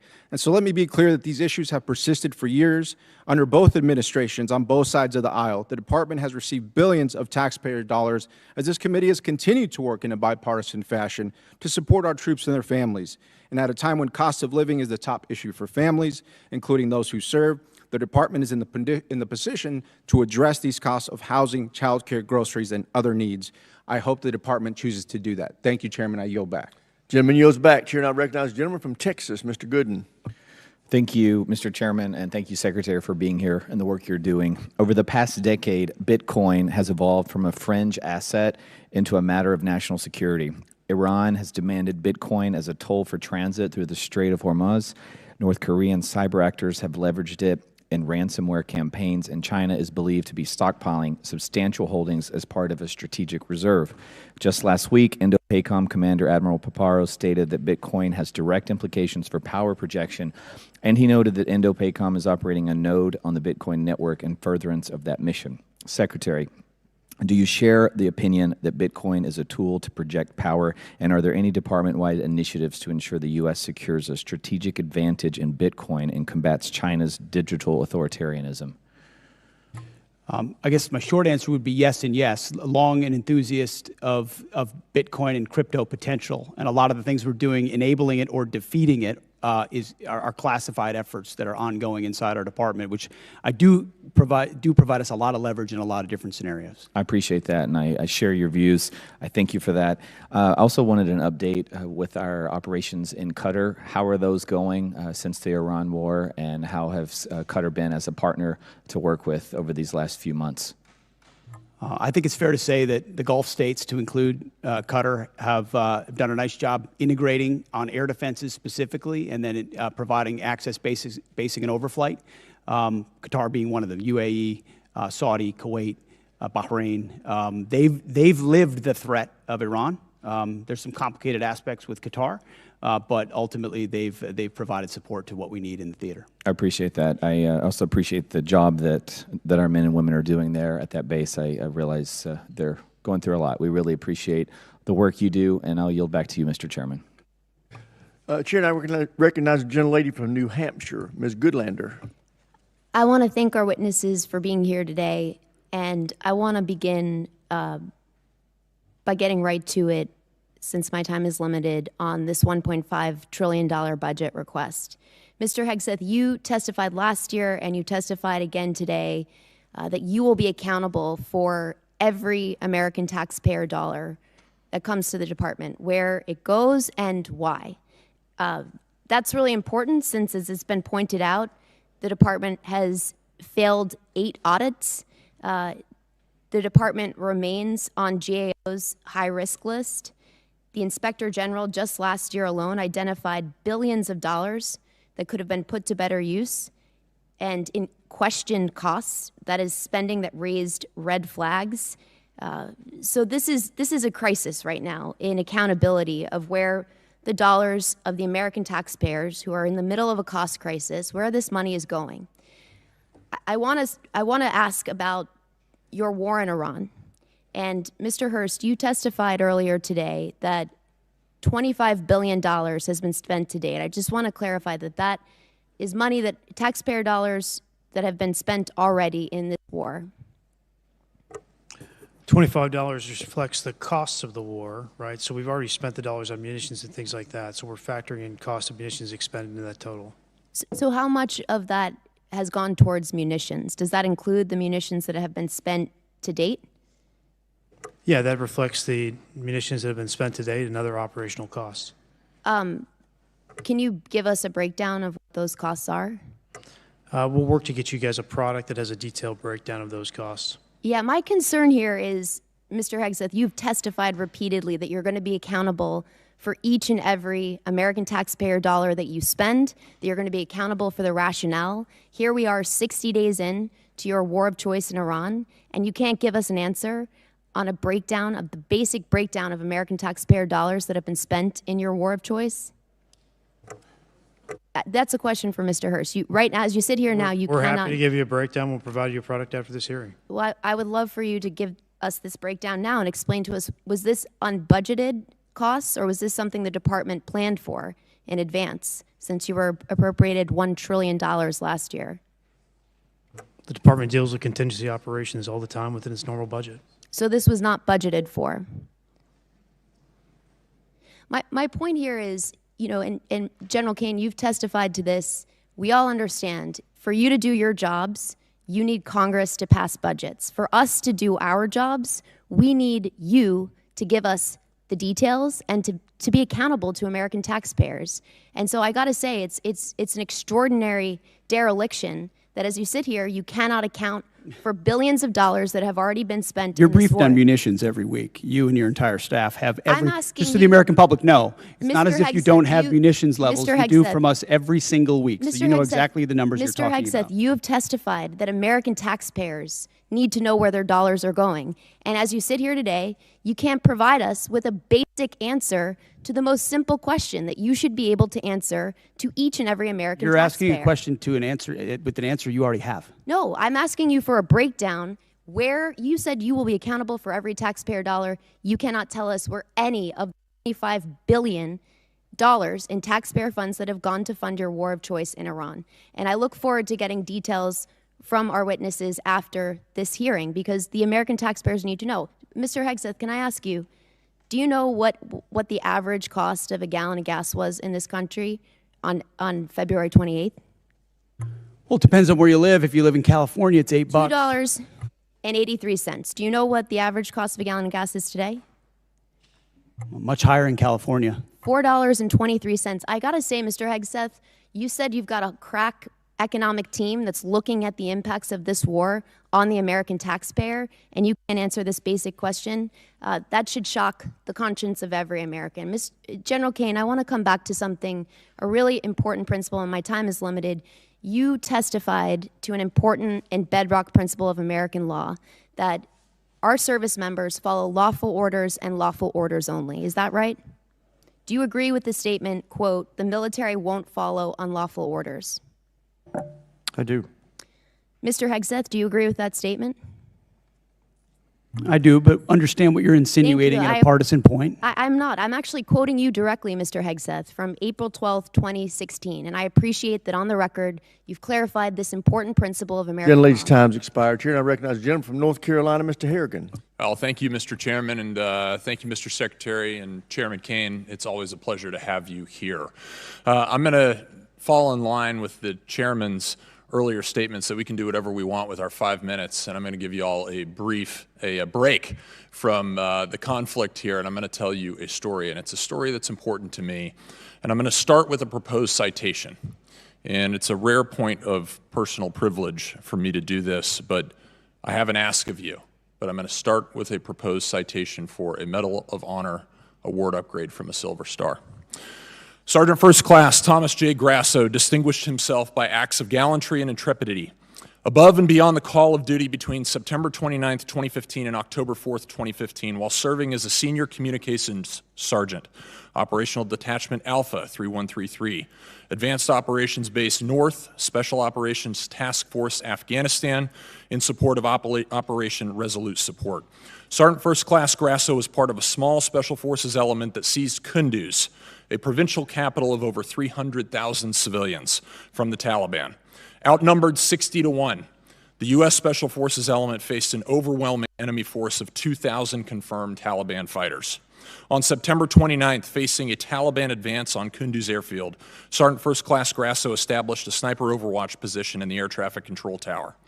With enemy fire converging from 3 directions, Sergeant First Class Grasso risked his life to engage a hostile anti-aircraft team, successfully clearing the way for air support.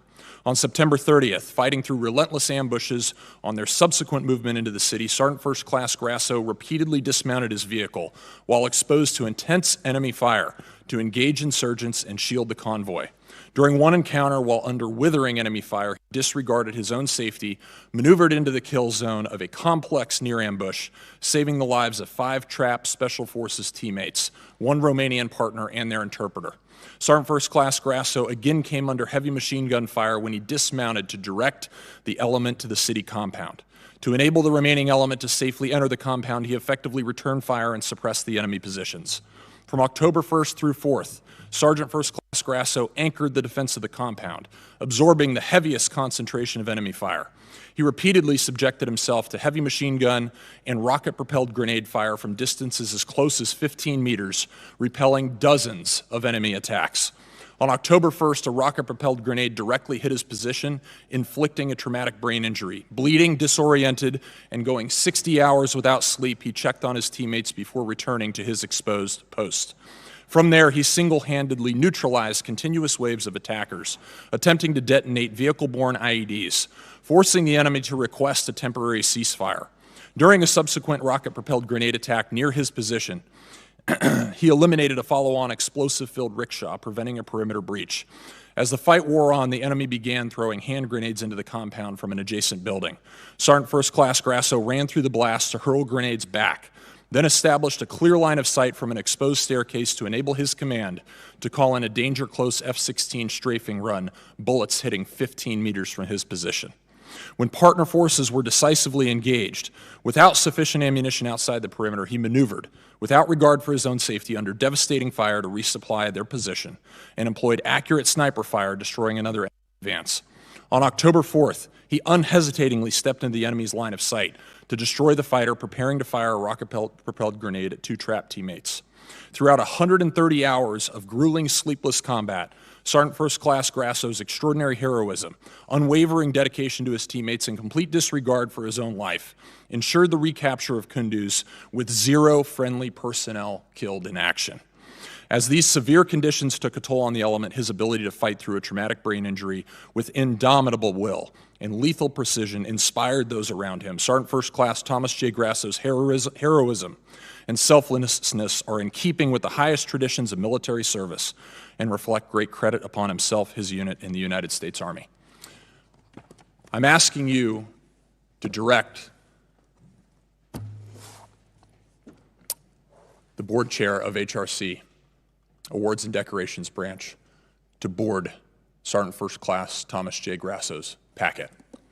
I know these things to be true inside of this packet because I was there. And I'm here today only because I was one of those 5 that he rescued out of that near complex ambush. And I'm grateful for your service to our nation. Congressman, Thank you. We'll do it, and I'd love to meet the Sergeant First Class. Thank you. I think the gentleman yields. The chair now recognizes the gentlelady from Maryland, Ms. Elfreth. Thank you, Mr. Chair. I want to start by thanking SEAC ISOM and General Caine for inviting a number of us to the Pentagon last week to talk about the 1.8 million enlisted service members we have, the challenges and opportunities that we can work together. Every base that I go to internationally and every single major military base in Maryland over the last year, I insist on meeting with service members and hearing what we can all do better, Mr. Secretary. I want to assure you I insist on those meetings. There's a whole lot we could talk about today, war in Iran, and I too want to thank the families of the 14 service members we have lost in this war so far, both strikes in the Caribbean and the East Pacific, firing of a number of people we all respect on this dais on both sides 61 days into this war. But I want to start with those quality of life issues, Mr. Secretary. A number of members of this committee met with survivors of sexual assault at Fort Hood, enlisted members and family members. You sat here last year and you said, quote, "I applaud Congress for the efforts that have been ongoing to address sexual assaults, which we do need to drive down to zero. That funding has not been reduced." I appreciate that, but the budget we have before us is level funded from last year, which you would agree is a realized cut year over year. So I want to give you the opportunity to talk about how you're still going to drive those sexual assault numbers down to zero via flat funding. I'm told we've added 5%, so it's actually not flat, but we remain committed to that. And I think you've seen throughout the force reductions, not enough. We want more. We want to go to zero, but we remain committed to that. We're going to hold you accountable for that. Thank you. I want to move on to Ukraine. I don't normally agree with Mitch McConnell, but as you know, the department is withholding approximately $400 million in appropriated security assistance to Ukraine. Despite some public belittling, Ukraine has stepped up perhaps more than any other ally for us in the Middle East. They're harnessing the superiority that they have generated from a hard-fought war with Russia. They are intercepting Iranian drones that threaten U.S. and partner forces in the Middle East. But Mr. Secretary, I'm very concerned about that $400 million. Can you please let this committee know, folks watching at home, the Ukrainian people, when they can expect that $400 million in Ukraine support passed by Congress bipartisanly last year to be released and put on contract for its congressionally intended purpose, the defense of Ukraine? So the department recognizes that $400 million was allocated for European capacity building, and as of yesterday, it has been released. As it released, and under contract released as of yesterday. How would you describe it, Jay? Not under contract, but released to be put under contract. Let me ask you a different way, Mr. Hurst. When will it actually be on the ground in Ukraine? That depends on what they buy with the money. Okay. And we're going to take the advice of the EUCOM commander as we employ those funds for best use. Okay, we're gonna keep on that because it's incredibly important, as we heard from everybody, including the King of England yesterday. I'm gonna stay on our allies here. It's clear that the president didn't account for the Strait of Hormuz being closed, global market, oil market disruption, gas prices skyrocketing. Mr. Secretary, gas in my district, Maryland, not California, $4.11. The president did not notify allies abroad or Congress before he went to war. He has repeatedly berated and belittled our NATO allies, and I am not interested in Twitter diplomacy. I'm interested in our actual exit strategy from this war. So I'm actually going to pose it to General Caine, if I could. Well, the president did understand the risks and had the courage to undertake the endeavor nonetheless, which the American people voted for, that kind of courage in taking on that Iranian nuclear threat. General Caine, have you, or what have you formally and specifically requested of our NATO allies and European partners for operations in the Strait? Can you tell me escort duties, air defense, peace enforcement, specific requests of our NATO allies? Both us and state have reached out through a variety of mechanisms to pulse our international partners, not just in Europe, but in the Pacific as well, to see what capabilities could be brought to bear down there, as this is largely this is largely a we don't move much trade through there. I'll defer to energy, commerce, and treasury to But we've been comment on. specific with our allies about what we need. We have. Okay. Can I ask you for specificity on another issue that's been brought up today? From a military perspective, not a policy perspective, what will it require of our service members to actually eradicate any Iranian nuclear threat? Can you help us understand that? There's such a wide range, ma'am, of options in there, all of which are classified. It would be out of my swim lane, but we always deliver the full range of options, the associated risks, and the advice to go do the things that we would be asked to do. There's many. I can't speak for everybody on this committee, but I know we The would like more gentlewoman's details. time has expired. The chair now recognizes Mr. Mesmer from Indiana for 5 minutes. Thank you, Chairman, and thank you, Secretary Hegseth, General Caine, and Comptroller Hearst for being here today. Congratulations to all of you for rolling out the $1.5 trillion defense budget. I'd like to offer special thanks to Mr. Hearst and his Comptroller team for the work that it takes to put this budget together. It's a monumental task and important for our nation and our well-being. Secretary Hegseth, as you know, the theme of this year's NDAA is expanding the defense industrial base, and one of the key bottlenecks to that expansion is our workforce size. We are not producing enough skilled young workers, and too many regions with strong manufacturing potential remain underutilized. Would you support Congress working across committees on a national defense strategy workforce, a workforce strategy that promotes technical training, apprenticeships, and proven school-to-industry pipelines? Absolutely. I think you'll find our budget fully aligned with the theme of the NDAA, and when it comes to skilled workers, whether it's DODEA schools, whether it's the Patriot Pipeline or any form of trades, we're investing in that because we need those folks invested in our industrial base. Excellent. I'd look forward to working with my team to ensure those efforts align with the Department of Defense and the industrial workforce priorities. So my office will be reaching out. Also, Secretary Hegseth, we are in a shipbuilding crisis as the Department implements President Trump's vision for a larger fleet. Should the Navy leverage a model of distributed modular shipbuilding that taps industrial strength outside of traditional shipyards, such as in the Midwest, in the Great Lakes, and Ohio and Mississippi Valley regions, to help expand capacity, to ease pressure on overburdened shipyards, and cut down on maintenance backlogs? In short, yes, and including international options where we can work with partners who have specific capabilities that would speed up the timeline on shipyards that are behind in our own country. But you'll find $65 billion in this budget on shipbuilding, a lot of which builds on those types of capabilities. Excellent. Would you also agree that platforms like unmanned surface vessels, tenders, and other support ships seem well suited for production outside traditional shipyards? Absolutely. And in fact, some of those facilities were precisely the ones we visited on the Arsenal of Freedom tour, USVs, UUVs, where you don't need the same capabilities you would in a traditional shipyard, or you can invest in a new type of shipyard specifically tailored to those more bespoke capabilities that can be scaled for the fight of the future, for sure. Perfect. Thank you. Secretary Hegseth and General Caine, many from the Department have reiterated support for the nuclear sea-launched cruise missile, and I believe President Trump needs more support options in the form of expanded theater nuclear capability. From your perspective, what specific deterrence problem does SLCM solve that current capabilities do not, and what risk do we assume if that capability is not fielded? Take it first. SLCM provides, it's part of the multiple layers of nuclear deterrent that any president has to have at their disposal that creates dilemmas for enemies who are either nuclear capable or not, and ensures the kind of leverage required and defense required, deterrence required, that the nation that sort of underwrites everything we do. So more options on that the adversary can't account for is only good for us. One thing I'll add is, as we mentioned a little bit earlier, sir, we continue to modernize the full range of the triad. This is another tool in that regional normally, so it's something I support. Thank you. As we look beyond the current program, should the Department be thinking about a future sea-launched nuclear system with greater survivability, maneuverability, and potential hypersonic capability? Yes, and I know we are. Okay, thank you. Secretary Hegseth and General Caine, one of the major bottlenecks in expanding the defense industrial base is test range access. Companies are waiting too long for range time, and that slows fielding at speed modern conflict demands. What is the department doing to expand and modernize the testing architecture?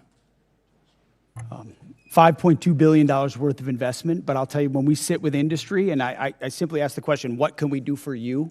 How do we empower you?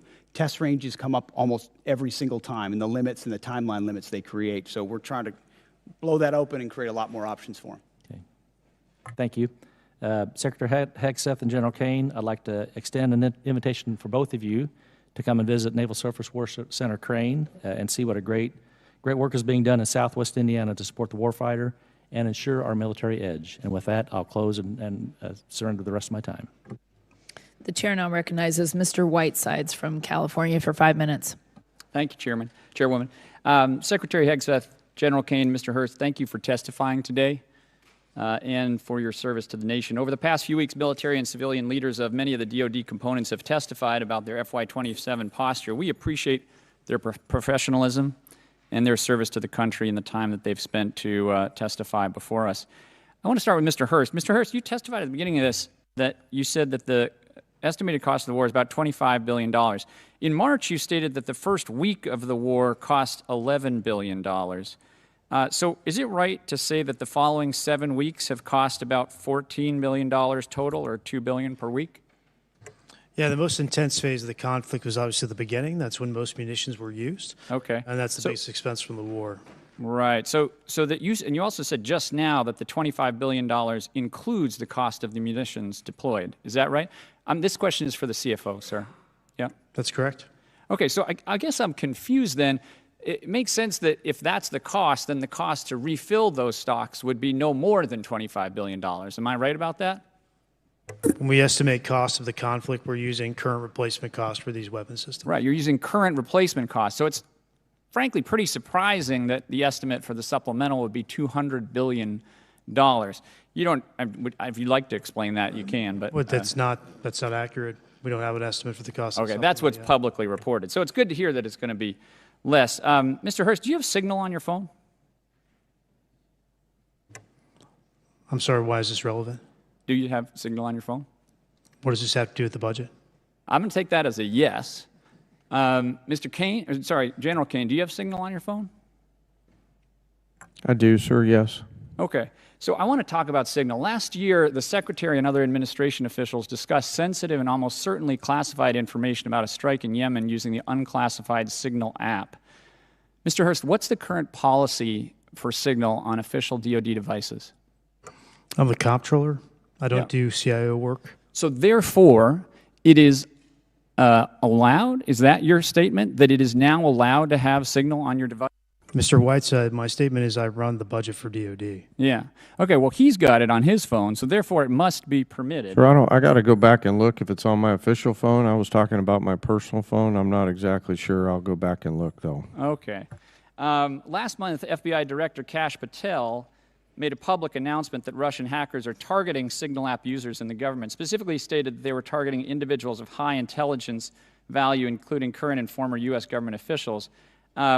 I hope that it is not official policy that you can have Signal on your official phones, and I would love to get a response from the department on that. We have now asked this question about 5 separate times and have never gotten a straight answer. I want to close by talking about helicopters. Mr. Secretary, I want to ask about the Army Apache helicopter that flew over Kid Rock's property on March 28th. An investigation was launched by the 101st Combat Aviation Brigade Command Leadership, but before that review is completed on March 31st, you terminated it via social media post. Did you personally direct termination of that review? I did. Okay. Now, the president said they probably shouldn't have been doing it and that I'd take a look at it. So did you talk to the president before terminating that review? Well, I don't relay what I talk about with Okay, the I president. think unfortunately that means that you did talk to him, which in turn means that you've just confirmed that the president himself overruled the leadership of the 101st Airborne. Mr. Secretary, you yourself have affirmed not what I said. repeatedly the need for higher standards and higher accountability at every level of your agency. Commanders rely on established processes to uphold these standards. How does canceling a command-initiated review by the 101st Airborne leadership support a culture of accountability? Actually, I think I'll ask that of the chairman. Sir, back to my earlier comments about the importance in my role of staying in the middle.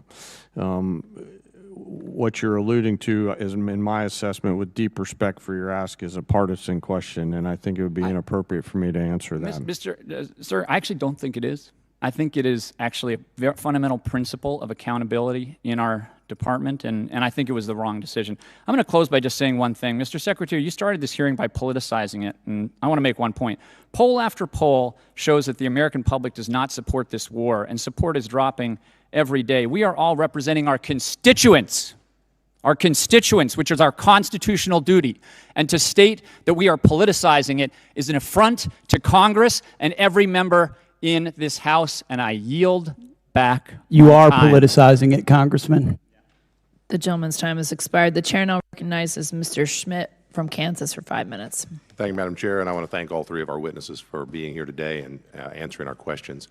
Mr. Secretary, let me start with you. A little bit off topic for today, but relevant. We are now more than 2 months into the funding shutdown for the Department of Homeland Security because folks at this end of the avenue have not yet been able to get to yes. I hope we're going to get to yes here shortly. I think we made some progress here today while we've been in this gathering.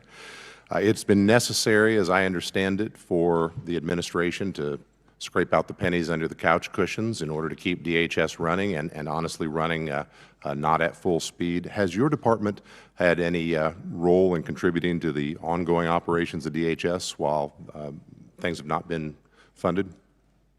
Well, I wouldn't comment on the status of DHS. I'll just say the ways that we cooperate with them have continued. I mean, look at the southern border and the 11,000 troops we have there, Task Force Southern Border, ensuring that our border is locked down. We've worked with law enforcement from day one on DHS to do that, just like we have with local law enforcement across the country. So obviously we welcome DHS funding, but in the meantime, we're going to protect the country, protect the homeland, and that's what we're doing with them. Do what is necessary. Very good. General, let me ask you, if it is more appropriate for the Secretary, we'll defer, but we've obviously been following with interest all of the developments and the publicly reported developments in Operation Epic Fury. There was some publicly reported activity a while back that I had reason to think might involve some Kansas service personnel. We didn't know from the public reporting. We have simply been trying to find out whether our folks were involved or not. We finally did get an answer. It took about 4 weeks, and when we got it, it was, for the most part, everything we'd read in the press, with one exception. It's a bit unsatisfactory when we're just trying to do our job and figure out whether our folks are implicated and whether we need to be doing something to help them, their families, or their folks back home. I know you take seriously the importance of providing that information, but can you just offer some reassurance that you do take those inquiries seriously and that that was perhaps not? We do, sir. I'm not exactly sure the situation you're talking about, but I'll get the teams together and figure out what broke down there and fix it. Appreciate it very, very much. Mr. Secretary, let me come back to you. In talking with Kansans who either have been deployed or are in support of folks who have been deployed, I am under the impression that there has been a particularly high, especially early in the operation prior to the ceasefire, particularly high amount of concussive activity, and that we might be well advised to be prepared when folks come home for concussive injuries, for combat-related PTSD, perhaps at levels we aren't expecting, at least those of us watching from the outside of the operation. Can you say anything either about that in particular or more generally about what types of health and post-combat related health issues we ought to be preparing for when folks come home from this operation in particular? Well, I know, Congressman, all of that is tracked very closely. As it pertains to this budget, there's $70 million for more research on that. But I would note that as it's tracked and identified, also 90% of those with injuries in this conflict have returned to duty. But that doesn't mean there couldn't still be a lingering effect, which is noted and will be continued to be tracked throughout And can I follow on that? I appreciate that answer very much. With respect particularly to Guard personnel who have been deployed, and when they come back, they return to their civilian roles. They may be in communities far from a military post. They may be in communities that don't have dedicated healthcare services, that may be particularly focused on concussive damage or post-traumatic stress damage. Is there particular thought on things we ought to be doing to prepare to serve that population when those men and women come home? I think the biggest one is identifying it up front, doing that testing up front to identify what has occurred, and then the ability to track those service members. I know as a frontline leader that became part of my responsibility as well, tracking those who may be more susceptible to it, whether they have a formal network to address it or not. So definitely something we care about. TRICARE, ensuring they have increased access in places where there aren't military facilities is an important part of it. Thank you, Mr. Secretary. We care as well. We want to be helpful in that front when our folks come home. Last question, particular to some folks in Kansas. When you were here last year, Mr. Secretary, I talked about cooperation between the Veterans Health Agency and DHA and some work we've been trying to do at Irwin Army Community Hospital at Fort Riley. This committee and the Congress and the President enacted into law a provision that causes some cooperation between the two to happen, and we are very excited to report are looking very good out at Irwin. The reason I raise this with you today, some of the folks who made that happen were the Commanding General at the 1st Infantry, General Roan, who's about to deploy to Europe, I believe in early June. His Chief Medical Officer, who's about to leave for a different assignment. The gentleman's time has expired. Can we get those things signed before they leave? The chair now recognizes Mr. Tran from California for 5 minutes. Thank you so much, Chairwoman. Thank you, Secretary Hegseth, General Caine, Mr. Hurst, for being here today. You know, after I was honorably discharged from the Army Reserve, the GI Bill helped me go to school and ultimately become a lawyer. My focus was representing clients who were wrongfully terminated or faced discrimination and harassment at the work. Mr. Secretary, if I were in the courtroom trying to prove that you discriminate against our military heroes, I wouldn't have to look very far or very hard. In just 16 months, you have fired more than a dozen senior military leaders. You've delayed or canceled the promotion of even more. Your chief of staff told the Secretary of the Army that President Trump would not want to stand. That's not true. That was totally false reporting. I'm not getting to my it. question yet, Mr. Secretary. You told the President, the Secretary of the Army that the President would not want to stand next to a black female officer at the military events. But, you know, despite all of this, I remain very hopeful that you can and will do better for the men and women who have dedicated their lives to protect our great country. You're here to ask for $1.5 trillion. That's a huge budget, and I want to make sure that you have the ability to manage it. Secretary Hegseth, you would agree with me when I say that we want the most qualified people in every position of our military, correct? That's a question. Yes. Thank you. General Caine, you would want the same? Yes. Thank you. You know, I share the bipartisan concern about the firing of General George. And what I and the American people want to know from you is, did you ask the President for his permission before you fired General George, Secretary Hegseth? It is my responsibility to confer with the Commander-in-Chief on especially high-level personnel matters. And ultimately, I won't relay what was discussed, but he was aware of the action that would be taken. Okay, great. Thank you for that. And when you made the decision to fire General George, did you consult Secretary Driscoll? There had been multiple consultations over a year, yes. Do you and Secretary Driscoll have a good working relationship? Yes, I appreciate the work he's doing for the Army. And for the record, would you agree that Secretary Driscoll is doing a great job as the Secretary of the Army? I appreciate the work that the Secretary is doing and made the personnel change based on the Chief of the Army. In fact, he was so good that at his job that the President sent him to Ukraine to negotiate a peace deal. Do you know why the President chose to send him over you? I'm grateful that the President puts in players at key moments to advance policy priorities, and that's what occurred there, and I was very supportive of it at the time. Recently, Secretary Driscoll testified in front of the Appropriations Committee that he refused to strike the names of 2 female and 2 black officers from a promotion list due to their exemplary service, names which were ultimately removed. Did you order him to strike those names? I know we removed those names. I did. Why? Because we review every general officer. You mentioned 12 general officers have been reviewed. The number's much higher than that. I would also note that under Barack Obama, 197 general officers were removed. So this is not something specific to this administration. Every officer serves at the pleasure of the president. And when they need to be removed in order to ensure we have the right leadership in those services, I will make those calls regardless of what you might say from the dais. You know, about a year ago, the Army began their transformation initiative. I'm all for modernization, but this process seems to have been completely rushed in a way that compromises our readiness, including deactivating a medical evacuation Black Hawk unit at Joint Training Forces Base, Los Alamitos. I've heard recently from senior Army officials who support slowing down the Army Transformation Initiative, specifically as it relates to aviation. Secretary Hegseth, can you commit to slowing down ATI as it relates to aviation? There are multiple places inside ATI that we are reviewing to ensure that we do not create capability gaps inside today's Army based on the fights we have today and the fights of the future. And this budget reflects ensuring that we don't have any operational gaps in the Army or any of the services. Mr. Secretary, during your opening, you brought up this beautiful slide, and you talked about the Arsenal of Freedom. It's the Arsenal of Freedom slide, talking about private investment, you know, from the $1.5 billion. RTX was on there, Boeing, GE, L3 Harris, Lockheed. My question to you is, do you or your wife have any personal investment in those companies? No. Thank you. The gentleman's time has expired. The chair now recognizes Mr. Crank from Colorado for 5 minutes. Thank you, Madam Chair.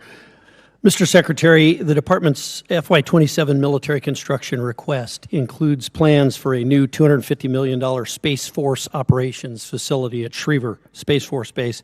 When constructed, this facility will support essential national security missions like Golden Dome, the National Reconnaissance Office, intelligence, surveillance, and reconnaissance missions, and other Space Command requirements. With a projected workforce that includes over 2,600 high-paying civilian jobs, how will the department compete with the private sector to recruit and hire the highly skilled talent needed for those positions? And how will the department work with El Paso County, which is my county, and the city of Colorado Springs, who strongly supported this administration, by the way, to meet the growing needs of the Space Force? Well, first and foremost, and I mean this, I would welcome your input. That's usually what I say when I'm on the road and in the field with commanders is, okay, you ask me, we meet with battalion and brigade commanders all the time. They ask me a really detailed question, and the first thing I say is, what do you think? And usually they know the problem set much better than us, so we take that feedback back to HQ and we action it. So I would welcome how we can ensure that that workforce is properly cared for and competitive, considering how important the Space Force is, which is doubled in this budget in size. Right. That domain of warfare we have to get right. Yes. Okay. Mr. Secretary, sometimes here in Congress and on these committees, sometimes we do oversight, but sometimes we just overact. And there's been a little bit of that today. There's been some overacting. I would hope that when I look back on my congressional career, I've only been here a little while, I do know that when President Biden did some military operations, I supported him. I wasn't here, but I supported those operations because it's important to support the men and women of the military, and it's important to support our commander-in-chief when he makes the decision to deploy those troops. And I'd hope that when I look back on my career years from now, I will say the same thing, that I didn't choose what to support based on who the party was in the White House, but based on whether it was the best thing for our national security. And I hope that some of my colleagues who don't seem to hold that same standard would introspectively look at what they do. But I want to give you a minute. There's been a lot said about Iran and about the mission in Iran. And I think there's been a lot of misinformation here, and I want to give you the opportunity to correct the record. Well, I appreciate that. We are fortunate to have a president who understands the nature of the threat we face from a nuclear-armed Iran. Full stop. We know what they say they would do, we know that they were pursuing, and we know that at their weakest moment we had an opportunity to do something about it before they had a conventional shield of missiles and drones so large that they could never be contested.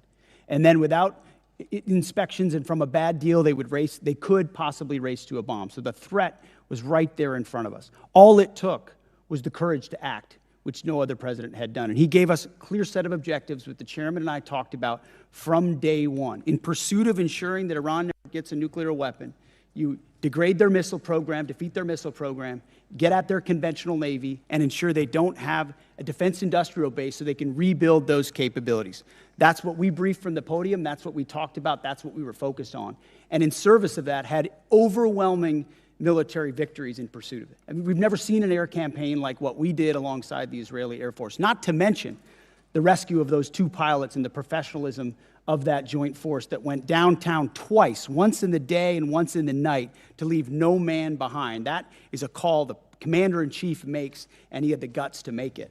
And as a result, we're in a ceasefire, in the middle of negotiations, in a very strong place with a blockade that will ensure that when this is done, when a deal is set, it's a deal on the president's terms to ensure Iran never gets a nuclear weapon. That's a fight worth having. And if the American people remember 47 years, Americans remember 47 years of what the Iranians have done to us, targeting and killing Americans. If they had a nuclear weapon, they would use it. This president has unleashed his military to do something about it. We've had historic successes. And if we need to go at it again to ensure that success, we are prepared to. But we're hopeful over time that a deal will be compelled and compelled quickly. So this talk about endless wars or forever wars, the president points out rightfully what this town tolerated in Iraq and Afghanistan and Vietnam. That is not this. This is a discrete mission to pursue U.S. objectives, and we're doing it in a historic fashion. I support this president's operation right now in Iran. I supported President Obama when he said he opposed a nuclear Iran and would do what was necessary to do that. And I supported President Clinton when he did the same. It's time to act, and I'm glad that this president did. Thank you. The chair now recognizes Mr. Vindman from Virginia for 5 minutes. Thank you. Earlier, Secretary Hegseth, you talked about flexible realism. So let's see if we can figure out how much of it is realistic and how much of it is just flexible. Secretary Hegseth, last year I asked you some questions about Indo-PACOM and threats in Europe, and you had a hard time answering those questions. I'm sure you prepped better this year, and I'm hoping you can answer some of these basic questions since now we are at war. Do you know what the price of oil is today? I don't know where it's gone as this time of this hearing, but roughly $100 a barrel. It's actually closer to 120, 117. Well, it depends on the index you're looking at. I'm looking at Brent. Do you know what the price was the day before of Brent, the day before we went to war? It was certainly lower. You understand you're taking some economic risk. But I would note a lot lower. The energy dominance this president has unleashed has put us in an incredible position. Thank you. So it's $72, and so now we have a 62% increase. By the way, the department obviously will be paying those extra fuel costs. That's going to be not insignificant, but so will the American people. Now, at its narrowest point, how wide is the Strait of Hormuz? I think it's about 12 miles, but I'd have to check. It's 24 miles, but 12 miles is actually the relevant number because that's the navigable channel. That's the international water navigable channel point. And do you know how many barrels of oil transited the Strait of Hormuz each day before the war started?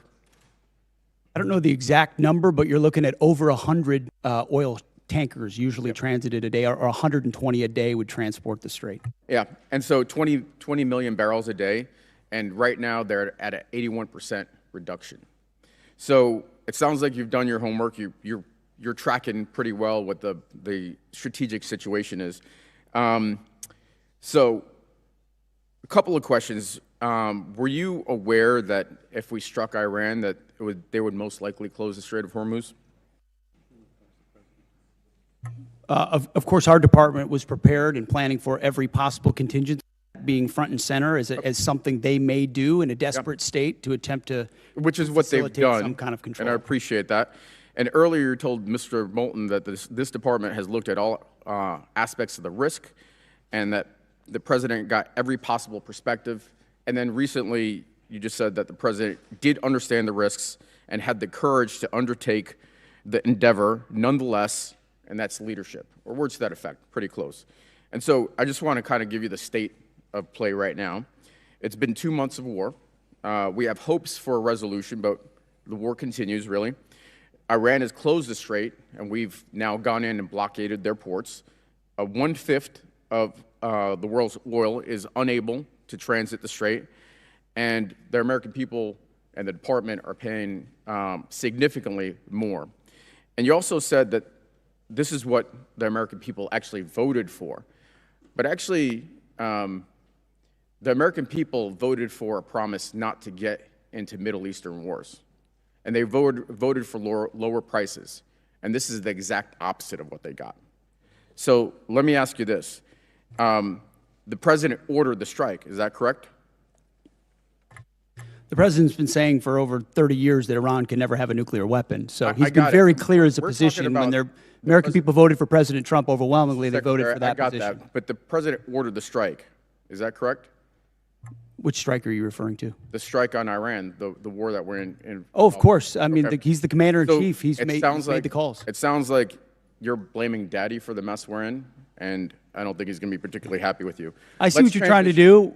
There's no daylight in this administration on this Mr. on this Secretary, I'm campaign, asking and the I'm happy questions. You've been to admonished stand for this shoulder to shoulder before. with this administration. Reclaiming my time.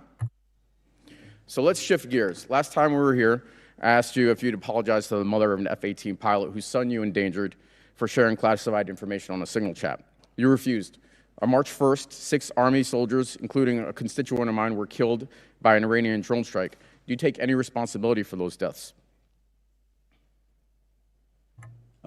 I was there at Dover when they came back. Of course, I take So was I. responsibility for every aspect Well, of I this appreciate mission. that, because you also complained about the fact that tragic things happen.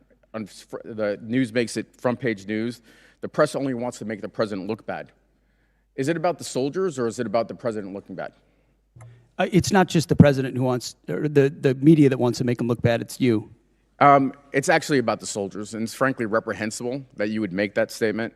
And so, you know, Truman had a sign on his desk that said the buck stops here. And this The gentleman's time has expired. The about chair now passing the buck. recognizes Mr. Van Orden from Wisconsin for 5 minutes. Thank you, Madam Chair. Mr. Secretary, it's great to see you. General Caine, Honorable Mr. Hurst, of course, my dear friend of over 3 decades, Master Chief Isom. How are you doing? Hey, I have to be very clear here. I spent my entire adult life training for war, training others for war, or at war. And you very astutely mentioned to some of my Democrat colleagues that our generation has been involved, was involved in an endless war, a morass. And I've had, with Matthew Burns, I've had 22 of my friends commit suicide. And I know that you have recently instituted a specific office to help lower active duty and veterans suicide in conjunction with my great friend, Secretary Collins. So I want to thank you for that. 2 months does not a morass make. However, it could be the start of one. And the difference between this administration and many previous administrations, I think that you understand, particularly because of your background and your SCA back there, and General Caine, you understand what it means to fight to win. And we didn't fight to win in Afghanistan. We didn't fight to win in Iraq. And it's palpable. I have more friends than I can count that are still on active duty in every branch of service, including the Coast Guard. And for a Navy guy, that's a big stretch. The morale of the men and women in the Department of War, and in their case, the Department of Transportation, is exponentially higher than I've ever seen it, ever. And that comes from leadership, starting with President Trump, going through you, to General Caine, and through your SCA. And what some of my colleagues refuse to admit is that that's how you win. It starts with the man. It's the first soft truth. Humans are more important than hardware. And I want to thank you for setting that environment. I don't want to be at war. But Iran declared war on the United States of America 47 years ago, and those bastards are responsible for killing and maiming many of my friends. So this is not some esoteric political argument for me. This is the fact that President Trump, by using you as the Secretary of War and General Caine as CJCS and Master Chief Isom, what you're doing is you're going to end a war that was declared on us. And of all times when we should unite as Americans, especially in this puzzle palace up here, is when we're at war. And it is a war of choice by the mullahs. That is who chose to fight this war, and we're going to end it. I don't really have a question for you. I trust your judgment. General Caine, I trust your judgment. Master Chief, I trust your judgment. And when you're coming here with a request for a tremendous amount of money, I understand that there's no fluff in there, that this is what's required to end this war that the mullahs chose to declare against us. And I'm telling you right now, we have your back. And there are a lot of my Democrat colleagues that do also. They're just afraid to say it out loud because they'll be crushed by the left of their party, and that is reprehensible. So with that, whatever you guys need, you just holler. Okay, Mr. Secretary? I couldn't say it any better. Thank you very much, Congressman. You're welcome, sir. With that, I yield back. Gentleman yields back. Chair, and I recognize the gentleman from Missouri, Mr. Bell. Thank you, Mr. Chair. Mr. Secretary, I don't trust your judgment. You made the comment to my colleague that there's no daylight between you and the president, which calls into question your role and, again, accountability. And so I got to ask, has there ever been any time that you disagree with the president on this war or anything in general? I would never betray conversations that we've had. Okay, The commander-in-chief can't even deserves acknowledge candid that you've discussion ever in even private. disagreed with the man, like his choice of tie, that dance, anything. You haven't disagreed on anything. I've never relayed the discussions I have with the commander-in-chief. Okay, because it seems to me that rather than being Trump's Secretary of Defense, that sounds like you're just being Trump's secretary. And we need someone who's going to be there that is actually advising, that is also pushing back when necessary and serving the country as opposed to the president. So you said you've never called him out privately or publicly, because we know that hasn't done. But have you ever said the words, and you don't have to tell me what it was about, have you ever said the words, Mr. President, I disagree with you? As I said, I don't relay the private conversations that a commander-in-chief deserves. You can't even acknowledge that, like if you've just said, Mr. President, you're wrong about this or you're wrong about that. You can't even acknowledge, you can't even admit that, if that's happened. You can ask it again if you want, but I don't relay the private conversations that a commander-in-chief deserves. The objectives of this war have constantly shifted and changed. You see that, though, right? Like, you can acknowledge that. Because 1 minute it was to dismantle the Iranian nuclear program. But I don't know how that objective has not now been the listed objectives as far as I understand. Then there was regime change. Trump even said when announcing the start of the war, the hour of your freedom is at hand. It's yours to take. He also posted on Truth Social in January, help is on the way, to the Iranians posting in the street. Do you still believe in this particular objective? The objectives have been clear from the beginning, and I've supported the president throughout in having the courage to take on this threat. Okay, so then let's talk about what else has he said. So let's talk about the Trump doctrine. So on November 6th, the president said he was all about ending wars, not starting new ones. Yet in the so-called doctrine, the conflict has not answered why we're in the war. The objectives have changed. We're not sure about the exit strategy. This, to me, is the definition of open-ended or forever war. And you cannot claim to end forever wars while engaging in one. And then here's the one that really gets me. So I don't know when it's over when I feel it in my bones. So, Mr. Secretary, war decisions should be based on defined military objectives. You agree with that statement, correct?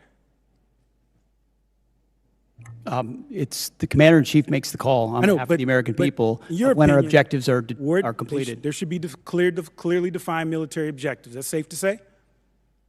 Ultimately, the commander-in-chief makes the decision about when our objectives are achieved. Okay, because because I'm just trying to figure out, like, what kind of analysis, evaluation are we looking at with objectives when it's just what the president feels in his bones? Like, are we talking about like some Da Vinci Petruvian man or what? Like, what are we talking about when we just talk about feeling it in your bones? Because my thing is, we're not set up here to trust anyone's judgment. We're here to represent our districts and the American people. And so my next question is, the problem that I'm concerned with is that Iran continues to increase their negotiating leverage with us.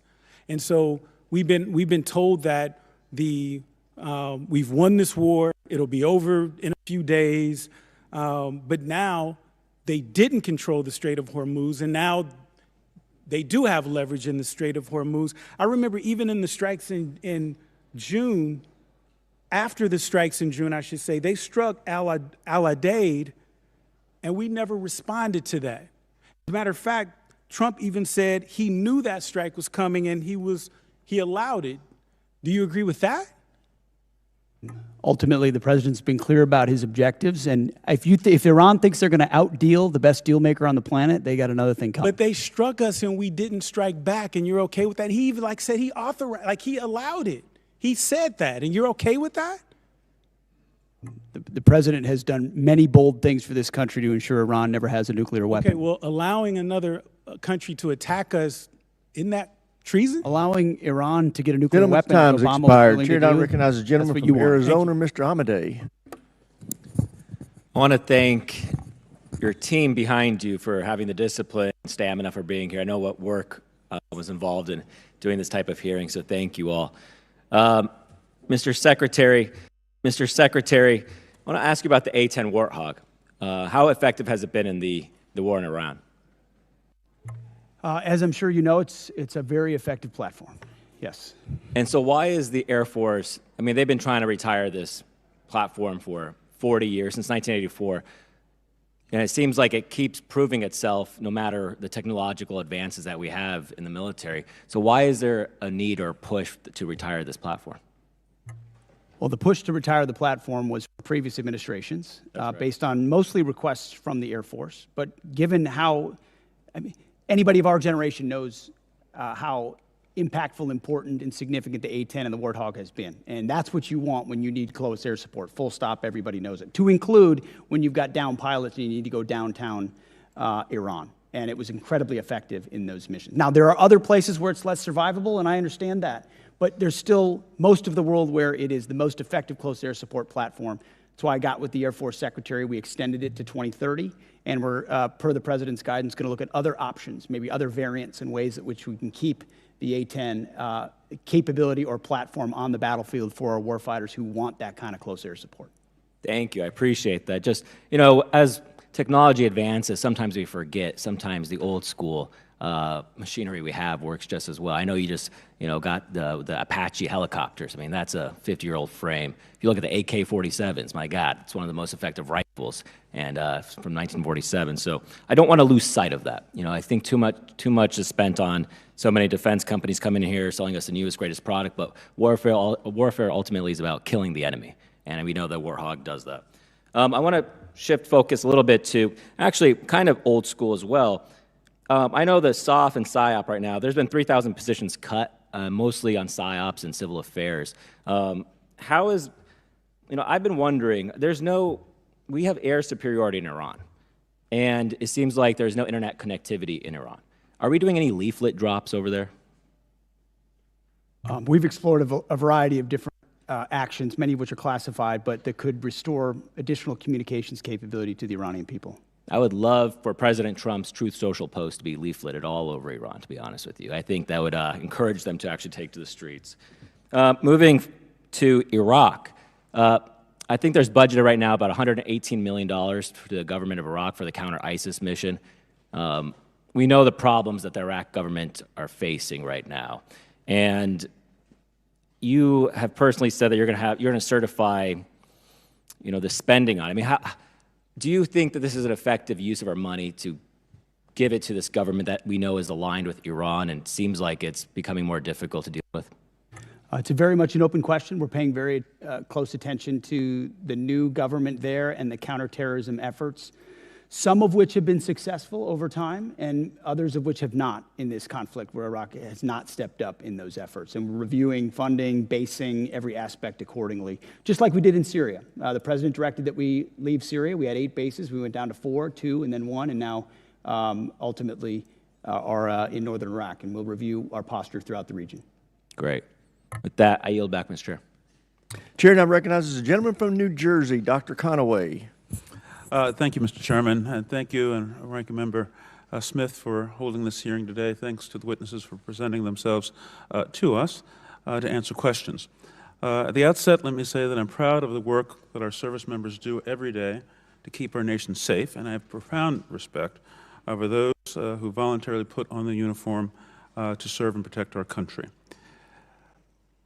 The Trump administration's reckless military actions are driving up costs for everyday Americans. This war, as you know, is not supported by a significant majority of the people in this country. The administration has increased military operations around the globe, including strikes in 8 countries, and the war in Iran is costing taxpayers billions of dollars. Estimates are by the time it's over, it could cost $1 trillion to the American people, a lot of that off budget. It's estimated that the first 6 days of the war cost around $12 billion alone, and we are now hitting 60 days of war fighting without a plan to exit this conflict. The administration has failed to transparently tell the Congress or the American people what the costs of the war are and why we are at war, and expects Americans to keep footing the bill. The comptroller has, and thank you for coming, sir, given us an incomplete number, and I understand we're in the midst of war and there's you do have some challenges in that regard. But Congress, I think, my colleagues would have appreciated a more thoroughgoing cost estimate so that we may properly conduct oversight as is our duty.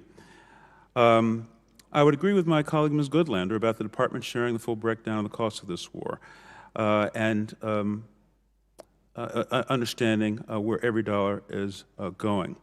That number does not likely reflect the full costs of war, as you know.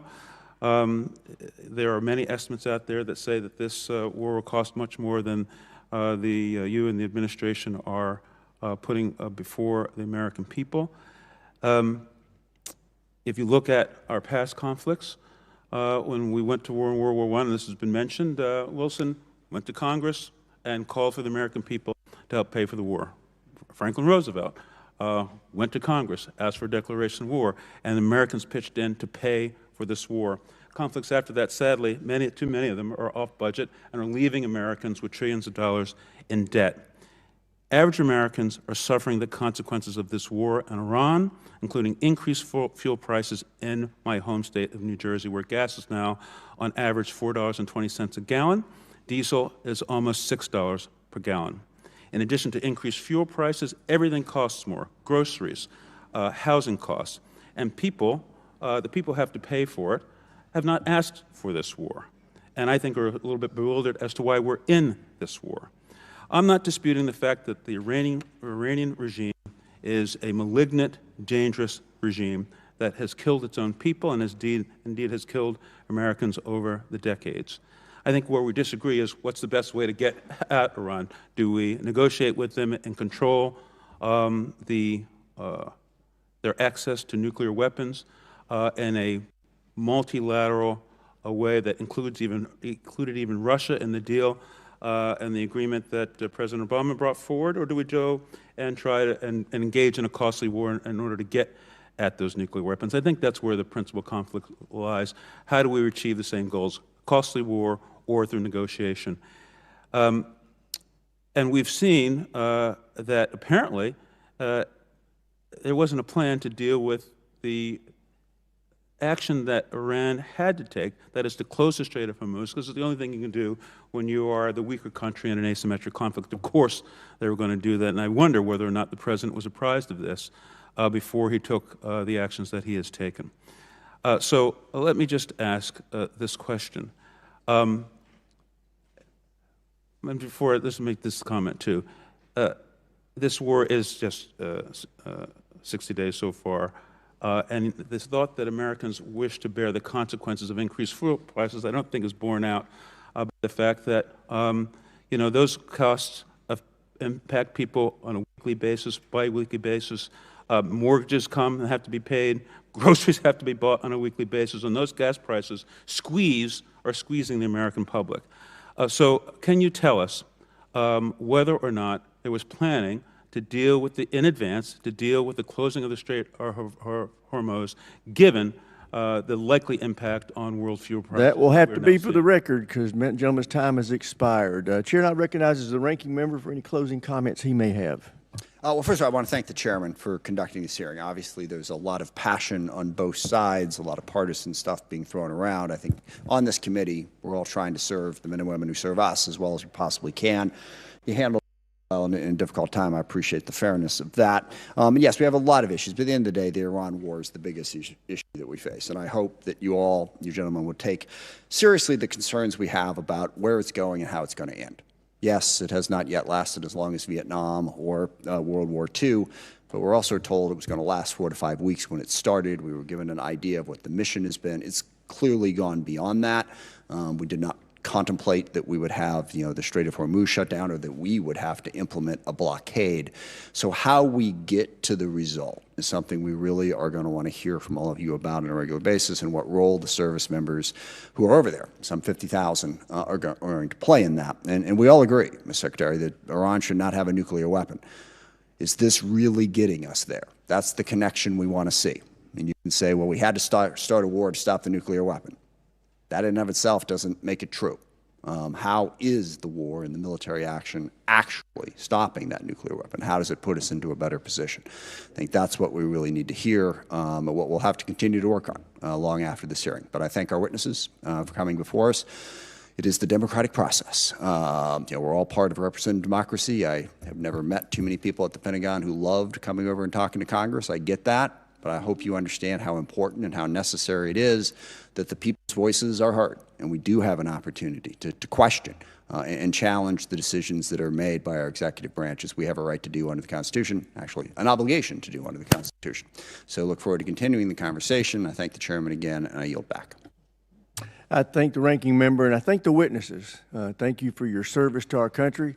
Thank you for 6 hours of tough duty, and you've done a great job. I want to end this hearing the way I started it.